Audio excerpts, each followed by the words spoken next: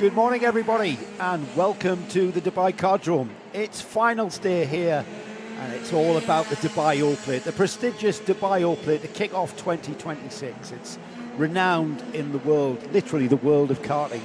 I'm glad you can join us here on Karting Live TV. My name is Joe Bradley, and alongside me, as he was yesterday, is my erstwhile colleague, Chris Milbourne. Chris, if yesterday is anything to gauge what we've got in store, it's going to be a frantic and fast and furious day of karting. It certainly will be. And to think that all the classes that we had yesterday, every single one was a nail-biter all the way to the end. You think about that final we had in the Junior Max as well, where it was a three-way battle for the top step of the podium. And on the very last lap, on what it was the third to last corner, we had a lead change from the driver in third, goes all the way into the lead. We're really expecting the same things to happen here again tonight. When you consider that it's all about the winner here, we're not in a championship, it's all about what happens today. And the racing was intense, it was dramatic, it was times it was confrontational. The intensity is going to start racking up, and we're going to be a part of that, I think. We're going to help rack the intensity up because we're in the entertainment business. And we are there, and we are going to talk about, we're going to focus on the front end of the grid naturally, because that's where invariably, unless something goes horribly wrong, that's where the All-Plate winners are going to come from, the front end of any grid. And yes, it's another cool day here as well. Interesting weather update because we did have rain, a very brief shower this morning. That wasn't rain, mate. Apparently, we're supposed to get rain here again at 6 p.m. and it's a 40% chance, and then it's supposed to rain again at 8. But the good news is, we're not O-Plate racing at those times, are we? That is for SWS instead. Yeah, but that's even worse because that's when we're packing up. And I didn't bring a raincoat. I wasn't expecting rain in Dubai. Don't worry, I bought my brolly just in case. Nice. I've always got an emergency one with me just in case. Follow me around when I'm dragging in cables. We've had the heats. Every single competitor took part in 3 heats. The point score from those heats went forward and is forming the grid for our super heats. We've got a super heat for Micromax out on track first. It is an intense you know what? They're all intense classes, aren't they? I mean, yes, perhaps the Minimax class was the only class that was perhaps a little bit dominated by young Benjamin Kraczkowicz. But that was because of what was going on behind him. Yes, he's quick. You don't become a Micromax World Finals champion by not being quick. So we know how quick Benjamin is. However, his dominance was exacerbated, let's say, by the intense fighting that was going on behind him, and then he was just able to extend his lead. He's probably hoping for that again, but that's Minimax. We'll come to that in a moment. Micromax is next, and we've got our grids about to be, well, they're lining up in the collecting area, Chris, so once they pop out, we'll be able to have a rundown and just see who came out best after 3 heats. And the other thing as well is the sessions here today are longer than they were yesterday. So it seems to be everyone's kind of got everything they wanted to sort out during the sessions yesterday, because now it's more edging closer towards longer races. We've got 20 minutes, and then we've got it was a 14-lap race. We go up to 16 as well for Junior and DD2 Masters. And we have 9 for the senior final, but that's because we have so many karts in the senior category. We actually had to separate them into 2 separate heats and 4 different groups. And we've seen some incredible drives over the course of yesterday. It's a good point you make, actually, Chris. The Micromax race has been, we've now got a 14-lap super heat for Micromax. The seniors are 16 laps for the super heat. That's a 20-minute session. 20 minutes around the Dubai Cardrome. I know I'm old and unfit, but even these young fit drivers, if you haven't trained for this event, you're going to be caught out after about 10 or 15 minutes of running, because we haven't ran as long in any of our heats as what we're going to see. So the focus, the concentration has got to be maintained. The physicality of the Dubai Cardrome is going to come into play, perhaps. It's all one of those elements that we're going to throw in the mix and make winning the All-Plate even more complex and even more of a challenge than perhaps we even thought. Exactly, and when you look at the track layout here, 17 corners in total, 1.24 kilometers in length. There are some very quick corners that require a lot of steering input. For example, this corner we're looking at right now, turn 1, you can go here through full speed, and that is a lot of kart. When you think about it, yeah, they don't weigh much, but when you're really steering through with no power steering, that can get very heavy very quickly. And your head's trying to pull off. Yeah, here we go then. Here's our first grid for the first super heat of the weekend. Sama Chopra and Liam Liam O'Hanlon. That's your front row of Micromax. It's been an absolute fist fight with these two youngsters all season long, even more so for the O-plate. Saif Al Khalifa, he wants to disturb the equilibrium from row 2. He's got Via Ponner alongside. Over from the UK, Benjamin Shivar has certainly learnt the track. He starts on row 3 alongside Adam El Sheikh. Moving on to row 4, we've got British driver Arthur Bowers alongside Ivans Voronins. Amar Tabatsa from Canada is alongside Enzo Falzarano on row 5. Row 6, Jensen Kelly and Alexander Feinstein. Winner here last weekend, not going as well this weekend. Zukan Yi is on row 7 alongside Max Armit. And then the 15-cart field is Rio Pocock from Origin Motorsport. That's your 15 carts, and they are out on track already. And this is going to be an interesting one because yesterday, in all of the heat races, we usually had a three-way scrap for the top step of the podium. It was Samar Chopra, Liam O'Hanlon, and Saif Al Khalifa that were the mix. Adam Al Sheikh got very, very close, but just couldn't get it at the line. And the other one to always keep a close eye on is the number 98, Arthur Bowers, who relatively came from the back of the grid all the way through and was somewhere in the top 5 at some point, and then challenging for the lead towards the end of the race. But then that's where we had that fantastic battle as well through the final corners to figure out who would it be on that top step of the podium. But now we start the first of our super heats here. 20 minutes of racing, 14 laps here around the Dubai Kartdrome. We're about to get underway. So Matthias Najem Motorsport in the form of Samar Chopra. What has the team got in store for us? What development? And likewise Liam O'Hanlon for George Gibbons Motorsport. What have they been working on overnight to get a little bit more performance? Here we go then, out of the final turn into the acceleration line, and we go racing for the first time today. It's final day here at the Dubai O-Plate at the Dubai Kartdrome. Into turn 1 for the first time. Liam O'Hanlon hung out to dry around the outside. He's down to 3rd place already, slots in behind, but the leader, as ever in this class, Micromax, has been Samar Chopra's property all weekend long, and he continues to lead. And I've always noticed this in our races when we started. It's always the line that obviously has the leader that goes much earlier because he's the one that's in control of the field here. And you saw it again. Saif Al Khalifa knew that Liam O'Hanlon would try and cut across as soon as he could, but he firmly shut that door on him. We see Liam O'Hanlon here under pressure from the 99 Via Ponner at the moment, and Benjamin Stover is coming through as well. He wants to be in the mix here as well because today, this is the crucial time. This is where you will be handed your O-plate later on this afternoon, and they all want that special plate to attach firmly on their car and be the champion in 2026. But a great start from Samar Chopra. All of this going forward to form the grid for the all-important final coming up this afternoon. We've got some razzamatazz as well. We get a chance to talk to the drivers on the build-up to our finals. One lap completed then. It's Chopra, Al Khalifa, O'Hanlon, Ponner, Adam El Sheikh in 5th. Even Voronins, Arthur Bowers, Benjamin Shivar down to 8th. Frenstein up to 9th, and rounding off the top 10, Enzo Falzarano there across the bridge. Liam O'Hanlon now into 2nd position there, moving past Saif Al Khalifa, who got ahead of him on the very first lap. But Liam O'Hanlon, very strong performance yesterday. He knows how to do this. He knows how to wheel around this 17-corner configuration here at the Dubai Kartdrome. He knows what's at stake as well. He wants to be up at the sharp end. It doesn't want to be caught out napping further through the field. I see some battles brewing behind as well between the 99 and 55. Adam Al Sheikh trying to make headroom here and move his way up the order as well. It's going to be a high-speed game of chess, I feel, Chris. These races are long, and we've got Liam O'Hanlon catching Samar Chopra. Saif Al Khalifa going with him. A little bit of scrappage going on there behind the top 3, but O'Hanlon, no doubt about it, he's catching Samar Chopra. Now, the question is, and the reason why I say high-speed game of chess, is he going to make the move immediately? He's caught him very readily and very quickly. Is he going to continue that momentum and go through? He has indeed. He's answered the question for me. And O'Hanlon across the bridge on lap 3, and he's into the lead. We've seen a few overtakes there through corner 3, but not very often. It's usually turn 5 where we see a lot of action taking place. The chicane, and of course, turn 14 has been a place that every single category has delivered some incredible overtaking opportunities, as with turn 12 as well. But a great move there from Liam O'Hanlon. I also saw a note on the timing screen when we went underneath the gantry as well. There is a 3-second penalty being applied to the number 12 cart. That is the cart that's currently in 6, Ivans Voronins, who unfortunately picks up the penalty. It doesn't say exactly what that's for, and it does now. A tramline infringement somewhere on track. So that is track limit infringement, unfortunately. No, that's the start. The tram lines are the start. He's pulled out of the line on the grid as he's approached the start line. You've got to stay within those tram lines to a point.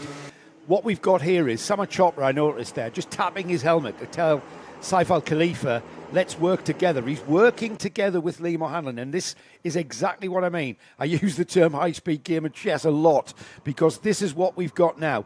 We've got a high-speed game of chess. Young Liam O'Hanlon now controlling the front of the field, and Sama Chopra not in any hurry whatsoever to make a move on O'Hanlon and show his cards. So we've got a cracking race that's probably going on. We're only on lap 4. We've still got 10 laps, would you believe? It's incredible stuff here as well. And he said Sama Chopra just biding his time here. He's back behind by 0.2 of a second at the moment as they run so far.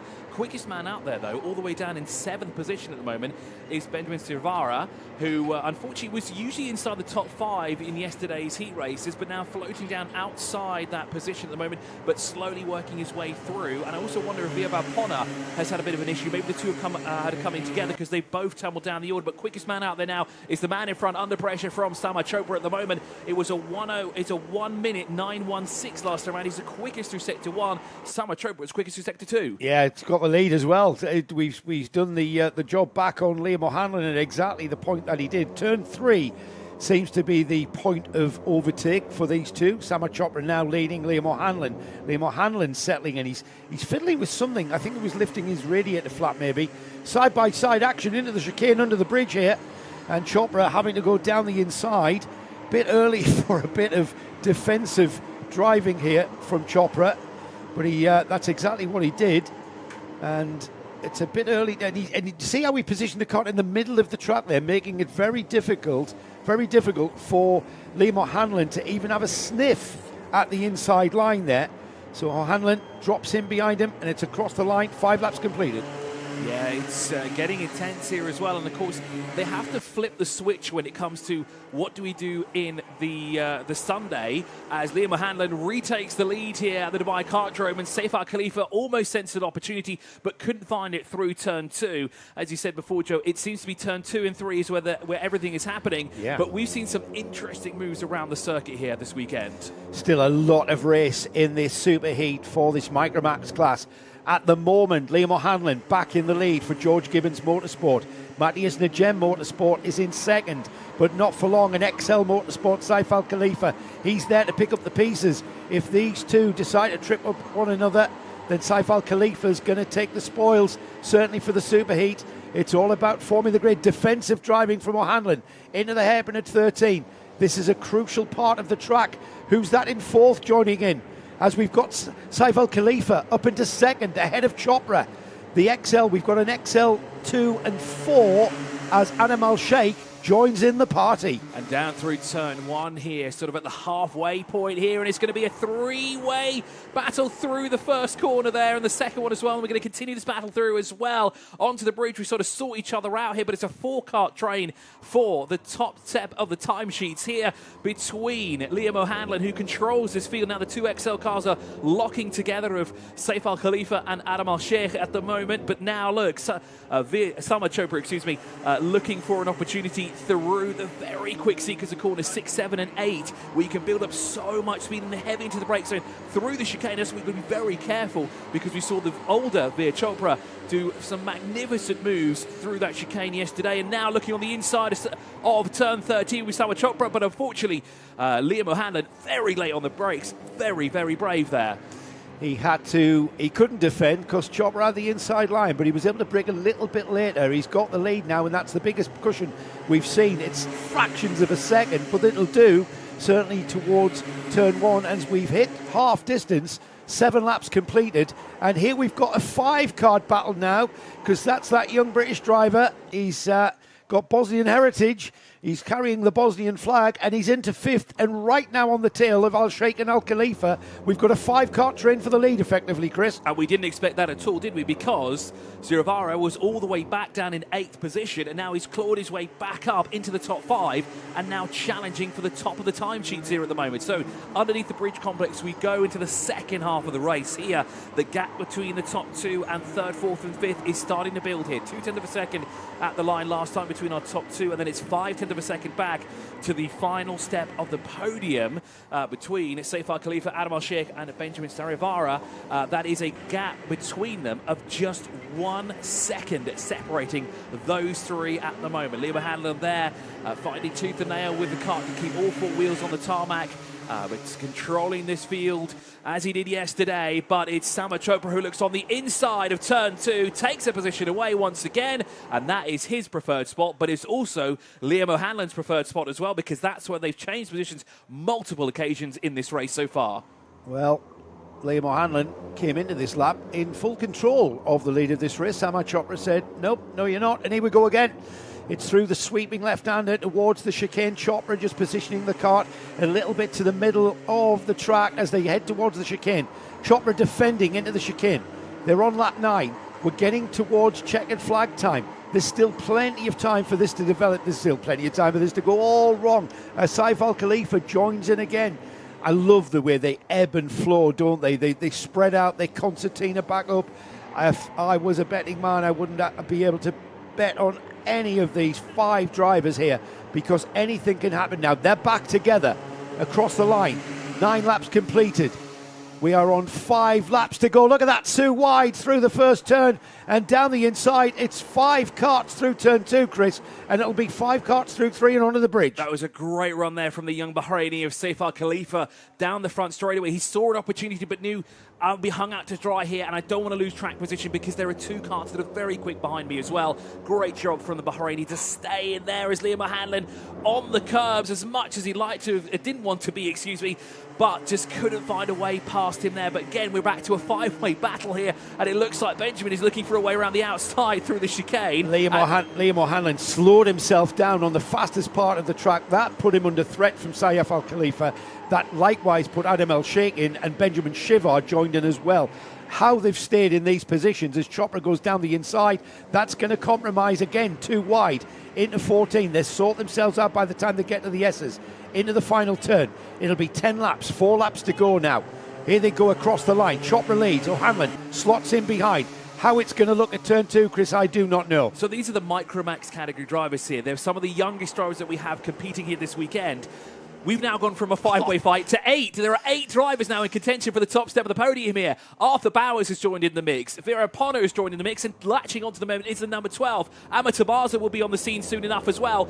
This is what you're supposed to happen when we start the race, not when we come to the second half of the race with 3 laps to go, and it all goes chaotic through turn 6 there. The good news is that everybody got through relatively clean in front of them. This is the JNKD replay. Let's have a look at what happened here. It's the fight for 4th, and unfortunately, what's that? That's the number 98, Arthur Bowers. Yeah, and Arthur Bowers. Yeah, Arthur Bowers just diving down the inside. Contact there.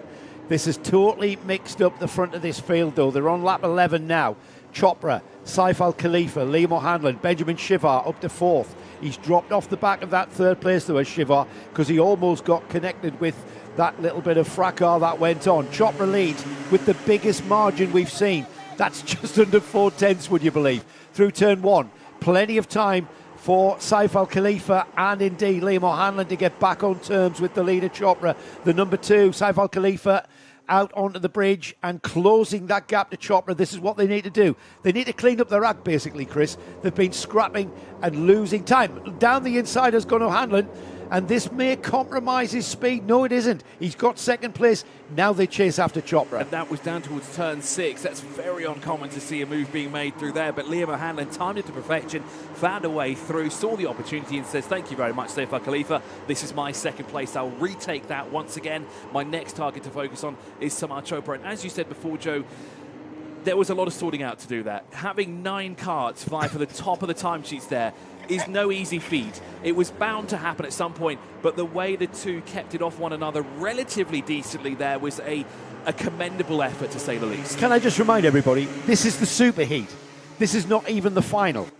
This has got nothing but a grid position to sort itself out for. So the intensity of this fighting, of this driving is phenomenal.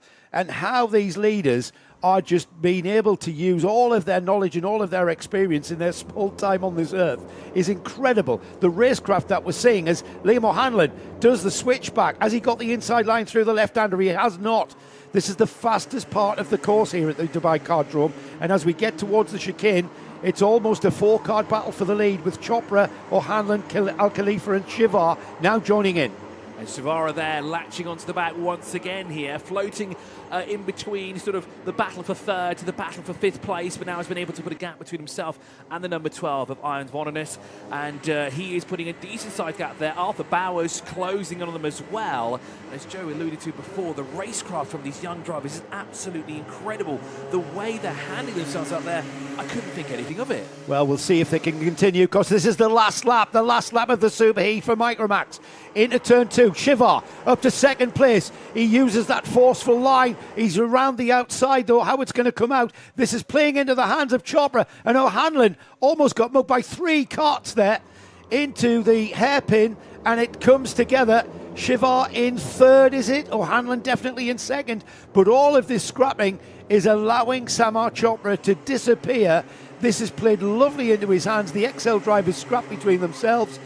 We've got Samar Chopra leading the race on the number 29 there. He's into turn 12 for the final time in this Super Heat, and that's the biggest gap I think we've seen since the lights went out. Samar Chopra is about to take a win in the Super Heat, and it's all about the racecraft. Absolutely fantastic drive there from the young Samar Chopra. Liam O'Hanlon as well did a great job there to make sure that he stayed within contention, but here comes Samar Chopra across the line to take the first victory of the day in our Super Heats here. Job well done there as the rest of the field make their way across the line. Liam O'Hanlon with Benjamin Sariavara across the line there in third. Saifar Khalifa dropped all the way down to fifth, but Joe, as you said before, what a fantastic race that was. To think these young stars here are between the ages of 8 and 11.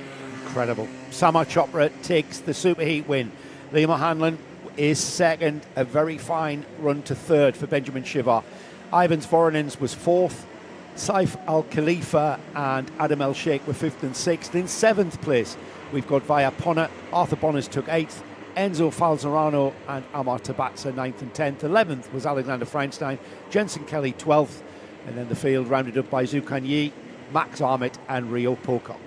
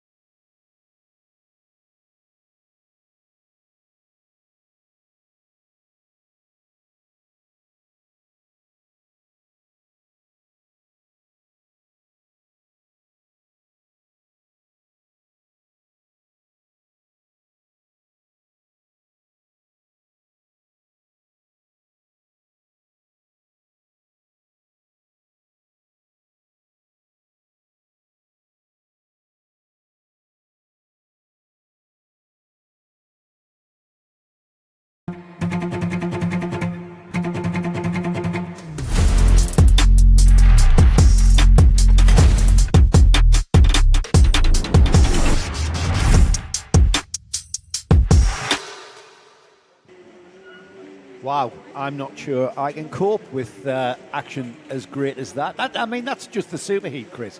There wasn't even anything up for grabs other than a grid position for the final when there was an ore plate up for grabs, and we had, at one point, I think you counted 9 kart train for the lead battle. And you know what? That's what handed Samar Chopra, in effect, that win by that emphatic gap of 1.2 seconds, which the biggest gap I think we've seen is 0.3 of a second before that. In Micromax, yes, but we have to remember how good some of the drivers are in the other categories. We've also seen some fantastic battles yesterday, but we've never seen anything like that. And did we think that was going to happen? Are you cold? Yes.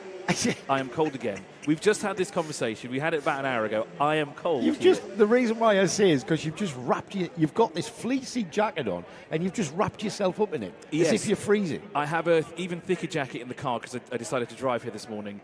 I decided to drive with the windows down as well, and I couldn't bear it because it is so cold.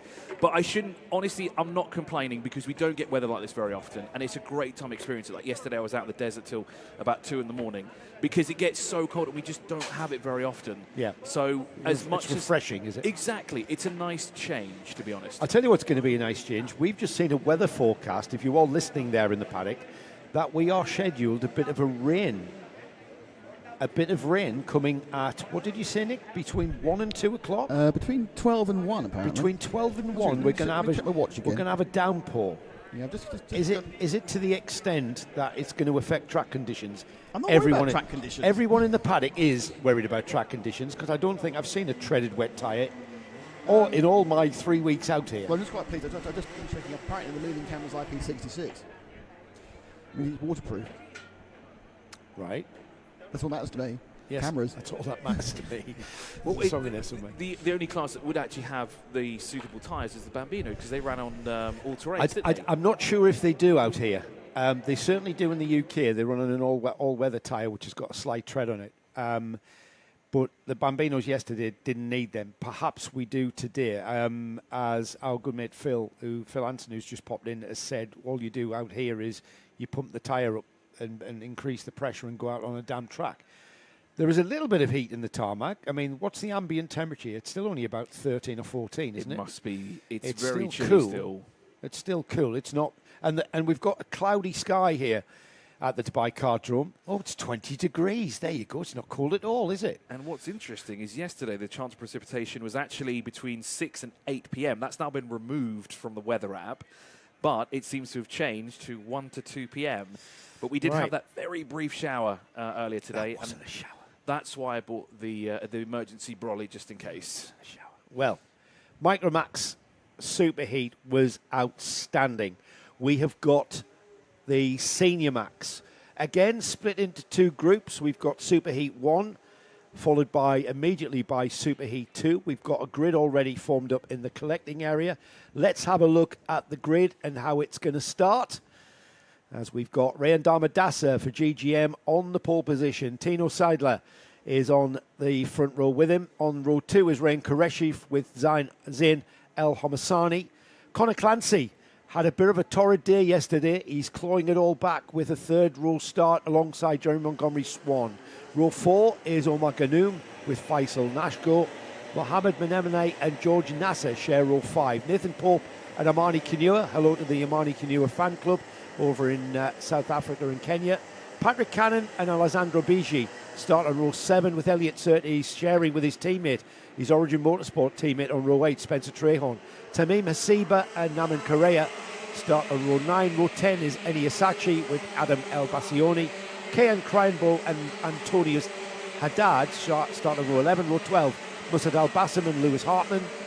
Row 13 is Mohamed Hilal and Rashid Helal with Arsen Jolovic and Parsa Tamazvand rounding off a 28-kart field. We have got them out on track. They're already at turn 13, so we're getting ready to form the grid up for the start, Chris.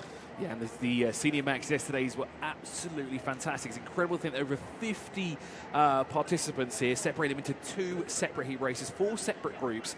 And I know I was talking to the O-Plate, the current defending champion, who unfortunately not participating here this weekend, but of course he is doing a bit of driver coaching here for the Mumbai Falcons, the young Harry Hannam, the Clio Cup Middle East champion from last season, and also the current championship leader in Gulf Radical Cup. But we are about to go racing here for the first time in the Senior Max. No, we're not. No, we're not. We've got an issue at the back of the grid. Somebody's gone round. Somebody got hit in the concertina effect at the start, so we've got a false start. Hopefully no one has got a drop nose from that issue, and hopefully no one has got a damaged kart. We've got one of the Origin Motorsports karts. I think that's Elliot Surtees, who has, I think his engine has stopped. That might not be. He's got going again. Is that Surtees? 902? 302, I should say. It is. 302 had to manage his engine there to keep it from bogging down. So we're going to have a reform on the back straight, no doubt. The driver's able to get another lap of energy into those tyres and brakes. That'll help going into turn 2.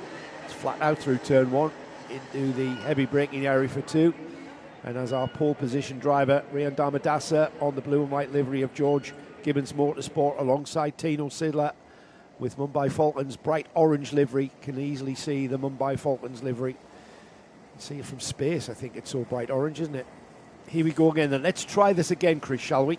Yes, let's try again. And I was trying to have a look at some of the karts that were involved in that incident through the final corner to see if there was any indentation in the nose and changing the angle of the nose as well, because as we learned yesterday, there is a 5-second penalty for that as well. So let's see if we can get through this time round. So do we get the wave round? Hopefully not. We'll be back to racing for the Senior Maxes since we haven't seen them on track since yesterday. Here we go. The lights have been extinguished down towards turn 1 for the first time. It's a great start from Tino Sidler there, but for the rest of that line, they just didn't get going. And Tino Sidler is doing something remarkable by being on the outside of the front row. He's managed to retain that second place by the time they come out of turn 3. The leader, though, Rayan Damadasa, leads into the hairpin at turn 5 and through turn 6 now onto the fastest part of the track now. Flat out racing through the sweeping left-handers. Under the bridge they come. The whole field still intact, Chris, thankfully. A great start there from the young Sri Lanka, quickest through sector 1, but that's normal on the first lap as well. Tino Sidler managed to stay with him as well, but tucked in behind them, Ryan Qureshi there in close proximity. But we have to look a little bit further back to see Connor Clancy. That's one to really keep a close eye on now, because he had some very strong runs yesterday, but unfortunately it didn't quite go his way. No, he had a DNF as well with a technical flag, wasn't it? Just to remind everybody, 16 laps, a 20-minute super heat for these seniors.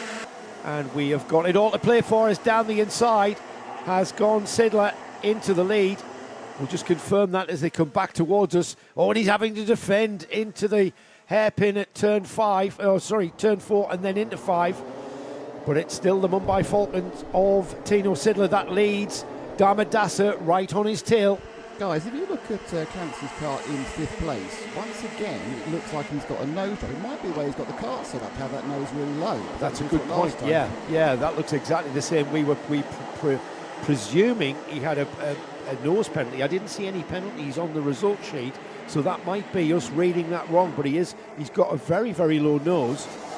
He's trying to make his way through. It's a rebuild, isn't it, to increase his performance and get up the grid for the all-important final. At the moment, though, Chris, we've got a fantastic train of karts here, and it's anybody's race with, what do you believe, 14 laps to go. Incredible stuff here. Zaino Homassani there, the Egyptian driver, looking around the outside, unfortunately getting tangled into a mess he didn't want to be a part of. The same thing happened yesterday. Here's the JNKD replay through turn 1 and 2. Just too many karts for just so small of a track area here. Slide there to be the 395. Zain El Homassani got sandwiched by the two Mumbai Falcons. I think involved was Connor Clancy and the Mumbai Falcon. That's Ryan Qureshi. That's dropped down the order now. Unfortunately for him, that might have been also an issue, because he really did take a tag on the nose of the kart. Hopefully that hasn't affected him. Now, who started on pole position again for this race? Rian Damadasa. Okay, because yesterday's pole sitter, Alessandro Biggi, is all the way down in 13th position, so not a strong super heat race here for him so far, but of course, with the extension of how many laps you have here and the time, there is plenty of time left on the clock as through the inside goes our pole sitter once again. Damadasa goes into the lead of this race, once again passing Tino Sidler. Damadasa leads off the bridge into the hairpin at 5 as the field come through. Look how close they are. I think they are, I mean, we've got flat-out racing here, but there is an element of pace management here. We realise the races are very, very long. We realise that making you move too early can put you out of position going forward to the all-important, maybe last 2 or 3 laps. So there's a little bit of management going on here. And Connor Clancy has just gone through for second place on his teammate. Here we go, Clancy, the third kart there, down the inside of Sidler, and using a bit of a tin opener there to make that move happen there, opening the gap. And now he taps his helmet. The GNKD replay there showed that in perfect style. Clancy is off and he's hunting down Rian Damadasa. Got a very battle for 8th at the moment as well. Mohamed Nimia is moving up the order. Faisal Nashko, who didn't have everything going his way yesterday, but was inside for the top of the timesheet. But unfortunately, a little bit of contact dropped him down the order as he's making header as well. More battles taking place further through the field as well. But Damadasa back in a comfortable position where he would like to be. Did you see Connor Clancy there? He saw Damadasa look round and he's actually saying, go for it. And what he's trying to tell him is, and if you believe Connor Clancy, yes, he didn't believe him, because there's Clancy who said, let's go, I'm not going to attack you.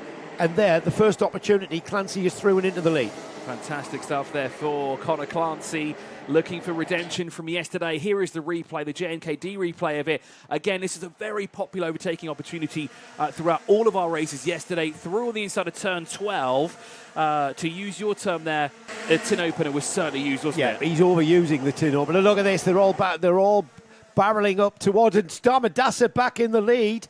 Damadasa back in the lead. And who is that?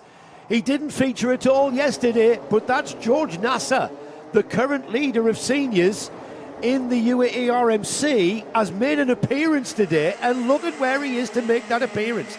He's in second, and the Matthias Najem Motorsport driver, George Nasser, has been very, very dominant here in the series, in the national series. And here he is, about to challenge Damadasa for the lead. The Lebanese driver pretty much coming out of nowhere. Qualifying did not go his way. Neither did any of the heat races yesterday. But there he is, up in second position now. Under pressure, though, from Connor Clancy. But now, George Nassar has been bumped down. No, better that's Tino Sidler, excuse me. It is the 394. Connor Clancy's gone back up into second position here at the Dubai Kartrome here. We're approaching the halfway point of this race. It's a lot longer than it was yesterday. So a different strategy, a different play. The teams really had to kind of figure out what they could do differently to be in a comfortable position come the end of the super heat race here as well. But Damadasa now trying to build a bit of a gap between himself, because he wants those behind him to start squabbling, to really just use them a bit more of the car there and kind of build the frustration between them before they get any closer to the Damadasa at the moment. So Connor Clancy sits 5/10 of a second back. George Nasser drops to third position, but Nathan Pope, another one of the drivers here that didn't have a fantastic day yesterday, up now into the top 4. Tino Sidler getting back past him though, the 311 moving forward, and we have contact there through turn 13. Here is a JNKD replay. Unfortunately, this is what happens when you just have too many cars vying for the same piece of real estate. Looks like too deep in the corner, but it was a multiple Constantina effect there actually. There are 4 carts that have gone off, excuse me. That's another pound going into the jar later on today. Now then, who was that? One of them was Jeremy Montgomery Swan. Mohamed Amir was another one, and Nathan Pope, unfortunately, in that as well. That moves a lot of the field up a position, and Omar Ganoum may have also been involved in that incident as well, because he's dropped all the way down to 12th position here. Adam Al-Bassani, though, the Egyptian driver, up now into 5th place. He was the quickest man out there, and here we are back with a battle for the lead here. Damadasa, Clancy. Clancy looks on the inside, takes it once again through turn 12, as he did a handful of laps ago. Here is the JNKD replay of Connor Clancy's excellent move. He played to absolute perfection, dived a little bit earlier than he did in the previous time that he did this, but once again having a quick look back, just seeing how close Damadasa is.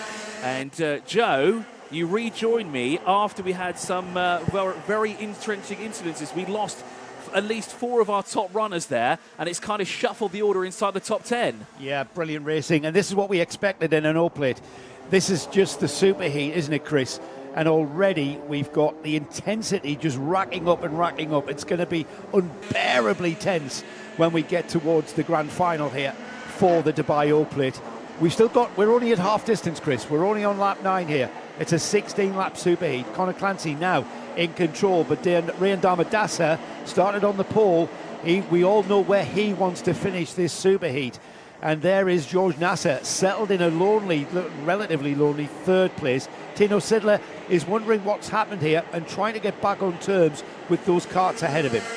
And it looks like from that contact, Jeremy Montgomery-Swan and Mohamed Amir has come into the pit lane, the 334 and 372.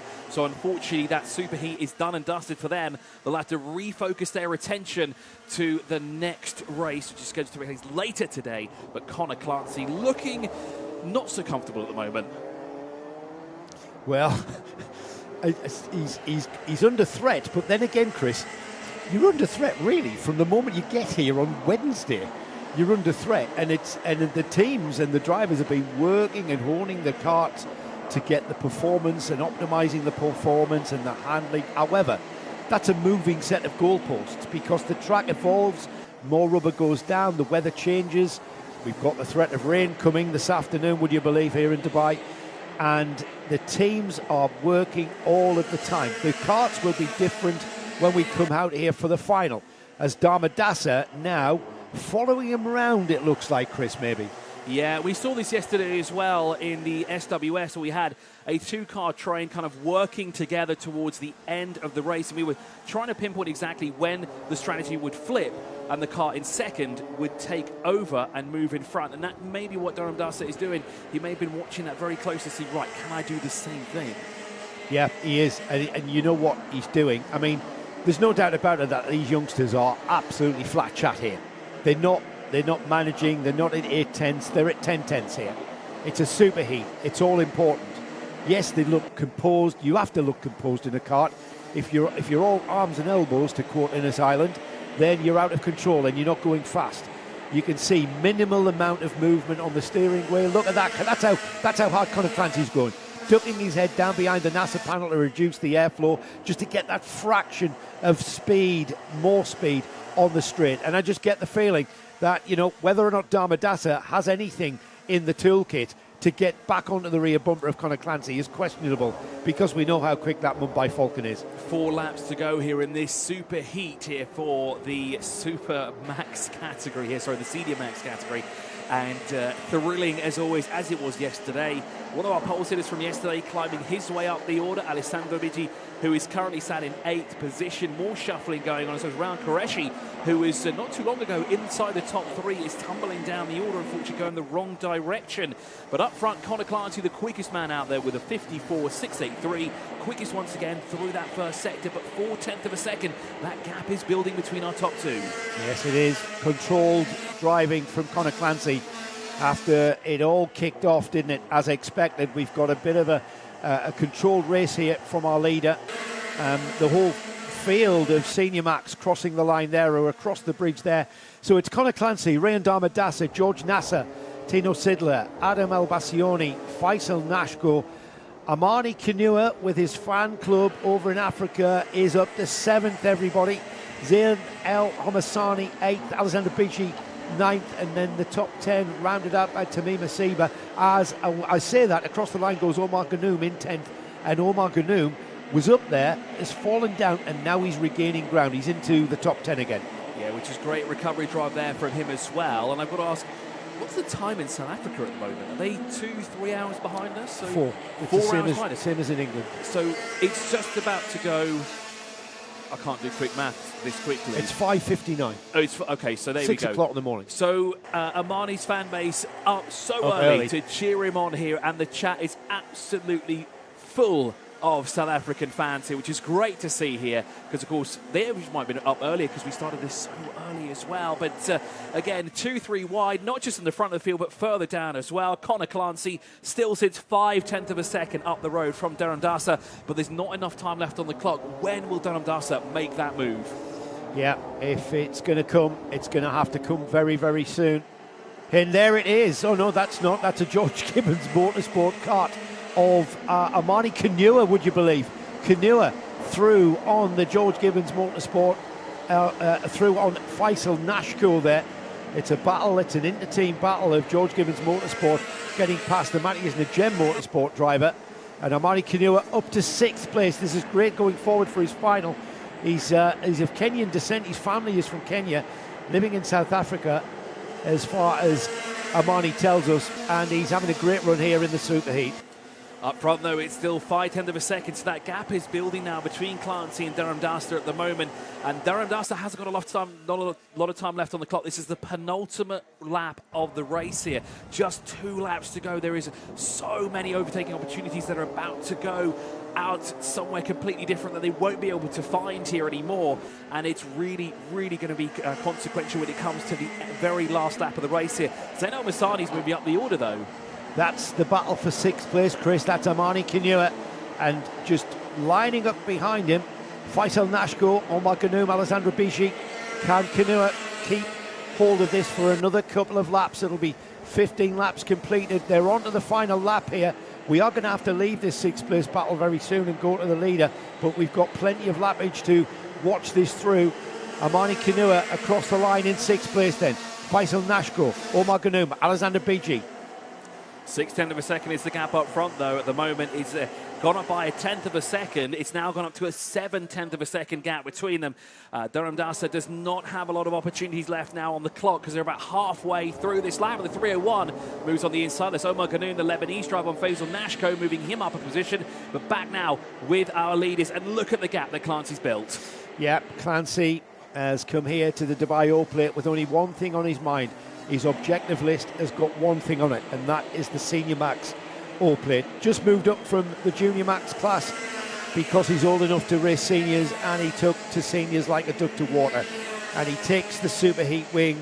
That's going to put him high on the grid for the final going forward. Rain Damadasa in second, and George Nasser, where has he been all week? He's there, he's still there, and he's lurking, and he showed a good bit of pace there, Chris. Well, he's done it because he's now doing it on the day that it needs to be done. Yesterday was just biding his time, figuring things out, just trying to find that sweet spot there. And now, obviously yesterday, he went home and said, right, we need to do this, this, and this, but before we leave, we need to make sure this is done so that tomorrow I am in the position that I need. Let's have a look at the result then, Chris, if you want to take us through that. Conor Clancy takes the victory there by 0.5 of a second over Rehan Durham Dasa. George Nassar takes 3rd with Tino Sidler in 4th position.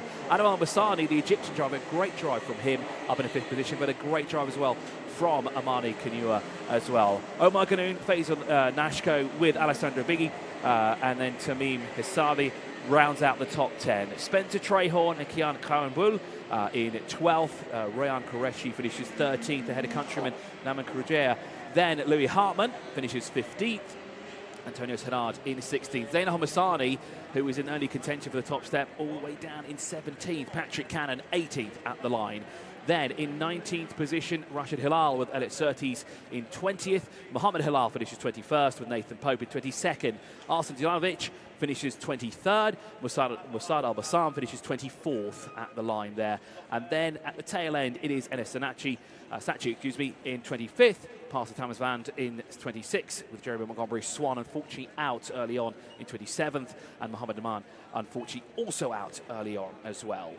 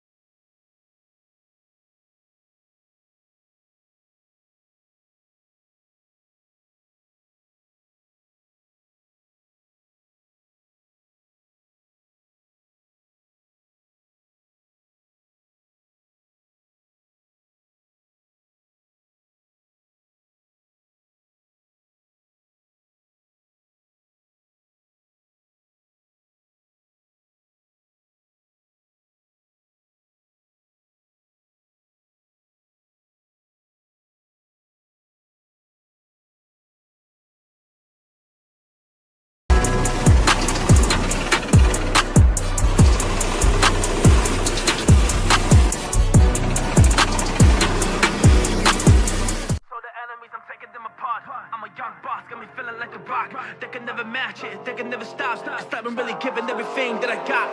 Cause I've been working on a plan and a plot. Over with the killers and we going to the top. We blowing up your city and you might get dropped. Cause we are never quitting, we are never giving up. Show the enemies, I'm taking them apart.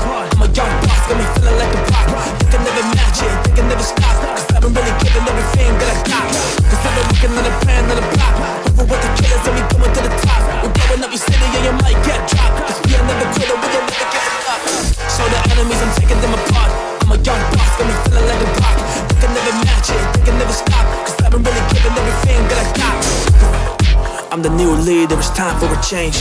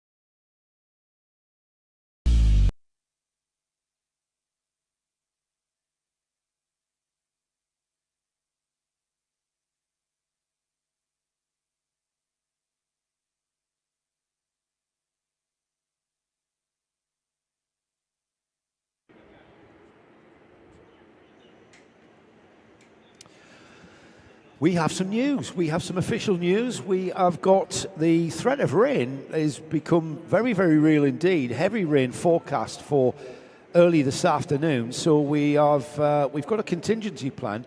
We're going to condense the timetable. We've reduced the lunch break from 40 minutes to 15. So on schedule, around midday, the lunch break will be 15 minutes. And then we are, unfortunately, not going to be able to do our grid walks and driver parades at the start of the finals. We are going to be just absolutely flat out trying to get through these finals, these all-important finals. What we would hate to do is not be able to run the finals because of the weather.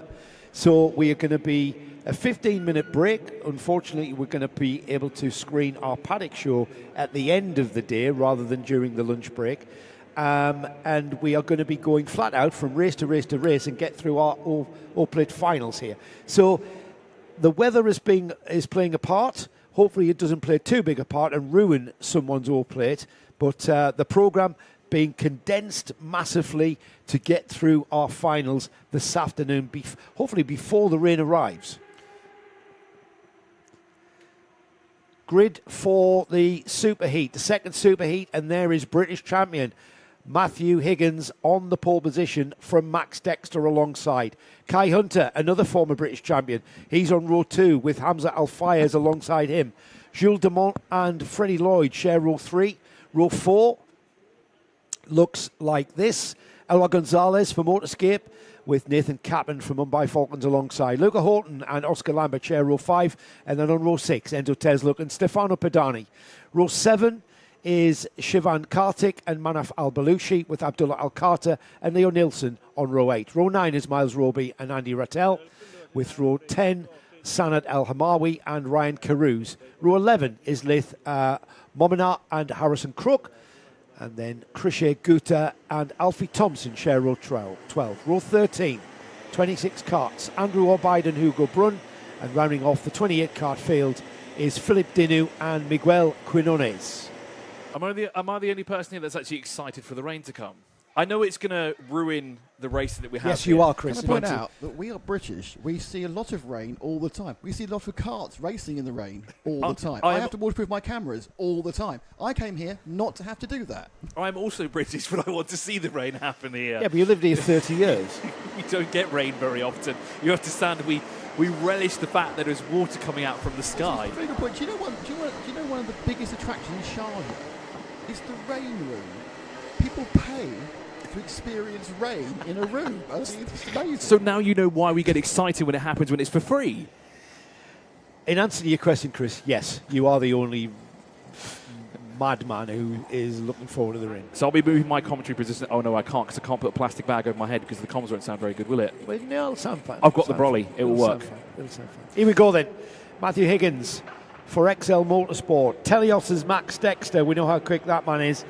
And then we know indeed how quick Kai Hunter can be. Hamza Al-Fayez shares row 2. Here they come then. It's going to be a ding-dong, this one, with some quality drivers. International field of drivers in this Super Heat 2 for Senior Max. As we get towards turn 1, Matthew Higgins in the lead into turn 2, and Kai Hunter has gone with him. So that's 2 British drivers, 2 British champions, and we've got consternation in the rear of the field. The number 340 is off, being mounted there by one of the XL drivers, and this is what happens, Chris, isn't it, when everybody concertinas and tries to go everybody into that funnel of turn 2. Especially when there's just not enough room there. When you bounce over the sausage curves like that, it was bound to happen. How it didn't happen earlier in any of our sessions is beyond me, but it has happened. But the good thing is that both the drivers are okay there as well, as Matthew Higgins looks like he's extending his gap here in that 375, but under pressure at the moment as well from both Max Dexter and Kai Hunter. The Hunter is once again hunting his prey in front of him here and trying to find a way through. A little bit of a backstory here. So Kai Hunter was the number 1 driver, and he's the number 1 driver here as he gets into the lead. Number 1 driver at Dan Holland Racing, and he taught Matthew Higgins a lot about how to drive a kart. Matthew Higgins has gone on to in Kai's footsteps and win the British Championship, and now Matthew Higgins in a lot of pressure there. This is going to allow Kai Hunter for the Kart Advisor Academy to break free. It's not going to be long before they all catch him up, though, because that's the nature of the game here. All things kicking off, though. And I'm trying to spot who's got through. It is still Matthew Higgins in second. And here's a JNKD replay of exactly what happened there through turn number 5. This has been an exciting location there. Not 1 position gain, but 2 gain there for, or actually even 3 working their way through turn 6 that time. That's how much time you can lose by bouncing over the curbs. And that was Elwa Gonzalez there, being very, very aggressive and forceful there. Not quite getting ahead of Matthew Higgins. He sits in 3rd behind Matthew Higgins, but it's Kai Hunter that leads now out onto the start-finish straight. Only 2 laps remaining, 14 laps to go in this Super Heat. And the 2 British champions are pulling away from the field, it looks like. That's going to last. No, it isn't. We've seen this happen yesterday as well, where there's been battles here and there that kind of extend, they close. It's kind of like an accordion opening and closing at the same time. It constantly just happens. They drop back, then they come back towards one another like magnets, essentially. But Freddie Lloyd, I've got to say as well, he was lurking outside the top 10 most of yesterday. He was putting very quick lap times in, and now he is 4th overall in that 385 as Kai Hunter tries to extend his lead. But Matthew Higgins is not going to make it easy for him as well as he looks on the inside, but just can't find the tin opener. Matthew Higgins closing on Kai Hunter, and who is this? This is the JNKD kart of Freddie Lloyd in 3rd place, having got by Elwa Gonzalez. He will show in 3rd place. Matthew Higgins now right in the slipstream of Hunter. He goes down the inside. Higgins leads through 1 into 2. Hunter slots in behind. Has Hunter got the pace to keep with Matthew Higgins once Matthew Higgins has broke free in the lead of this race? And not before we breathe in. We're going to have the JNKD driver in the form of Freddie Lloyd. 3 British drivers at the front of this field now. Freddie Lloyd getting right on the tail of Hunter. As they work their way through turn 6, 7 and 8. It's one of the quickest parts of the track here as well, into one of the slowest parts as well through the chicane, and that can really slow you right down. And now it looks like Elio Gonzalez is latching on. Jules the Mont as well is in the mix, but Max Dexter, a very unusual position for him, down in 6th position, and that was close there through turn 13 for a change of position. Freddie Lloyd down the inside of Hunter in a textbook style. Came from way back, and Hunter had to compromise there, get out of his way, quite frankly. Freddie Lloyd, very forceful on the JNKD replay, on the JNKD kart, happily. A great move there from Freddie Lloyd, and we have a change for the lead because Matthew Higgins has retaken the top spot of the timesheets. Yeah, Kai Hunter back on Freddie Lloyd, back into 2nd place. these two scrapping, Chris, is allowing Matthew Higgins to break free. Look at the gap. The gap is 1 second, just over 1 second. And if Kai Hunter, Freddie Lloyd, Elwa Gonzalez and Jules Dumont getting involved as well, and is that Max Dexter coming into the frame as well? Let's have another look at the JNKD replay. Sorry to cut you off there, Joe, but that was Elio Gonzalez taking a very, very brave move to the entry of the chicane. We haven't seen that since Veer Chopra tried that yesterday. Yeah, great move there. He's put himself in the picture for second place now. He's got Kai Hunter in front of him. Up ahead, 1.6 seconds, the gap to Higgins. Higgins now pulling away, however, still 11 laps. We're on lap 6. Still going to be 10 laps of this, so it is very much a high-speed game of chess. Max Dexter is under investigation for something. Not sure exactly what that could be for. Nothing has popped up, but that's the man that's currently sat in 6th position who was challenging for the top of the timetables not too long ago. The gap between Matthew Higgins, though, and Kai Hunter, 1.7 seconds. So all of the squabbling behind him is allowing Matthew Higgins to escape up the road. And there you can see him. He's got about a corner or so between him and this great battle we have for second. It's going to extend as well, because if Gonzalez starts challenging Hunter, Hunter looks composed there in second place. We know how composed the former British champion can be. He's very composed under pressure, and there, he's lost that second place, but his composure will remain, and when he has the chance, he will challenge Gonzalez again. While they are doing this for second place, Higgins is disappearing. Higgins disappearing at the front, and just over 2 seconds now, the gap to the leader. Jules Dumont as well got through and passed Freddie Lloyd and Max Dexter, but then lost that position as well on this lap here. He got it through turn 12 on the exit, but unfortunately had to concede those positions once again. It's a great drive here from Elio Gonzalez so far. Wasn't really floating around anywhere inside the top 10, but now has managed to carve his way through with that great move before the chicane underneath the bridge, and up now into second place here. 2.6 seconds adrift, but in control of this battle that's brewing behind them as well. So it's XL Motorsport from Motorscape, from Kart Advisor Academy, from JNKD, from Telios, from Mumbai Falcons, all the way down to 6th place. We've got a different team represented. That's how competitive Senior Max is here in the UAE and at the Dubai O-Plate, as Kai Hunter drops to 4th place now, goes behind Freddie Lloyd. Freddie Lloyd back up there. Hunter trying to get back on terms with Lloyd as they go across the bridge. The orange and black cart of Elwa Gonzalez, though, he's solid in second place. That's about to be challenged by Freddie Lloyd there. He's got his Tony Kart overalls on there, but that's a JNKD O-Plate livery I can see on that cart. And I think Gonzalez is one of these drivers that went home yesterday, but even before they went home, they said, look, we need to figure out what went wrong during our heat races yesterday. We were nowhere where we could have been, and obviously the team have worked incredibly hard to get Gonzalez the kart that he needs underneath him to be in a position to challenge where he is right now. Well, Mark Rose, team principal at Motorscape, he knows a thing about how to prepare karts and how to prepare race cars. He's the man behind Motorscape, and Elwa Gonzalez using all of that knowledge and experience that has been passed on. As down the inside has gone Freddie Lloyd, as Kai Hunter gone with him. It gets a little bit aggressive now. Hunter up to 3rd place. He's under pressure. This is Max Dexter getting involved as well. Let's have a look at this on the JNKD replay. And as Freddie Lloyd went down the inside of Gonzalez, Gonzalez tried to slam the door, but when he tried to slam the door, it was Kai Hunter that his foot jammed well inside the door and he couldn't shut it. And that was a close shave there. That could have been a bumper cleanly ripped off as well through that corner. As we look at one of the Telios carts there, that should be Max Dexter, who's circulating in 5th position. As we said, he's under investigation. Still no messages popped up what exactly that investigation is for. Oscar Lambert goes quickest through sector 2, but Enzo Tusluk, who is currently in 15th position, is quickest in sector 1. Can you believe we are only at half distance here? 9 laps completed. So we're a lap inside the second half of this super heat. It's the second group of Senior Max drivers that are battling to form the grid for the final. Yes, this is only a super heat, would you believe?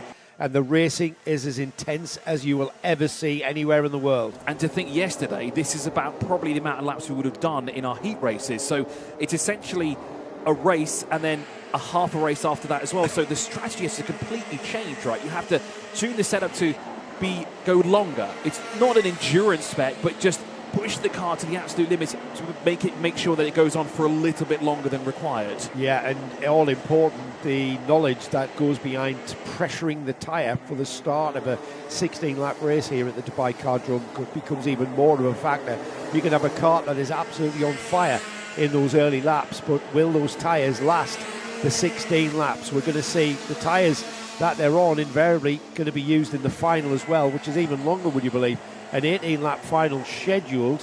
Whether or not the rain will play a factor in the length of our finals, that remains to be seen. It's already affected the timetable here at the Dubai Cardrome, but we'll wait and see, because right now we have 6 laps remaining and things beginning to settle down. 3.2 seconds is the gap to Higgins.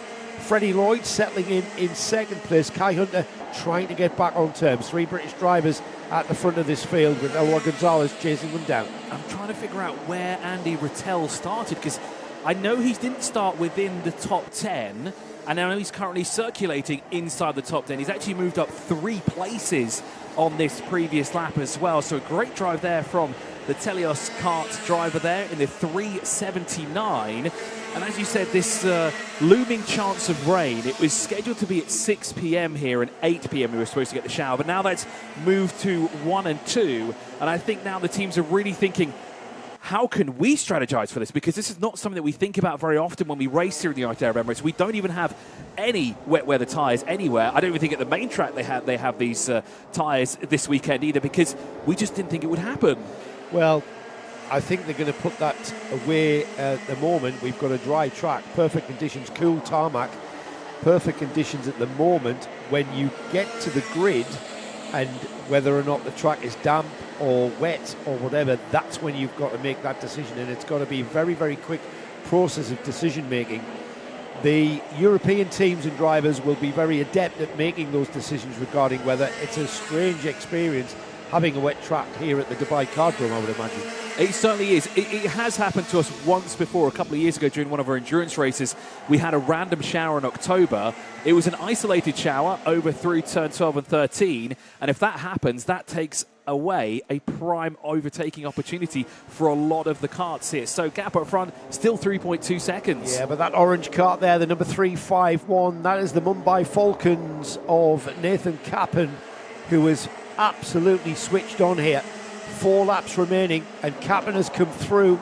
He's taken Oscar Lambert, he's overtaken Max Dexter, and now he's just taken over Elwar Gonzalez, who's come back at him. In fact, he's just overtaken Kai Hunter. Kai Hunter now down to 4th here. Let's have a look at the JNKD replay and see where it happened. It happened into 12 here. We've seen this become a bit of a favourite passing place here, and Kai Hunter's got nothing in the toolkit to come back at him. So as they cross the line, it's Higgins, Lloyd, Kappen now in 3rd, Hunter in 4th. And Max Dexter, I find this not struggling to say the least, but it doesn't seem to be as quick as he was yesterday on the pace. And as I say that, he's trying to go around the outside of Oscar Lambert there, but still just floating around in 7th position. There's been a lot of jostling in front of him, and he's latched onto the back of this 5-kart train here at the moment, but just not as quick as he would like to have been as he was compared to yesterday. But is this a strategy for him here as well? Is he just trying to figure out what everyone is like around him just in case he gets caught up with them here? Kai Hunter tries to defend. He has to miss the chicane. That's going to cost him dearly. He's trying to regain control. He had a massive challenge from Gonzalez. The JNKD replay there, that was caused by Kai Hunter having to take a different line out of the hairpin at 6. He had a narrower entry. That cost him dearly on the run to the chicane. And as we can see, that's how much it's cost him. He's regained his composure there. Force majeure forcing him to miss the chicane. Not see how that one will pan out. But Kai Hunter now charging back. It's the penultimate lap, Chris, so one more lap of racing for Matthew Higgins to complete. Freddie Lloyd still chasing him down. Kappen now in a strong 3rd. And after all of this action kicking off beyond them, it's all to play for still. 3.2 seconds is the gap from Matthew Higgins back to Freddie Lloyd at the moment. And I think the stewards will be keeping a close eye on that replay as well, because from my perspective there, that seemed like an unsafe rejoin there, pushing 2 cars almost off into the gravel area there, especially in such a quick part of the track as well. So we'll have to wait and see what happens there. But Higgins sitting comfortably at the moment, 3.2 seconds up the road from Freddie Lloyd, and now in 3rd position, Nathan Kappen. Into the final stages then. We are already on the final lap. This is a Telios battle between the two drivers, Max Dexter and Jules Dumont, teammates, going into the final lap there in 5th and 6th places. Behind them, Oscar Lambert, Kai Hunter now down to 8th. In front of these two Telios karts, though, this is not over. We're on the final lap here, Chris, and that's still going to be up for grabs. No, still trying to figure out who's going to be where as you soon move around the outside. That is the 327, Oscar Lambert going around Jules Dumont through the turn 7 complex. That's definitely going to be under review because there are a few too many tyres off the track. But now, back with Matthew Higgins here for the final time through Sector 3, through turn 15 he goes. Turn 17, done and dusted. Well done, Matthew Higgins. That was a good, clean race from him. And the lead looks emphatic, doesn't it? It was, but that sort of lead of 4 seconds there to Freddie Lloyd, Nathan Caplan through in 3rd. That 4-second gap was created, I would say, because of what was happening behind Matthew. He did very well. Remember, he dropped to, I think, 3rd at one point, and then came back through the lead, and then it all started kicking off. And that's what helps a driver at the front. And that is what perhaps Matthew Higgins is going to be wishing for when we get to the final this afternoon. He's going to be hoping that everybody is kicking off behind him.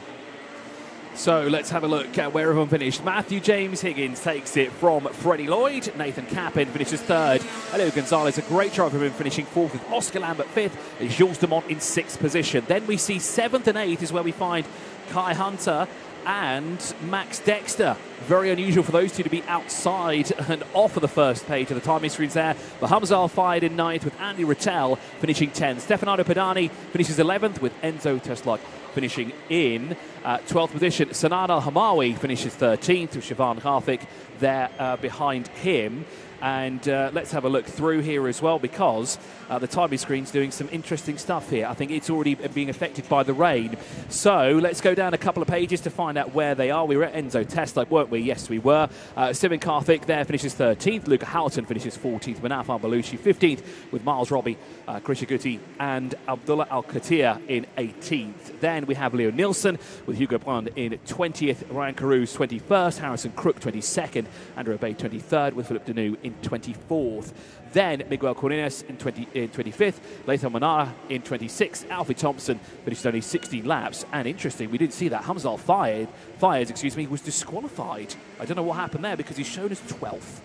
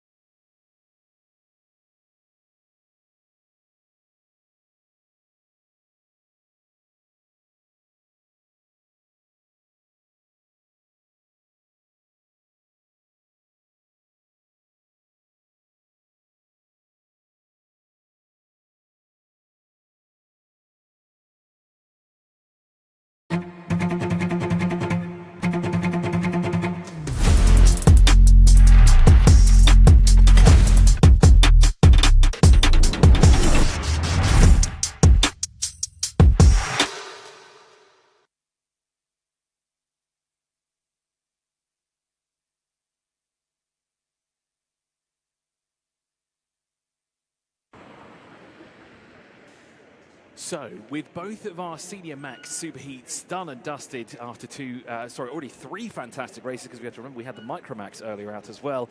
We will now focus our attention on the Mini Max category. It'll be 14 laps for a 20-minute race that will come our way here. We are tightening up the schedule ever so slightly as well, because we have the chance of rain between the hours of 1 and 2 p.m. here.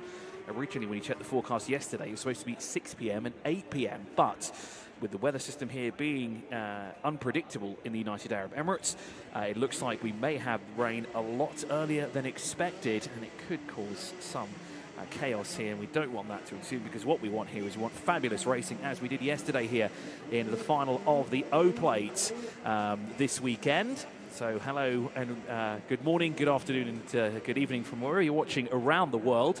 We have some fans from South Africa tuning in, and it's just gone, 6:30 in the morning in South Africa. Nice and early start here, as we did as well, at 9 a.m. here local time. And let's have a look at the grid for Mini Max here. Benjamin Kranjkovic will start on pole position in the 183 with Francesco Visconoli alongside for company. Benjamin has been the absolute star in the Mini Max. No one has been able to catch him at all. William Mazzali starts in 3rd position. Baptiste Augustin alongside him for Excel. Charlie Page in the 114, the 128 of Mikhail Michkrokin starts alongside him. Oliver Butchard with Ralph Martin will share the 4th row of the grid with Austin Gray and Paul Schurzman sharing row number 5. Kia Ivanov will start on the 11th position with Vico Payamaka alongside for company. Gleb Ovikov starts 13th with Aran Nishan alongside for company. And at the tail end of the field in 15th, Zuhair Turki for Mumbai Falcons in the 172. And those will be the 15 starters that we have here for the Mini Max category. They're currently in the holding area. They'll be released shortly, and they'll be on to the track in a few moments' time. And Nick? I just think it's really ironic that we've managed to bring rain with us. Yeah, no, I love it. I really like the fact that you guys have brought rain, even though you've been here for what? Brought rain. 3 weeks. I didn't bring it. So you stored it in your luggage, I didn't which bring is it. in that suitcase outside. Yeah, it is actually. Yeah, in fairness, Joe does hate the rain, so you know. I didn't bring it. But you're from the north of England. We've just Isn't we've it had a- normal? That's why I hate the rain. We've had a number of wet meetings over the course of the last few years, obviously. We had one season, I think it was the season before last, where we managed to go the entire season without any actual rain. We got spat on at Wilton Mill, but you always get spat on at Wilton Mill because you've got a weird microclimate. And the last absolutely of the season, it absolutely sheeted it down. I don't think there was one meeting, though, where we didn't have at least one heat that had a shower. No. That's racing in the UK. 2 years ago. 2 years ago, we had a super dry season. Last year, there was lots of rain. Despite the fact we had a really hot summer, there was lots of rain when we were out there racing.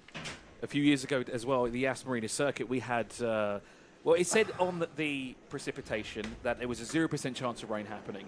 And then through turn 5, on one lap, we had the briefest shower that caught everybody out because no one had wets. Excellent. But look what's come out now. Mini Max have ascended onto the track here and will make their way around. They will form up in 2 neat formations. We'll have 15 carts that will take here to the start of the Mini Max. And it's Benjamin Kranjkovic who has been the man to beat here this weekend. In the final heat race that we had yesterday, I think it was a gap of 7.8 seconds to the next closest carter on track. Will he be able to do that again is the question. Well, there's every chance he will. There's a reason why that young man is the World Finals champion from Bahrain in November in the Micromax class. He's now, by dint of age, moved forward into the Mini-Max and continued. He knows how to race a kart. He knows how to drive. And what was perhaps exacerbated the gap that he had in the lead of the race was the fact that behind him, everybody was scrapping. Now, whether that'll happen again, I'm pretty sure that the George Gibbons Motorsport team and XL Motorsport for the likes of Francesco Lignoli, that lines up alongside on the front row, and the likes of Baptiste Augustin, Charlie Page, Mikhail Mitrokin, Oliver Butchard, he's in there as well, not forgetting Ralph Martin and Austin Gray. Paul Schutzman down the order, we expect him to follow through as well. So all of those teams have been working towards beating that young man on the white and gold kart there, Benjamin Kranjkovic, who leads the field away at the start. The lights go out and into turn 1. And let's see if the same thing will happen here as well. This one was very instant pat there, and there's already one before we've gone through the first corner already. Good thing that the kart will get going again here, but not exactly the best start to a Mini-Max here, is it? And that looks like a J&KD 1-2 has William Mazzali has gone through, latching onto the rear bumper of his teammate Benjamin Kraciakovic, and Kraciakovic, I just noticed there, tapping his helmet and saying, come on then, let's go. It's XL Motorsports, Baptiste Augustin, I think, in third. Then we've got a George Gibbons Motorsport kart in fourth, and that's Lignoli, who's lost out massively from the front row. And that's quite a common thing here at the Dubai Cardrome. We see that outside line on the grid absolutely disadvantaging people, having to go all the way around the outside of turn one, and that leaves them on the outside for the braking for turn two. And I don't know how many times we've seen the front row of the grid on second spot ending up in fourth coming through. Charlie Page, though, that was the man that was in third briefly, but now sits second position. And you can see the markings on the side of the car where there's been contact in our previous heat races yesterday on the side of Charlie Page's car. But a great opening lap from him, now sitting second, and is now the meat in the sandwich, or as we should locally refer to here, he's the chicken in the chicken shawarma at the moment. He is, and you know what? I'm amazed at how Charlie Page has come into the fore. He was not the leading XL driver on the grid. That's what I thought it was Baptiste Augustin. It wasn't indeed. It was Charlie Page for XL. And now he's latching onto the tail end of Benjamin Kraciakovic. He is the chicken in the chicken shawarma, did you say, of a JNKD sandwich. And looking for the top of the timetable here is Charlie Page. He had some great runs in the heat races yesterday, but unfortunately just didn't come his way. And he was one of the few drivers that actually received post-race penalties to drop him down the order. But Charlie Page looking for a little bit of redemption and would like to be on the top of the timetables here. Another one to watch out for as well is Oliver Butchard. He always started towards the tail end of the field, but always carved his way through. And with his extended race format here today, he's certainly got a lot more chances. As Charlie Page looks on the inside, has he got the move done through turn 4? Here is a JNKD replay on the exit of turn 3, and look at the run that Charlie Page has all the way up alongside Benjamin in the 183. And this is the first time this weekend Benjamin is coming under any sort of pressure. We've got a race, haven't we, in Minimax, as we've got a new leader for the very first time this week at the front of the field. That looks like the 171 of William Mazzali. That's no, have we gone back? Who's that? Have we gone back to Benjamin Kraciakovic? We have. So Kraciakovic down the inside at 12, and as we were about to announce a different leader, Kraciakovic puts things back to rest. The universe is as it was. The planets have realigned. It was literally 7 corners that Charlie Page had the lead for there, and Benjamin said, nope, that is my position. That's where I was all day yesterday, and I want to be back there again here. But of course, it's a longer race format here, so there's more time here for great racing action. Well, Charlie Page has shown his cards now. Kraciakovic doesn't like to not lead a race, as we've seen, and Charlie Page is now shown Kraciakovic where he perhaps has got the performance to get ahead of him. Kraciakovic is going to log that in his data bank, and he'll take that forward for the next 15 laps or so as we head through the chicane and into the sweeping left-hander of turn 11, then into the hairpin, and Page repays the order from last time by. Kraciakovic is saying to Charlie Page, come on, get on with it, but you know what, I'm going to have the lead. And he's going to fight it back through turn 13 as well. Muscles Charlie Page out wide. This. But we have not figured out who will be the leader on this lap here. Will it be Page or will it be Benjamin? Well, we have to wait and see. Page does the switch back here.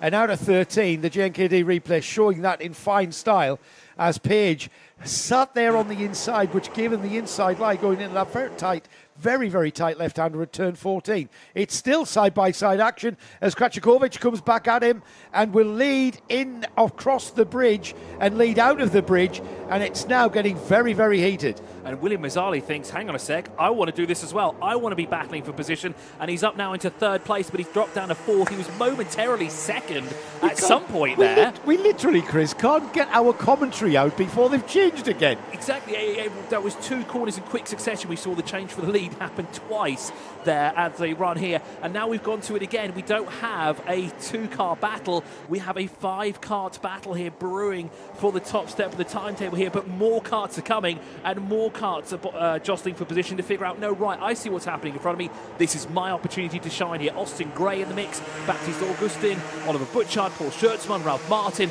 and all the way down to the 169 involved in this as well, which is Vico Paimaki, who wants a piece of this action as well.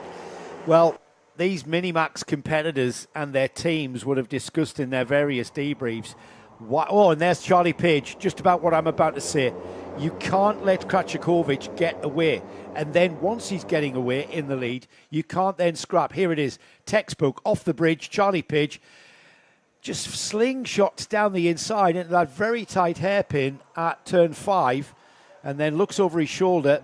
Krachakovic, when we head back, he's still in second place. And can Charlie Page hang on to this lead and actually lead across the line, Chris, is the question. I think we'll have to wait and see what happens here, but great racing here again from the Mini Maxes. Is exactly what we saw yesterday, but in second position and third place, not for the lead of the session as a whole here. And now Benjamin Krachakovic is really showing us what he can do when there's traffic to be dealt with and when there are carts around him to be dealt with as well, as he retakes the lead going through turn 2 there. And now down the bridge, this is where Charlie Page got back through, but of course this time round Benjamin with a nice tighter line there through the sequence of corners to not allow Charlie Page through. The thing is, Krachakovic is now defending, fiercely defending, side-by-side action through the left-hand sweep under the bridge. If Benjamin has to defend, that's going to allow Lignoli, Gray, Butchard, Martin, Schutzman, Mazzali and everybody back towards the front. At the moment, he forces the issue at turn 12. Can he hang on to it down the back straight? Charlie Page tries to come back at him. Krachakovic is defending. Here comes Francesco Lignoli. It's a 3-car battle into the sweeps and the S-bends that end the lap here through the final turn. It will be indeed Krachakovic that leads. 7 laps completed. William Mazzali has tried to make a move somewhere and it's not paid off for him at all because he's dropped all the way down to 8th position at the line. We're going to go more side-by-side action through turn 2. The 133 of Francesco says, I want to lead this race here. I want to have at least something on the record books that says I led a lap here in Micromax and a Super Heat during the O-Plate finals here at the Dubai Kartdrome. And now we've got 4 karts in close proximity. Austin Gray has joined the mix here as well, as he did yesterday in the first heat races. Then when it came to the second and third, not too much of a presence of Gray, but now here he is back in the action and he wants to be in the lead. And Nick is saying we've got to change of position, and it's Charlie Page who has retaken the lead. But how much longer is Benjamin going to let this settle for? Because we're going to go side by side through turn 12, now into 13. Who's going to be one that comes out on top? It's going to be Charlie Page. Krachakovic is coming under threat from Francesco Lignoli if he's not careful here through the S's. It's going to be 8 laps completed, and Krachakovic dives down the inside of the final turn. It's side by side across the line. Charlie Page will show in the lead by fractions of a second as they go through turn 1. Krachakovic is on the outside, Charlie Page has got the inside, but here comes the 4th place kart and the 3rd place kart, and who's that in 5th? Oliver Butchard coming to the fore. From the back of the grid once again, as he did yesterday as well. And looking on the inside, that is Francesco Lignoli looking there, but that was actually Austin Gray having a sneak up on the inside as well. This is going to be a long battle here. We've got plenty of laps still left on the clock here for this race, but who will be that kart that comes across the line in that all-important number 1 position? Here's the JNKD replay of everything unfolding here, and look at this, a very late lunge there from Benjamin. That was very, very brave. Might have to practice that one for the last corner of the last lap, maybe. This is only the Super Heat, though. We're nowhere near the finals. Page has got the inside line. He will have the line. It's 1 line through there. Krachakovic, is he going to go down the inside this time? No, he doesn't. It settles in. We've got a 6-kart train. Charlie Page, Krachakovic, Gray, Lignoli, Butchard, Ralph Martin. It could be anybody's. And back into the lead for the first time has gone Austin Gray. Austin Gray will lead off the bridge, or onto the bridge, I should say, through 3. It's defensive driving all the way down, and it's still Austin Gray. His teammate moves alongside. This is just frantic karting. Yeah, Charlie Page had an opportunity there between the two mates squabbling and said, right, I'm taking second away from you two so I can go back to being the chicken in the shawarma sandwich there. But let's have a look at what happened here through turn 2. A textbook move there from Austin Gray. He knew those two were going to run each other out wide, so he said, right, inside line for me, and this is my lead. And Oliver Butchard had it coming together with, I think, Ralph Martin and Francesco Lignoli. This is still up for grabs, though. It'll be 10 laps completed. Who's leading through the S's? Charlie Page, Austin Gray, Benjamin Krachakovic.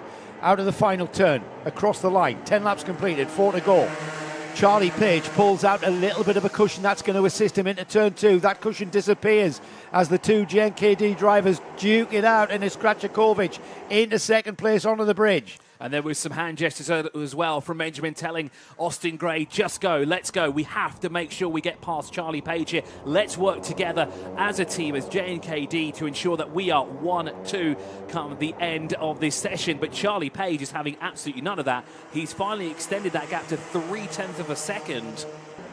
As we head under the bridge and into the chicane, XL Motorsports, Charlie Page looks as comfortable as we've seen anybody at the front of this field. It's usually the domain of the driver there in second spot. That's Benjamin Krachakovic, who sits composed. Now he knows what the job is in hand, and that's to catch the blue and white cart of Charlie Page in front of him.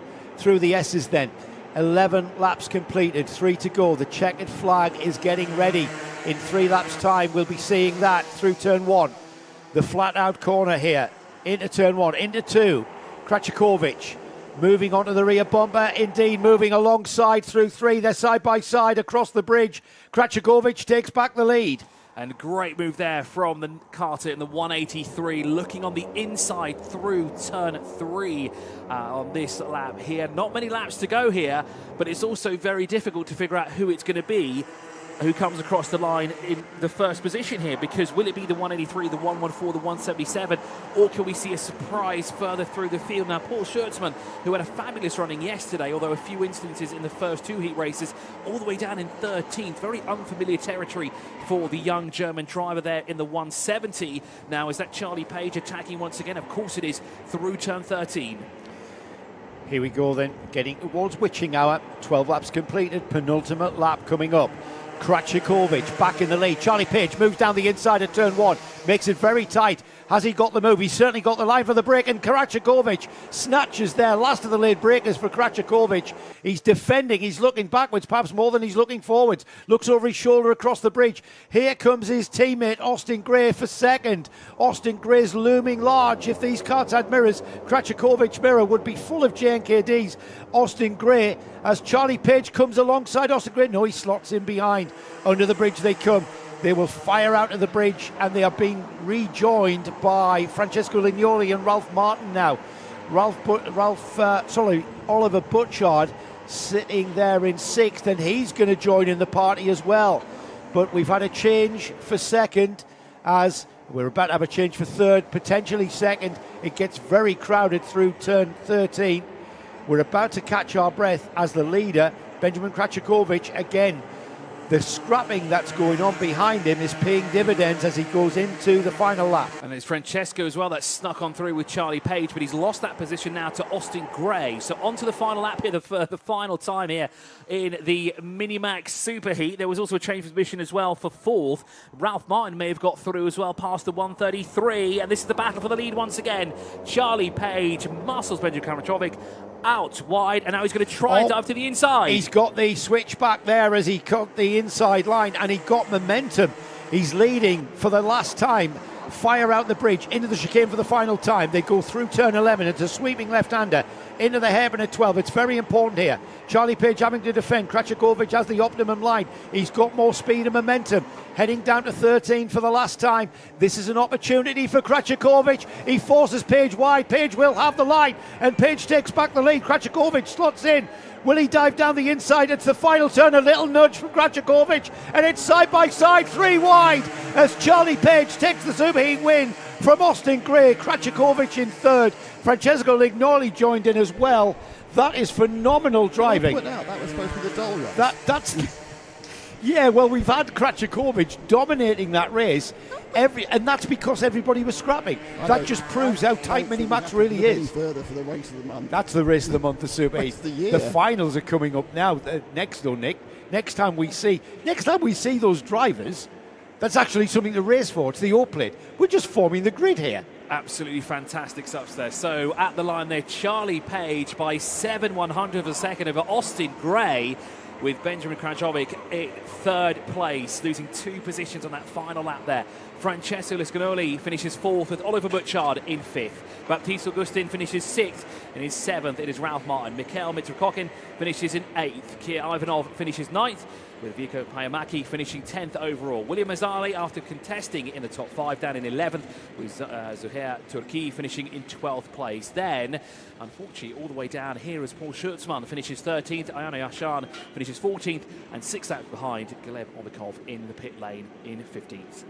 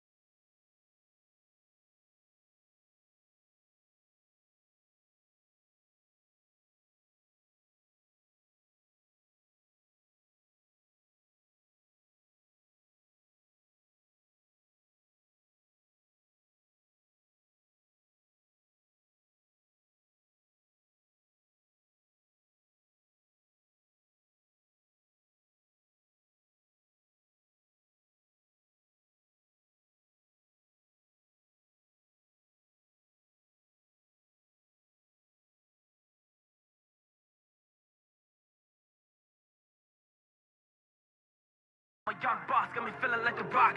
They can never match it, they can never stop. Cause I've been really giving everything that I got. Cause I've been working on a plan and a plot.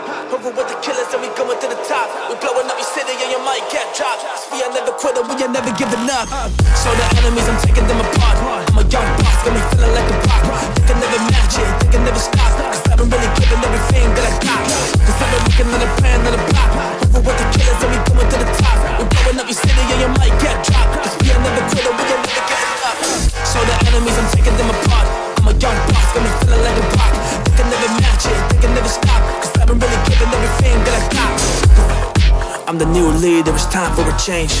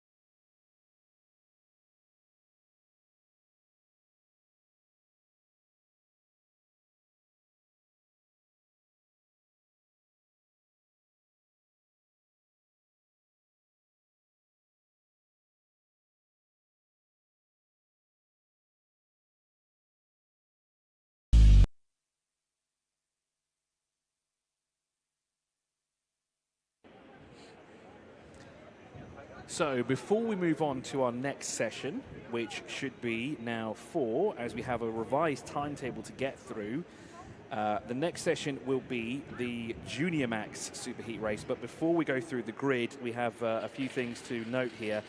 So in the event of rain, if it were to happen here between the hours of 1 and 2, which is when it's supposed to happen, and should any final of the Dubai O Plate be unable to be started, the official classified result for the 2026 Dubai O Plate will be declared based on the starting grid for the final. We also are moving around our lunch break. I think we did mention this before as well, so it'll be shortened down to 15 minutes. So that means, unfortunately, Joe, we don't get to go down on the grid for the parade. We don't get to talk to any drivers, nor do we get the interviews. Well, we don't get to show our brilliant Paddock show because we had some great chats with a lot of drivers. And we had about a 25-minute Paddock show. If we're lucky, because we still intend doing the presentations. Yes. can do that with the Yeah, we we've can got. do that between the So at the podium, end yeah. of racing, hopefully that is the whole of the racing, before the actual podium, we'll play out the paddock show. Yeah. So after the racing, before the podium, again, the podium Because I assume even presentation. if bits get rained off, there'll be a podium. I would have thought, I mean, it's going to be a shame if we have to, if we're unable to run any of the finals because of weather. Never thought I'd be saying this out here, Chris. On saying that, I was here. We have been flooding 2020. We were here for the Dubai 24-hour sports car race in 2020, which was red flagged around, 10 p.m? And it never restarted because of heavy rain and flooding, etc., etc. So, it's not unfamiliar territory for us here in this region. But an unusual circumstance. It as is, well. yeah. We didn't think when we came this morning that this would affect us very much, because it was supposed to be at 6 and 8 p.m. when we thought, okay, we're done and dusted with all the O-plate racing. We can talk to the drivers. We can conduct interviews with them. We can have a chat and experience what it's like to be on the grid instead of cooped up in the commentary box up here. But that's the weather system here. And, of course, to ensure that we do get all of our O-plate action in, we have condensed the schedule so the races will run pretty much back to back. So after this, we'll go into Max DD2 and DD2 Masters, then Max Senior, a 15-minute lunch break, and then straight into the O-Plate Grand Finals here to crown our champions later on this afternoon. Yeah, Senior Max for a B final will round off the qualification process for the finals. I just want to say hello to anybody watching on the stream. We've got Evelyn Aguirre, I think that's how you pronounce your name, Evelyn, watching from Atlantis in Dubai. Sal Parker, come on, Matt Scott. He got himself into the top 20 in every heat yesterday from the back of the field after a transponder issue in qualifying, if you remember. Stay positive, focused, and have a great drive again today. All of Scotland is watching him, of course, Matt Scott. Gassan Music I'm watching it live there. I think he means Atlantis from Evelyn. And, of course, the Amani Kinua fan club in South Africa representing Kenya is Armani. They've been logged on for quite a while now. So it's great to have everybody along. If you have any questions, please fire them in. If you've got any, tell us who you're supporting, tell us where you're watching from. And while I'm doing this public announcement, I suppose it's only right to tell you, feel free to have a look at the Karting Live TV Instagram pages. Please come along and join us on Instagram. Keep up to date with what's happening on Karting Live TV. We're going to be here in the UAE for the remaining rounds of the UAE RMC, and then we've got the British season kicking off. So check out our Instagram, subscribe to that, and here is the grid for Junior Max Super Heat. Vita Chopra will line up alongside Jensen Chalk here on the front row of the grid, with Jajian and Harrison Stevens alongside for company. Pierre Badouan and Jada Hinding start on row number 3. Then we have Aaron Mason, Alfie Ward, Finley Smith, Iana and Salve Corgay with Samuel Turner alongside for company. Then Ayan Qureshi, Giuseppe Montanari, Fares Haroun, Andrea Grimberti, Aria Kallenberg and Damon Noor in 18th, with Ray Haber in 19th. River Nielsen 20th, Hansa Taniaki with Kema Bapigagi in 22nd, Gabriel Barcodi in 23rd, with Jack Doe, who we had a great conversation with yesterday, in 24th. Derek Riviera at 25th, Stefan Badali in 26th position. Matthew Scott, Vladimir Gugu, then Matteo Romasian with Romy Sabali in 30th position. Then Aaron Shetty with George Haddad, and rounding out our 33 carders here, Kalyan Pritesh in 33rd. We've actually only got 32 out, as Leo Anya has been sent home for poor conduct there. The way he conducted himself post-heat yesterday has had him ejected from the race weekend, essentially. From the weekend, yes. So I'm sure he's going away and having a big think about that. We are about Via Chopra and Jensen Chalk here. We know how quick these two drivers are. You only had to be around for round 4 of the UAE RMC last weekend to see how quick these are. Mitansh Jain and Harrison Stevens on the second row. Mitansh Jain there on the 255. He's going to be glued to the rear bumper of the Matthias de Gem Motorsport kart on pole position, and it's going to be all about the Mumbai Falcons teammate in the form of Jensen Chalk and how he can get around the outside of his teammate. We are racing through turn 1, and as I thought, Mitansh Jain sits on the back. Oh, and there's Jensen Chalk around the outside. How's it going to look on the bridge? Let's see, relatively cleanly through the first two corners there. No yellow flags to be waved, nothing to interrupt. Oh, I say that, and it comes out. The commentators worked. It didn't even take 2 seconds for that to happen. It was pretty much immediately there. But if we look closer up towards the sharp end of the field, lots adjusting for position for 5th overall. This allowing the 211 of Matteo to be out in front, but I think that's definitely a transponder issue because it's shown that he's come into the pit lane. So it's actually Veer Chopra, the 219, who leads here ahead of Jensen Chalk, but for how much longer will Jensen Chalk be behind that car? The 255, a bit Nash as well, looking for a way on the inside. Yeah, and Jensen Chalk is under threat from his teammate Mittanj Jain, who clearly wants to get on with it. I think they'd be doing themselves a Mumbai Falcons favour if they work together, as we've got Matthias Ngem Motorsport in 1st place, Matthias Ngem Motorsport in 4th place, and the two Mumbai Falcons of Jensen Chalk and Mittanj Jain in the middle of these two. So an inter-team rivalry here, kicking off in the Super Heat for Junior Rotax. Chopra in control as we've seen him, and down the inside has gone Chalk. He will lead the field down into the hairpin at 6, takes the inside line. That's going to compromise him. On the JNKD replay here, here's exactly how it happened. Again, look on the inside here. This has happened so many times this weekend. It's been the spot to do it at. Turn number 5. If that door is just left open just a little bit extra for a kart to fit in there, that is when the opportunity is taken. And job well done there for Jensen Chalk once again to now go into the lead here of the Junior Max category. Hand signals being thrown around here to signify to each other, come on, let's work together. Let's push ahead. Let's really get cracking with this. Here we go then, 4-car train for the lead here. 2 laps completed, 14 laps to go. We've got Chopra telling Jensen Chalk to just go. Let's work together. Let's not fight. They don't have to, because Mittanj Jain, Pierre Abu Dewan have got the same idea. And Dewan spins coming off turn 3. He's pointing in the opposite direction. Pierre Abu Dewan, the JNKD replay will show this. Just have a look at that. The kart there just tags Mittanj Jain, spins it round, and he gets hit massively, which put him into a 180 spin. The rest of the field somehow get around him, but that is absolute devastation for Dewan is still actually out Dewan. there. It's not Dewan at all. Who was that then? Was it the M&M driver Harrison Stevens? No, it was Jaden Hidding. We'll find out who that was as he plummeted. It was Faris Arun, I think, who was the kart that got snagged. Faris Arun just coming back off a broken arm, so scrub that one. We'll edit that out for the replay, for the highlights, I should say. It wasn't Pierre Abu Dewan at all. He's still in the fight.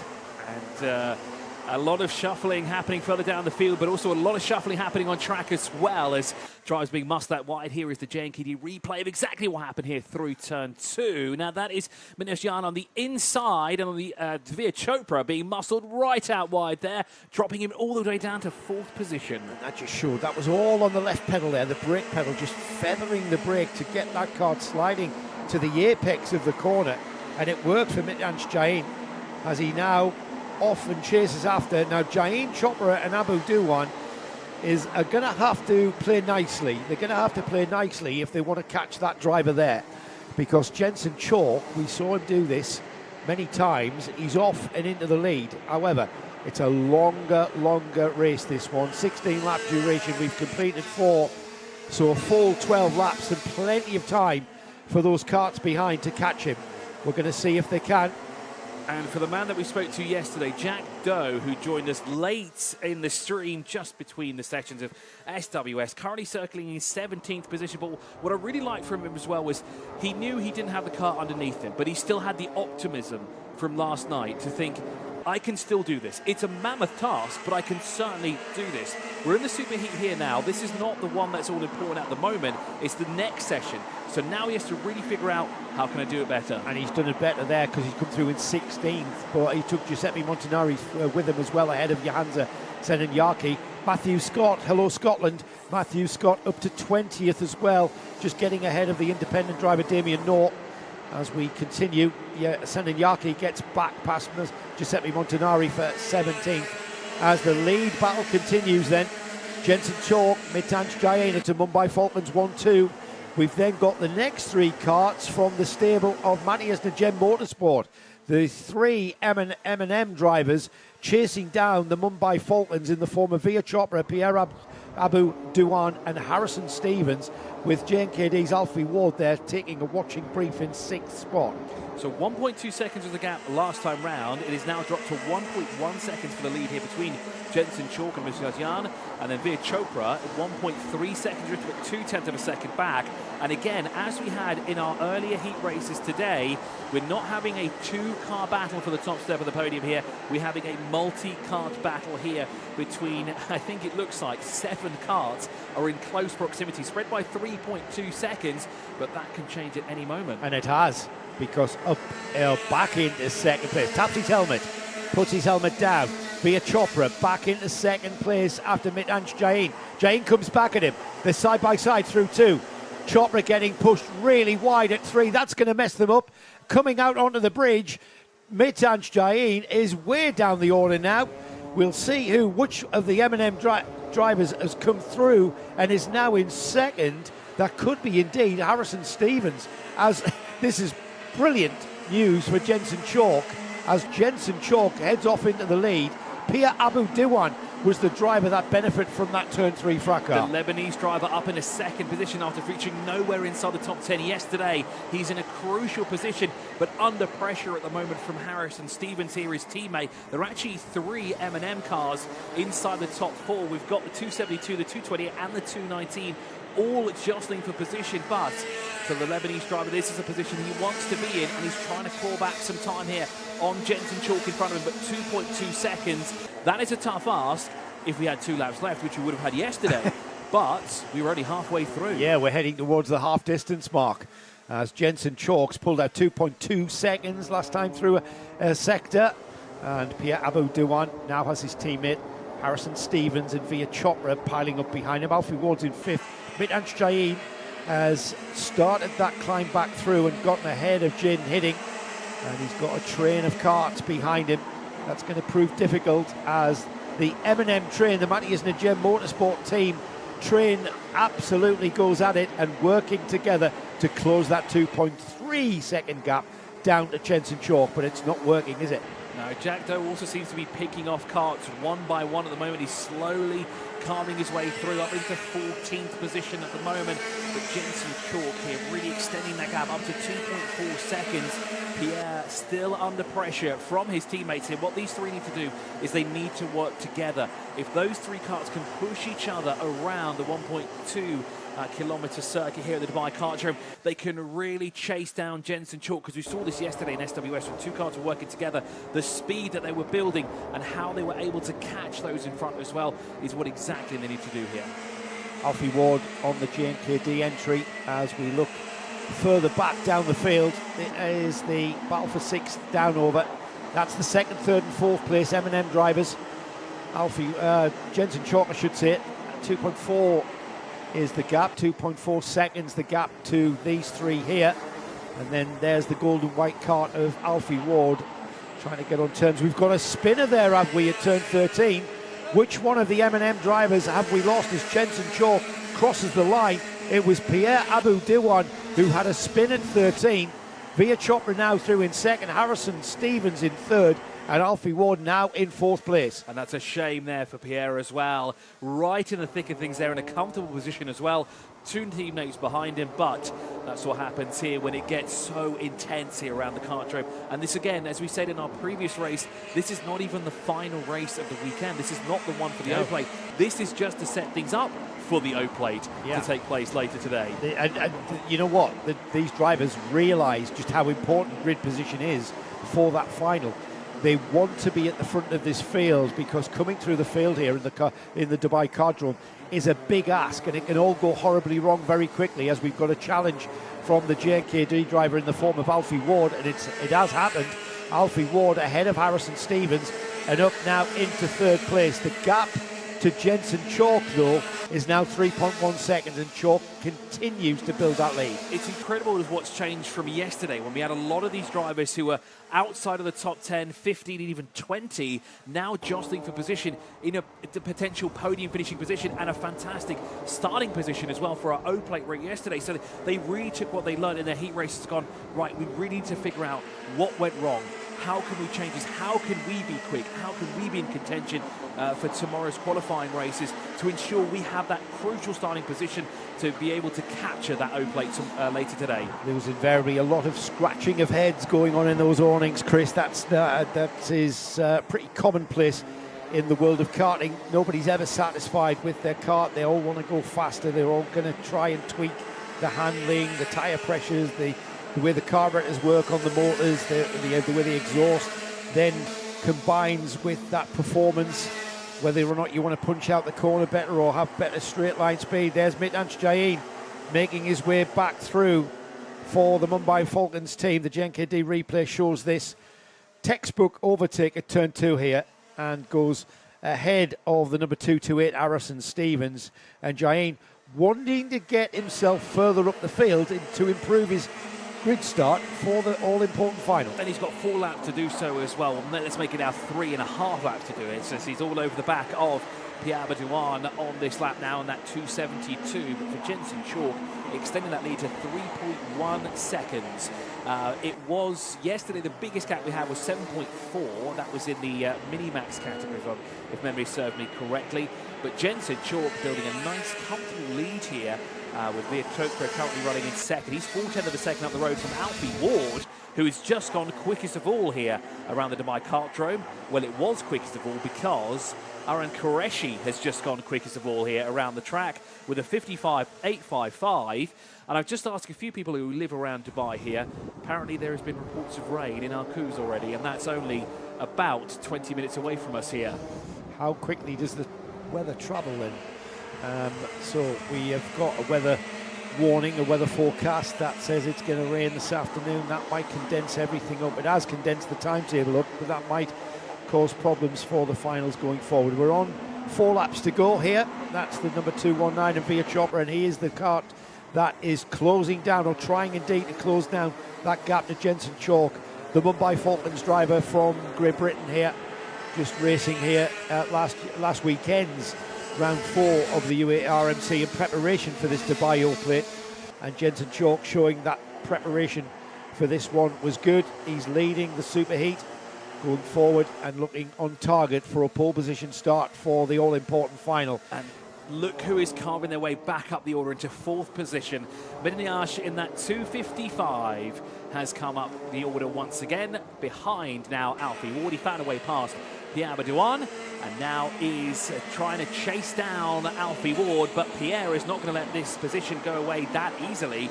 He wants to get back past. He wants to be on that 2nd row of the grid. He's on the 3rd for the time being, but he'd like to be at least 1 row further ahead. This is the battle here between Veer Chopra and Alfie Ward at the moment as well. This battle is only separated by 3/10 of a second, and Alfie Ward just trying to pick an opportunity here of where he can make this position work for him. And an interesting overtaking opportunity emerged during one of our previous sessions in the Junior Max, was that final corner. And there's only been one man brave enough to do that, and I wonder if any of the drivers have said, I'm going to give that a go. Yeah, the narrower chassis and the narrower tyres on the Minimax karts and the Micromax karts kind of allow that. When you go wider on the 1050 chassis that we see in juniors and seniors, the track narrows, understandably. It's the laws of physics, isn't it, and space and mass, etc. So you see less opportunities for the junior classes and the senior Rotax classes, and I'll include the DD2s in that as well, than you perhaps see, because they're going faster into corners. Those gaps just don't appear, and there's just not the room. I've never seen that happen all weekend. In fact, all 2 weekends, because that never happened in Minimax or Micromax last weekend as well. Well, this weekend has certainly been a weekend of first. We've seen some very interesting overtakes over the course of racing yesterday. Now then, final lap is underway here. Jensen Chalk leads by 2.9 seconds. That gap is coming down, but 2.9 seconds is a lot of time to take out of that lead that 218 currently has. Veer Chopra currently sits in 2nd at the moment and is under pressure still from Alfie Ward. Yeah, I think Chopra's got more in his mind in the form of Alfie Ward for JNKD, right on his bumper. Alfie Ward wants that front row start. Down towards the chicane they go as Alfie Ward, we pick up Jensen Chalk, I should say, as Jensen Chalk, an emphatic win in the Super Heat here. He kept his head, he hasn't made a mistake, he's never put a wheel wrong once he was able to get into the lead of this race, which was a big ask, I've got to say. And a round of applause then to Mumbai Falcons and Jensen Chalk, who takes the Super Heat. That's going to put him on the pole position for the final. A great drive there from Jensen Chalk there, finishes 4.4 seconds up the road to Veer Chopra. And an Alfie Ward there, where was all that yesterday? Finishes third overall. But we'll have a look now through all of our finishes as they make their way across the line. All 30 plus of them, and we only finished 26. Will take the checkered flag. F 27 onwards was in the pit lane. Some of them not starting this race either here today for the Junior Max Super Heat. And they'll focus their attention on the finals now. Jensen Chalk takes it from Veer Chopra. Alfie Ward with Kasyan alongside there in fourth. Pierre Dabadouan fifth, with Harrison Stevens in sixth position.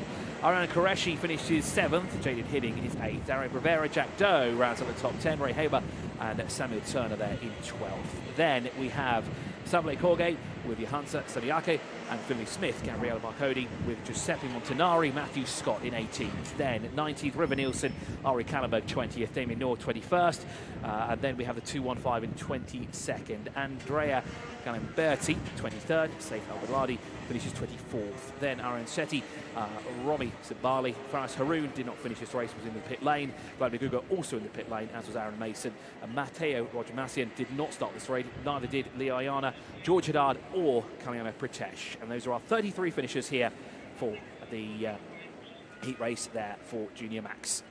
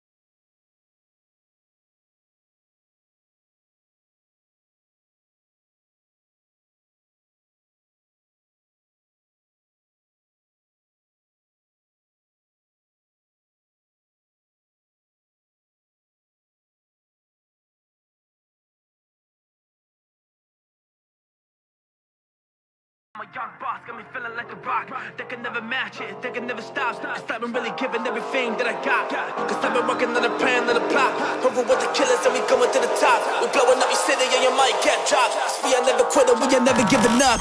So the enemies, I'm taking them apart. I'm a young boss, got me feeling like a rock. They can never match it, they can never stop. Cause I've been really giving everything that I got. Cause I've been working on a plan and a plot. Over with the killers and we going to the top. We blowing up your city and you might get dropped. Cause we ain't never quit and we ain't never giving up. So the enemies, I'm taking them apart. I'm a young boss, got me feeling like a rock. They can never match it, they can never stop. Cause I've been really giving everything that I got. I'm the new leader, it's time for a change.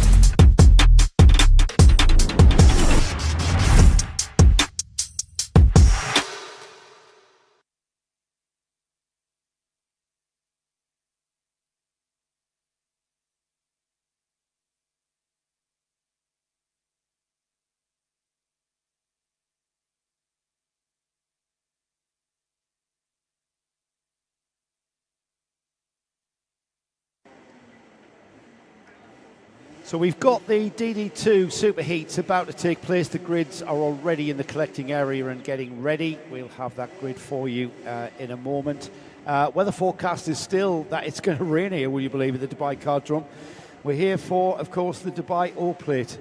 And if the heats and super heats we've seen so far are anything to go by, then women and children and everybody indeed stand well back from the barriers here at the Dubai Cardrome, because the racing is going to be even more intense when there is something like the accolade of an O-Plate up for grabs. Of course, there's a massive, massive accolade carrying the O-Plate forward. We've seen Max Dexter, who is carrying the O-Plate from last year's 2025 event. He's wanting to retain that, and he is out next on the DD2 grid. And we will see just, these are the gearbox class, of course. DD2's the 2-ratio gearbox class. It's not complex and difficult enough to drive a Rotax Max kart around the Dubai Cardrome. Let's add in the complexity of using a gearbox with 2 ratios. Paddle shift activation, left-hand paddle for first gear, right-hand paddle for second gear, and now you switch can have padded between the panels two as well. And Padded you can have paddles. padded panels. I'm not sure what that was about, actually. Well, perhaps it's like literally one of these things where you can't change anything, and then they go, well, that's a non-performance change. It makes it easier. The common word in a regulation is you're not allowed to add material to anything. So the regulation will cover that by if you're going to add a padding. But what I want to know is what and why would you add padding to what is effectively a metal lever? I think it's to make it more comfortable. Right. And also, maybe it just moves the paddle slightly further away for your hands. I don't know if the paddles. We're just speculating here, of course. We're going to ask somebody chewing like the fat. Yeah, like Danny Brand, who could perhaps answer that question, or Tony Hogg. I know Tony Hogg is going to be on the grid. No, I think he retired 10 minutes ago, but he's coming back again. He's come back out of retirement. Yeah, the last 10 minutes. He retired last night. He's come back out of retirement this morning. Retiring this evening. It's back out of retirement for Yaz. Yeah, absolutely great to have Tony back racing since he retired last weekend. So as you can see, a very cloudy sky here, unfamiliar backdrop there. That's not CGI, that's real. It is usually blue skies, uninterrupted blue skies. However, the cloud cover we woke up to this morning has remained. And as we hear from the forecasters, we're going to have perhaps a very heavy downpour. Here's the grid for the DD2 Super Heat. Seb Canopes has been the man to beat for Mumbai Falcons, but that man there, Max Dexter, he's there as 401, but he's actually carrying the O-Plate, which he won here in 2025. Mark Bassier and Tyler Harris share row 2 with Suleiman Zanfari, who's been really rapid this weekend. He's alongside Hamza Ashisho on row 3. Row 4 is Adam Malik, and then the first of the Masters, Moritz Canopes, alongside him on row 4. Row 5 is Anthony Hogg, Tony Hogg and Rakan Al-Fayez, with Sami Al-Hassad and Abdul Kader Qassem rounding off the 12-kart field. As we get going then, it is... Well, it's Max Dexter leading the round. No, there he is. There's Sem. Could only see the O-Plate of Max Dexter there, but Sem Canopes bringing the field round. Now bringing them under control here. Max Dexter will line up on Sem's left as they come out of the final turn. They'll gather the field up, and then we will get this thing underway. First gear, of course, slotting into second and then down to first for the turn 2 hairpin. Here we go then. Super Heat for DD2 and DD2 Masters underway. And Sem Canopes leads through turn 1 and, as you would expect, into turn 2, but it's a Mumbai Falcons 1-2 as Mark Bassier has gone up there with him. Max Dexter hung out to dry on the outside. Well, a little bit of a coming together and a car that's being turned around at the back of the field. Not quite sure who that was. We'll confirm that next time across the line. But it's, for now, a Mumbai Falcons 1-2 with Canopes and Bassier leading this DD2 field around under the bridge for the first time into the chicane and then through the sweep of turn 11, down the box to first, out onto the back straight, clicking up the box to second gear towards the braking area for 13. Sem Canopes with his teammate Mark Bassier into the S's for the first time to complete lap number 1. 1 of 16 completed and in the bag. Canopes leads, Bassier second, Dexter third. Suleiman Sanfari up to 4th. Tyler Harris, Morris Canopes in 6th. Adam Malek, Hamza Rashisho, Tony Hogg in 9th. 10th is Sami Al-Hassad. Then we've got Abdul Kader Kassem, and it was Rakan Al-Fayez that ended up getting spun around as we went onto the bridge for the first time, Chris. And it looks like Suleiman Zanfari is not doing what he did yesterday and going straight for the lead on the opening lap because he has more time on the clock, as this is now a 16-lap session. He's thinking, right, I need to pick my opportunity because I want to ensure that I'm always in the lead when it comes, and especially towards the end of the session. So he's just biding his time, watching what's happening in front of him here because he knows something may happen. But when we have such a quality field here, he has to be careful and pick that opportunity just right and not miss that window either. And Mark Bassier, as his attention is going to be from behind as he looks over his left shoulder. Yep, Max Dexter is there. He's wanting desperately to hang on to that O plate, that O number plate that he's got from this event last year for DD2. And if he's not careful, I know he's challenging Mark Bassier there, but here comes that Motorscape driver, Suleiman Zanfari, edging ever closer to the rear bumper of the Telios back bumper of Max Dexter. Max Dexter was the quickest last time round with a 54.971, but quickest through the sector 1 this time round because he's got that breathing room between himself and second place by 0.4 of a second.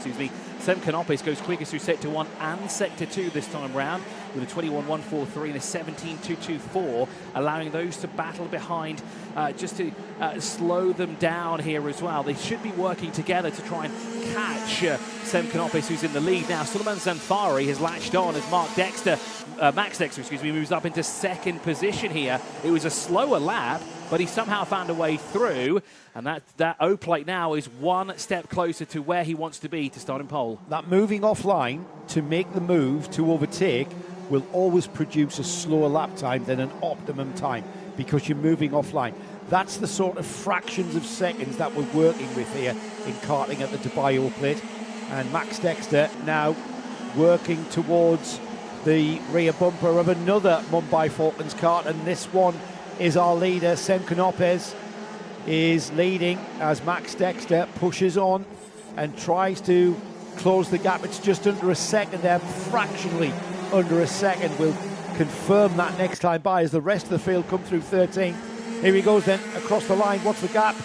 The gap is still, it's 0.922, literally. We've got a fastest lap of the race there, Chris, a 54.475 in comparison to a 54.546 from Canopes. So Dexter is gaining slightly. He was, and he's purple through all three sectors, but he hasn't been able to be released from the clutches of Mark Bassier here, the Swiss driver, all over the back of him here, just keeping him honest, and that's not allowing Max Dexter to use that speed that he's found now to chase down Sem, because he has to worry about defending as well as attacking. So a very smart move here from Mark to not allow Max Dexter to escape any further up the road, because at the end of the day, Mark also wants to start on that first row of the grid. If it's second, yes, it's great, but that number one, the pole position is exactly where he wants to start. He knows what's on the line here. Yeah, and maybe Max Dexter is thinking, I might have to settle for the front row of the grid, but as we've seen so many times, that outside starting position, you might be on the front row, but you get hung out to dry around the outside of turn one. And that's something, he might be better off finishing this race in third place. Might be interested to see whether or not he's thinking that and swapping places with Mark Bassier. It's all about this instinctive racer's attitude, though, isn't it? It's like when I raced, the car in front, or cart, whatever it was, you have to get past it, no matter what. You've just got to get past it. That's the focus. And Max Dexter is, you can see the focus, the hunched head, the head down, the chin down, heading towards the rear end of that Sem Canopes kart is what he's targeting now. Target acquired. Here we go. But in the end, it's not just racing, it's a strategy, right? Not just from the team perspective, from the driver's perspective as well. And as you said before, Joe, a lot of our races here have started with that right side row getting the jump that they all need, and it pushes everyone on that right-hand side in those odd position when it comes to the grid, they're the ones that move up a lot quicker, because on the left-hand side, it seems to be they're caught napping ever so slightly and really drop back to third or even fourth. So it could be a strategy here for Max Dexter to say, okay, maybe I'm not going to be able to catch him, but if I drop behind Mark, that means I start behind Sem and I'll get the better run through that final corner. Through turn one, at the start, you're going to glue yourself to the pole man. The guy on second on the grid is going to be, he's out of position. He can't get inside. He can't get inside of you because you've got that position. And that's what we've seen so many times. We've seen the third place starting position better off than the second place starting position because of that tight entry into turn two. You've got to be on the inside. There's nowhere for you to go on when you're on the outside. You can't go all the way around the outside of two because you end up at seventh. So that's how tight it can be. Sem Canopus now answering back to these quick sector times and quick laps as well. Quickest through sector 2. Mark Bassier was quickest through sector 1. A 54.354 for our session leader here as well. 0.8 of a second is the gap, and it's still floating around that mark. It's not going up and down by massive margins here. It's only about a tenth here or here and there between these two. And Mark Bassier still in close proximity as well. He's making Max Dexter's life here as difficult as possible to ensure that he's not getting away and taking pole, because Mark would like to be in that pole position as well. So if we look back, the top three separated by 1.2 seconds, and then we have to look really far back here, 1.3 seconds to Suleiman Zanfari. Really far back is, it sounds like it's a lot. 1.3 doesn't sound like a lot, but it's racing in the day. Seconds matter. Sem Canopus is certainly the man to beat in DD2 this weekend. He has actually come out of retirement as Sem. Unlike Tony Hogg, who's like a jack-in-the-box in and out of retirement. No offence, Tony. You know what we're talking about here. But Sem has been absolutely unbeatable here. We're at half distance here. The gap is 0.8 of a second, but you get a feeling that Sem Canopus can up the pace. He literally is driving at maybe 0.9. Whether Max Dexter is, I've got a feeling that Max Dexter has got all intent and purpose of actually getting towards Sem Canopus, and if he can, getting ahead. Whether or not we'll see something out of the toolkit, something that Sem Canopus can pull out the bag, if Dexter gets threatening, well, that remains to be seen. But right now, I can't see anybody beating that young man. So he's carrying the Dutch flag, but I think he's an expat from Holland, isn't he? We have now made our way into the second half of this race here. 16 laps for the DD2 and DD2 Masters here. And as Joe said before, Sem Canopus has not put a foot wrong here at all weekend. He's had all four tyres on his kart pointing in the right direction every single corner, every single straightaway here as well. No instance to note whatsoever, no black and white flags, nothing. It's been a perfect weekend for him so far, and he's just looking to end this session on a high so that when he goes into the next one, he has that vote of confidence. He's starting in the optimal position in that 420, and that means he has the best opportunity to take the O-plate away from Max Dexter come the end of the race later on this afternoon. Yeah, that's how intense it is. As the three leaders then continue on, Sem Canopus, Max Dexter, Mark Bassier. Behind these three, we've kind of lost Suleiman Zanfari off the back of these. In fourth, he's quite a lonely fourth. Tyler's pace is not kind of where we saw him at the beginning of the season here in the UAE. He was quite a force to be reckoned with, was young Tyler. He's currently in fifth. In sixth place is Adam Malik. Then we have Moritz Canopus leading the Masters. He is in seventh overall. Hamza Rashisho is in eighth. Tony Hogg ninth, second in Masters. Sami El Assad in 10th. Abdul Kader Kassem in 11th, and then Rakan El Ayez, he's in 12th, having had that spin on lap one, didn't he? Yeah, and it puts him quite far down the order as well, into unfamiliar territory as well. He's 26.543 back at the moment. He's half a lap behind the race leaders. Sorry, he's actually half a lap. Yes, he is half a lap behind the race leaders. He's 8.7 seconds adrift from his closest rival and his teammate for Victorious Motorsport there. So unfortunately for the Bahraini, further back than he would like to be here, but the O-plate is yet to start here. This is all the preliminary stuff. We're all getting everything done and dusted to figure out where everyone's going to start. So he still has an opportunity to take that O-plate come the end of the day here, but he's got a lot of work cut out for him as well, as Sam Canopus leads by 1.1 seconds over Max Dexter, who has not been able to shake Marc Bassier at all here. It's 0.4 of a second. It's almost up to half a second separating these two here now between the British driver and the Swiss driver in the 401 and the 455.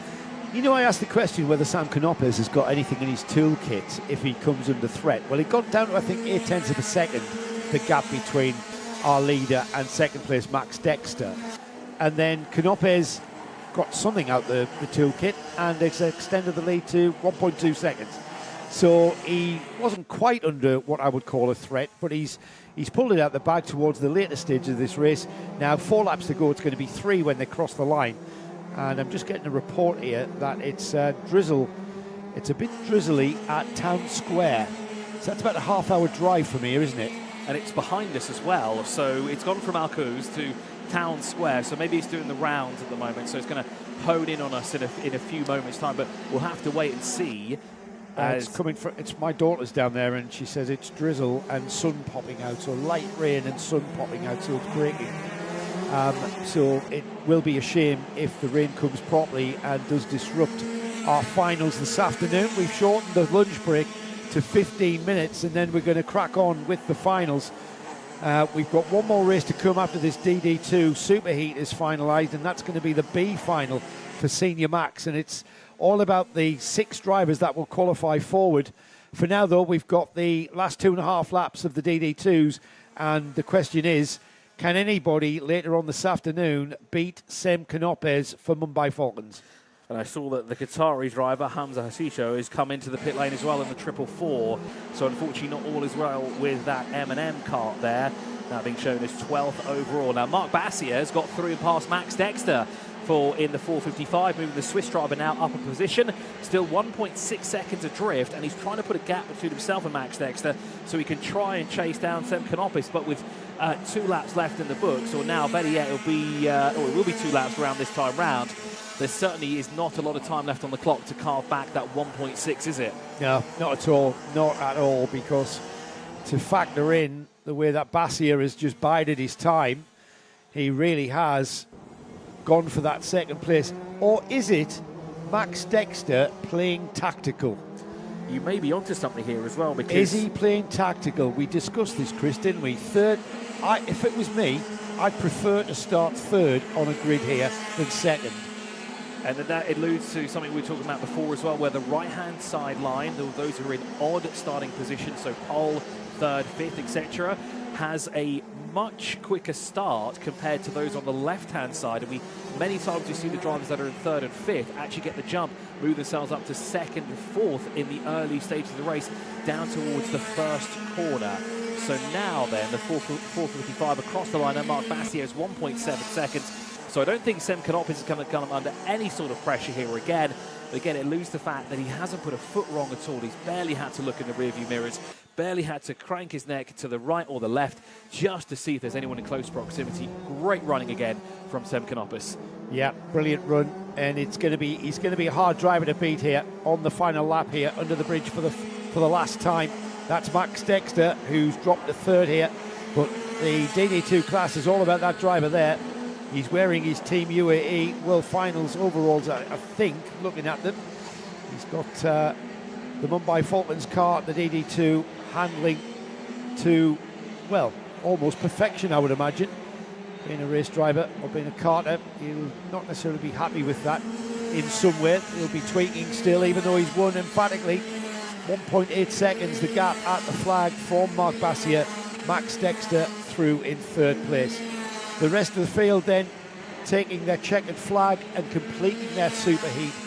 It's going to be intriguing as to how the final for DD2 takes place.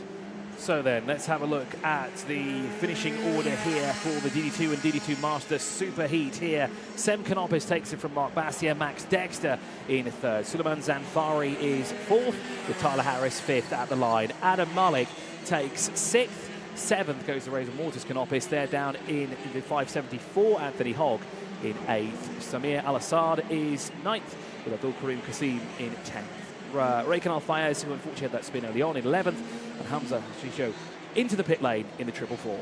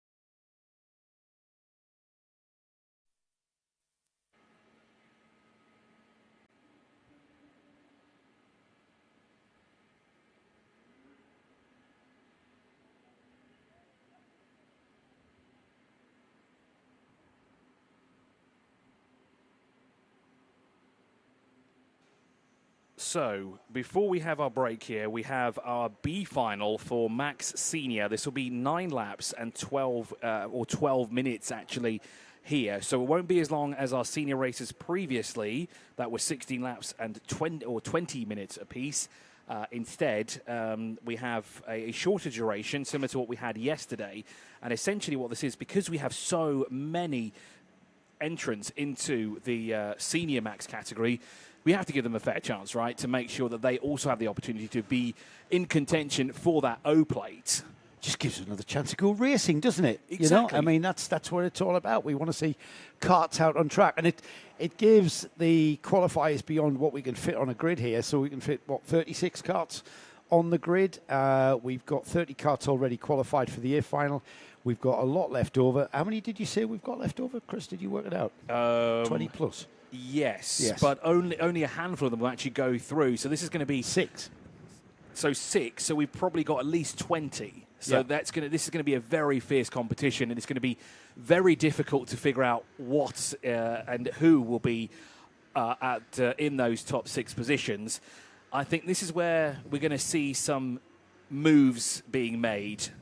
It's going to be very interesting, this one as well, because obviously there is a lot at stake here. This is your last chance to get into the O-Plate final here, and essentially it could be your last opportunity to even think about having the O-Plate. Yeah, but realistically, it's going to be a fairy tale winning the O-Plate from qualifying to the B final. I'm not saying it can't happen. Of course it can happen. Statistically, it can't happen. Realistically, though, if you've had an unfortunate weekend and you find yourself in the B final, it's all about just getting through to the year final and say, I was in the year final, and how many places you can take in the year final, and just qualifying and adding another race to your race weekend.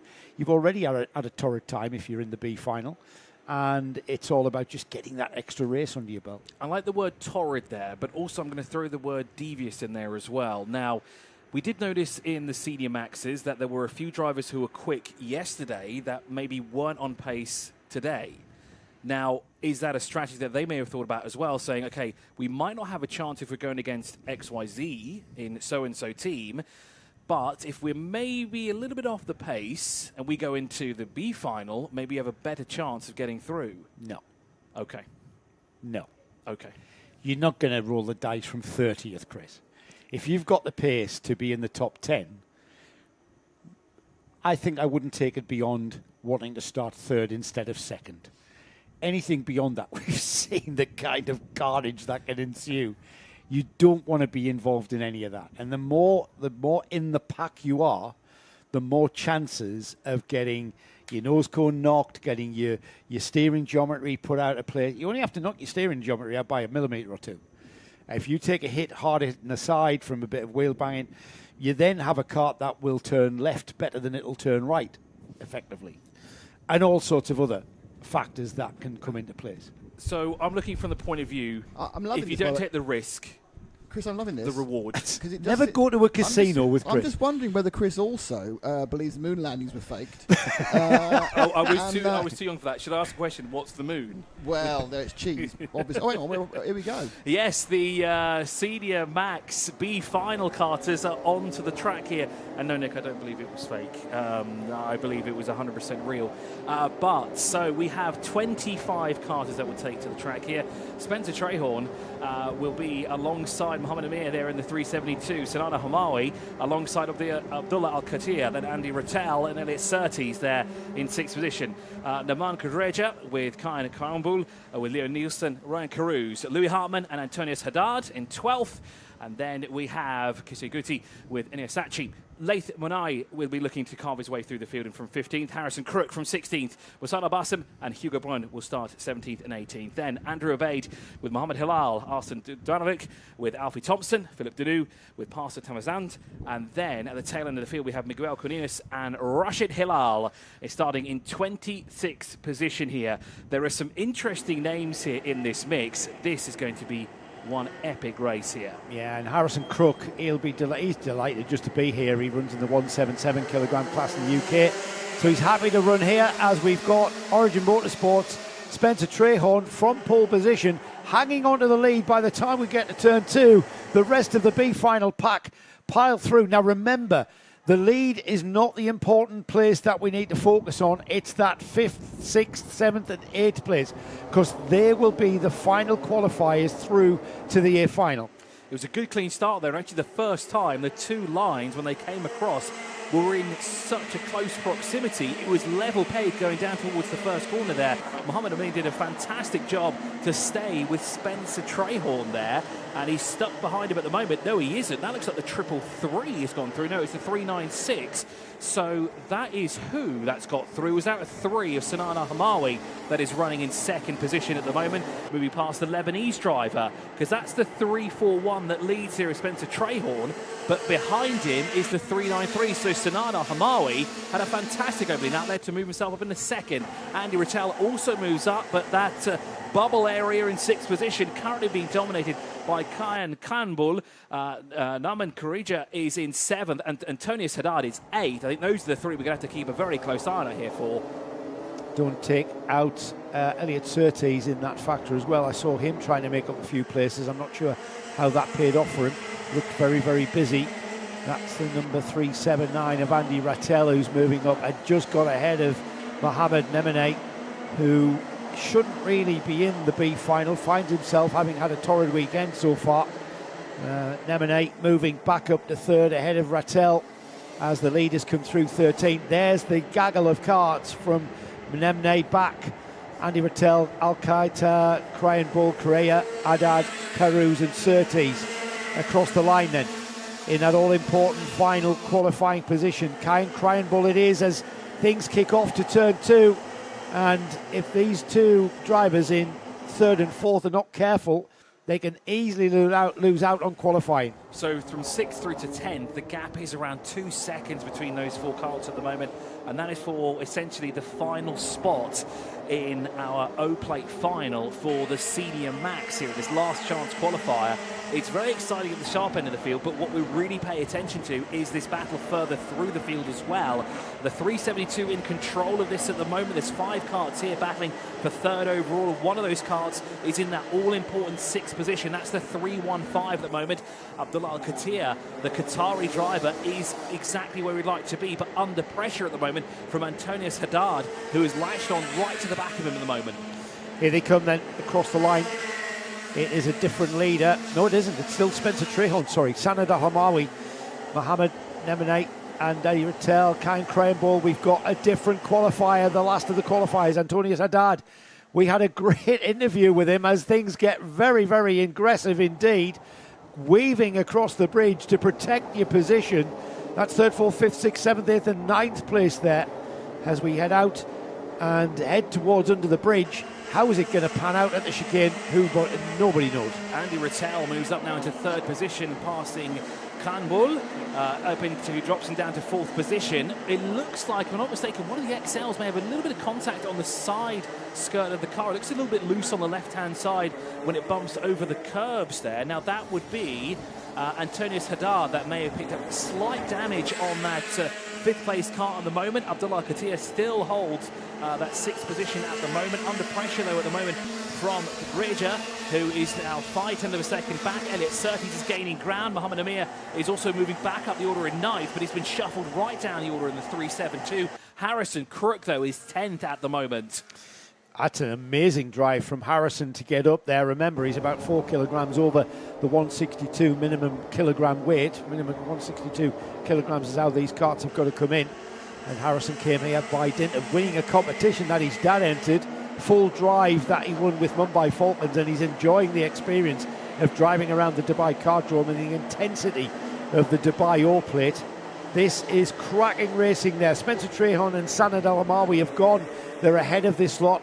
This is 3rd, 4th and 5th. Telios' Andy Rattel leads for the gaggle that are the final qualifiers here. Just outside of qualification is Naaman Khareja and Elliot Surtees. Mohamed Nemene has dropped down to 9th place there as Alfie Thompson overtakes Harrison Crook there.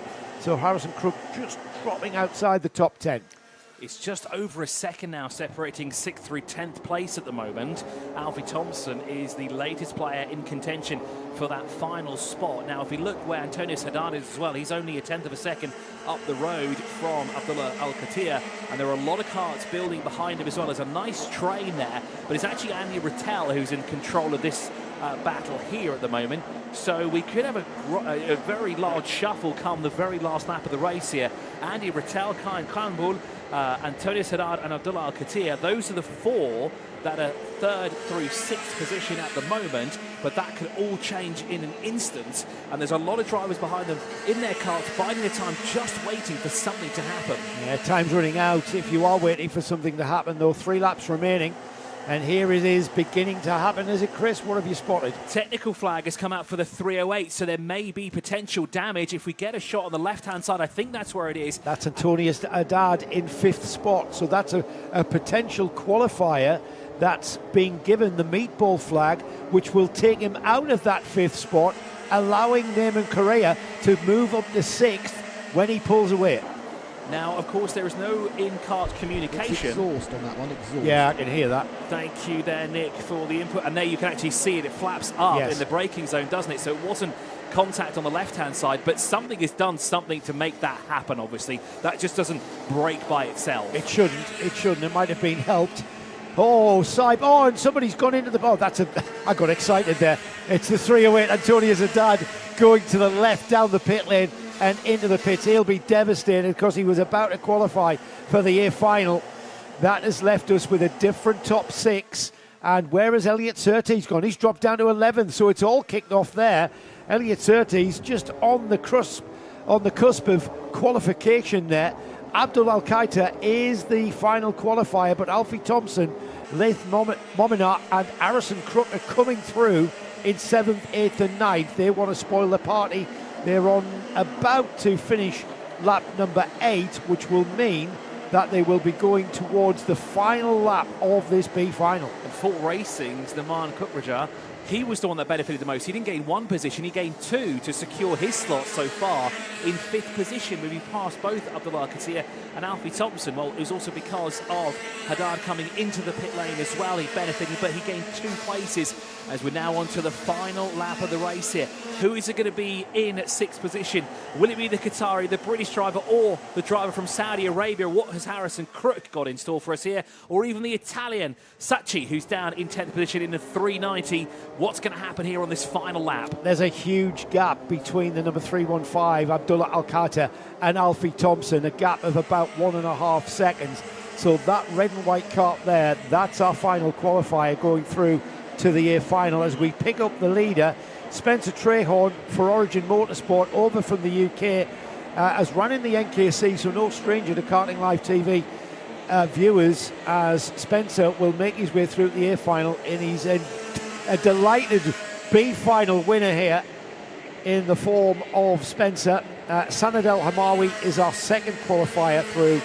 Then we've got Andy Rattel, Kayan Krayambol, Neyman Correa, and the final qualifier that we will see racing again this afternoon, Abdullah Al-Khatir, 6th, and the final qualifier. So as the 26 carts make their way across the line, and Tony Sadar is already into the pit lane as well due to that exhaust issue. Now let's have a look where everyone finished. So Spencer Trehorn will feature in the final here. So will Sanad Al Hamawi, Andrew Rattel, Kayan Khanbul, Naman Correa, and Abdullah Katir, the last man to get through. Then Alfie Thompson, Laith Monia, Harrison Crook, and Enia Sacchi round out the top 10. Elliot Surtees, Leo Nielsen, Mohammed Amir 13th there at the line. Louis Hartman, though, all the way down in 14th. Kashai Guti with Hugo Byrne all the way down in 16th. Wasan Al-Bassam with Miguel Cornelius finishing 18th overall here. Ryan Keruz and Pasha Tamazanvand finish 19th and 20th. Philippe Denou finishes 21st. Austin there, the Frenchman in 22nd. Rashid Hilal in 23rd. 24th, Andrew Obeid. And then our last finishers here, Mohammed Hilal on track, and Antonio Sadar, unfortunately, 2 laps back.